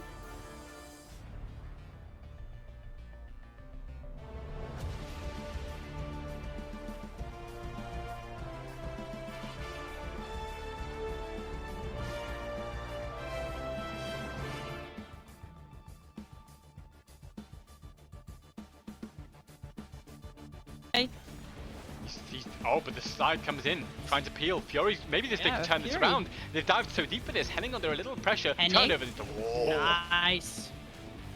Lovely play there. But they are running low here. Deckard isn't the best at burst healing. His healing is quite slow. So Fury is the one that falls here as well. Mapsio does insist on taking this camp somehow. He has the soul shield for now, and that means he's going to just... But Sirianto is low, and Ghana is low, and that means that the resets for Mig are just running, and Swamp is running back in, gets temporal loop, picks up the turrets, but it's not going to be enough. Like, they're all low. They're all so low, and they just... Oh my god, Sirianto, if you can finish anyone off here. With the stump, punished by Mopsio into the wall, the recall coming out into Mopsio. I don't think he has the soul shield. Soul shield, yes we do. Oh, yeah, he does, okay. So that means he's fine for now. He is fine for now. Sirianto is getting quite slowed down here though. Is a bit isolated. Doesn't have the jump available yet. Yeah, there we go. Just about escapes, but that means the first objective will go over pretty deep. Fury slide isn't enough to save the day there. It is still fine. Maybe they can. Alright, well they took the whole wall, but are they looking to get kills here? The fort, not the top. Engage, but Mopsio presses spell shield and he's literally completely fine when he has that 75 spell armor. And now he's found Chen. There comes the stage dive. Fury is here. The stagger is on. He's not going to get it off with a brilliant face melt from Fury. The ulti didn't go off, and that means that Chen dies. Recall onto Hanzo. How much can he survive? Not at all. Oh my god, that's 5 hit points. Oh my god, he's alive. Stumpgroup died in the process though, and that's reset tie enough to kill the Hanzo. Unfortunate there, because he looked... that was almost a miraculous escape. Out as well, and Dragon's Arrow is available, but they are far back now, so I'm not expecting to see that coming down anytime soon. So, throws out his W to ensure the reset of it. But he wants to save it ideally for Lightning Breath. So, yeah, taking a lot of damage here. Gunnar walking around in the back, just trying to control the fight here. There comes a big Dragon Arrow. It's a 4-man. Very nice. Temporal Loop once again goes down on Unstoppable Diablo, and everyone is still alive here, Karis.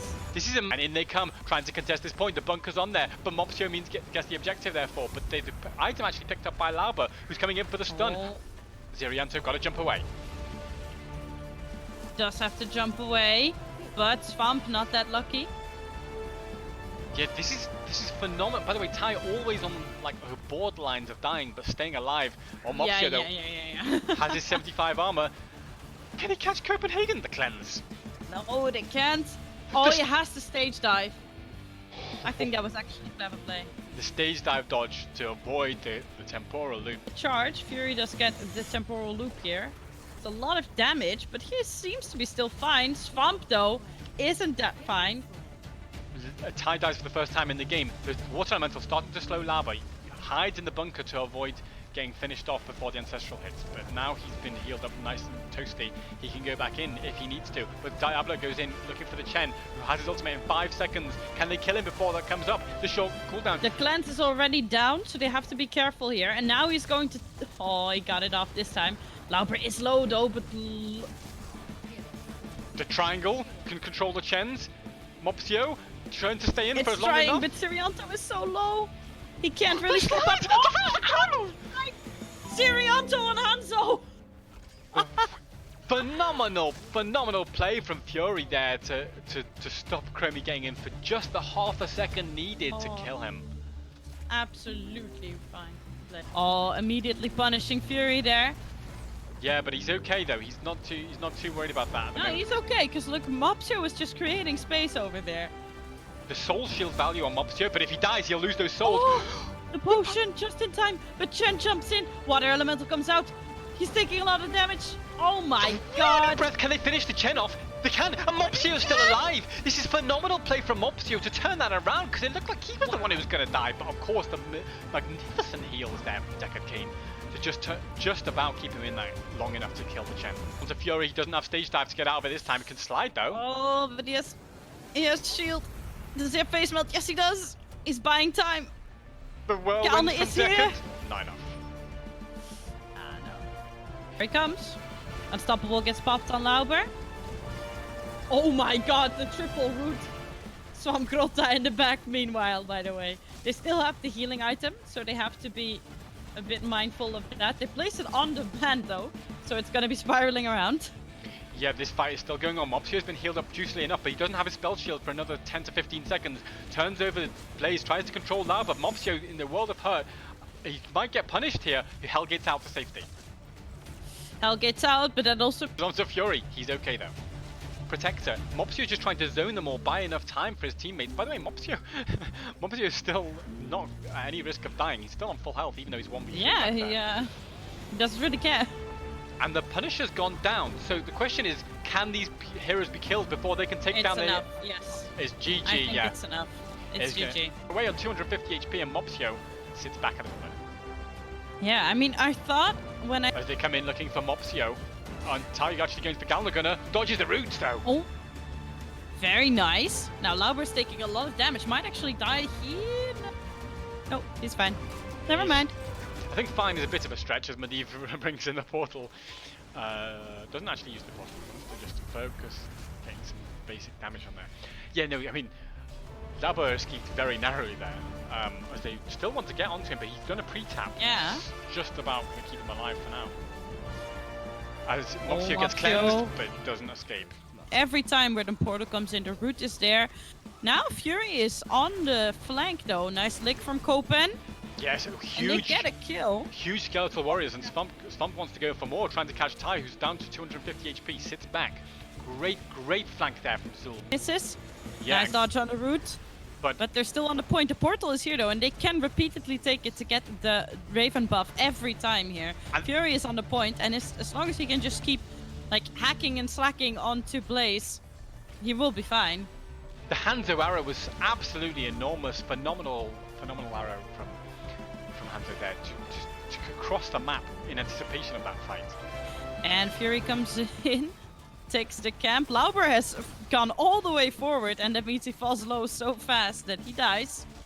And Henning is taking so much damage here. Sirianto with a ballsy jump has the ninja assassin though, so we'll get the reset for that kill. There's interrupted Chris's barrel, but he's run away there. For now. Ty's been body blocked in. Lovely from. Oh my god, Mopsio! That was I told you it's a main tank tool. And the roots onto Lauba. Okay, immediately cleansed by Mouth. The Zul outside. Oh the no, Gust. the gust! But Fury doesn't care. He doesn't care because he's Zul. He can walk out pretty. Okay, he cares quite a lot actually. The Hungry Yeah, Guy is he caught him. cares quite a lot as Ty walks forward and starts channeling his ulti. Perfect gust there, perfect gust from Chris there. As oh my days, they're looking for more. Hanzo's been rooted and destroyed there. Want to put pressure onto Ty? Use the phase melt to deny the Lauba stun. Great face melt again. And look at Galnagun, it's just jumping in so confidently for the bites every time. Yeah, but the And they're tranquility's still fully healed him. going. Oh, Medivh's gone down now. Now I think probably. Now they're in trouble. Probably yeah, they have to sit back. I think Pork9 have to get out of here sharp as soon. Oh, Galnagun is next to go.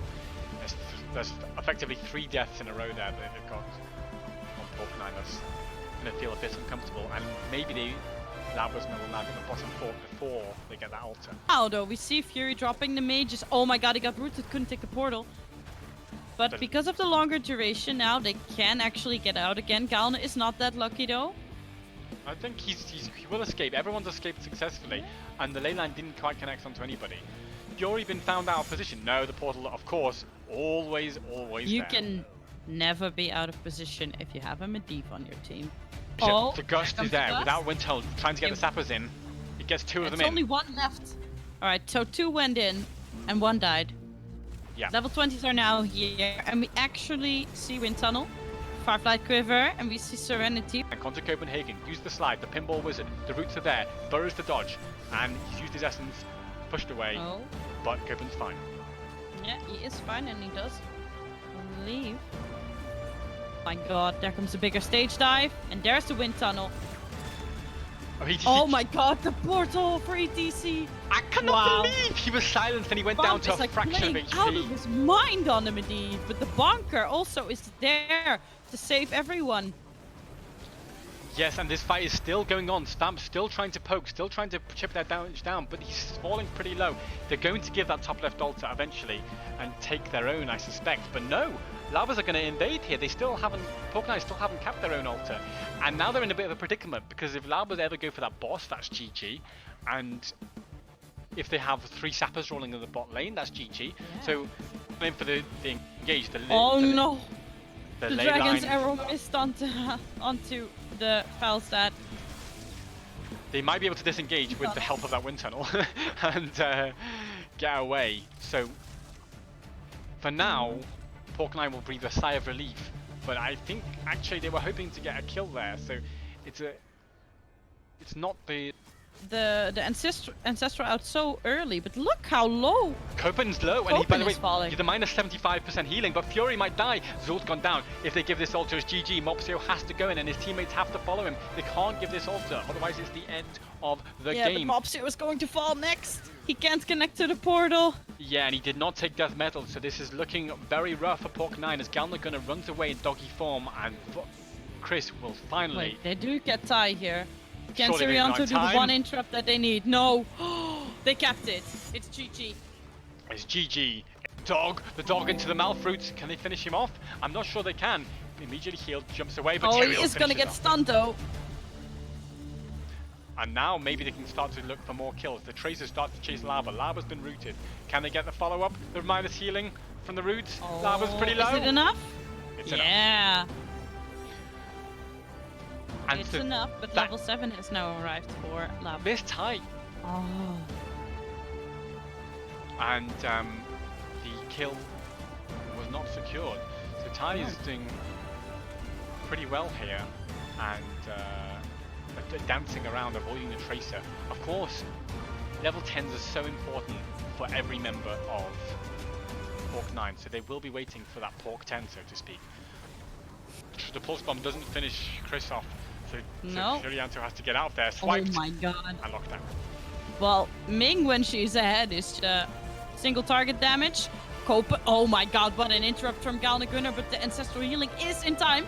No, it's not. I spoke too soon. He's still got a stack of last rights. No, the reason it was in time is just that he had the minus healing from the Malfruits that denied most of the value there. Hugely important minus healing that allowed the last rights to finish the job.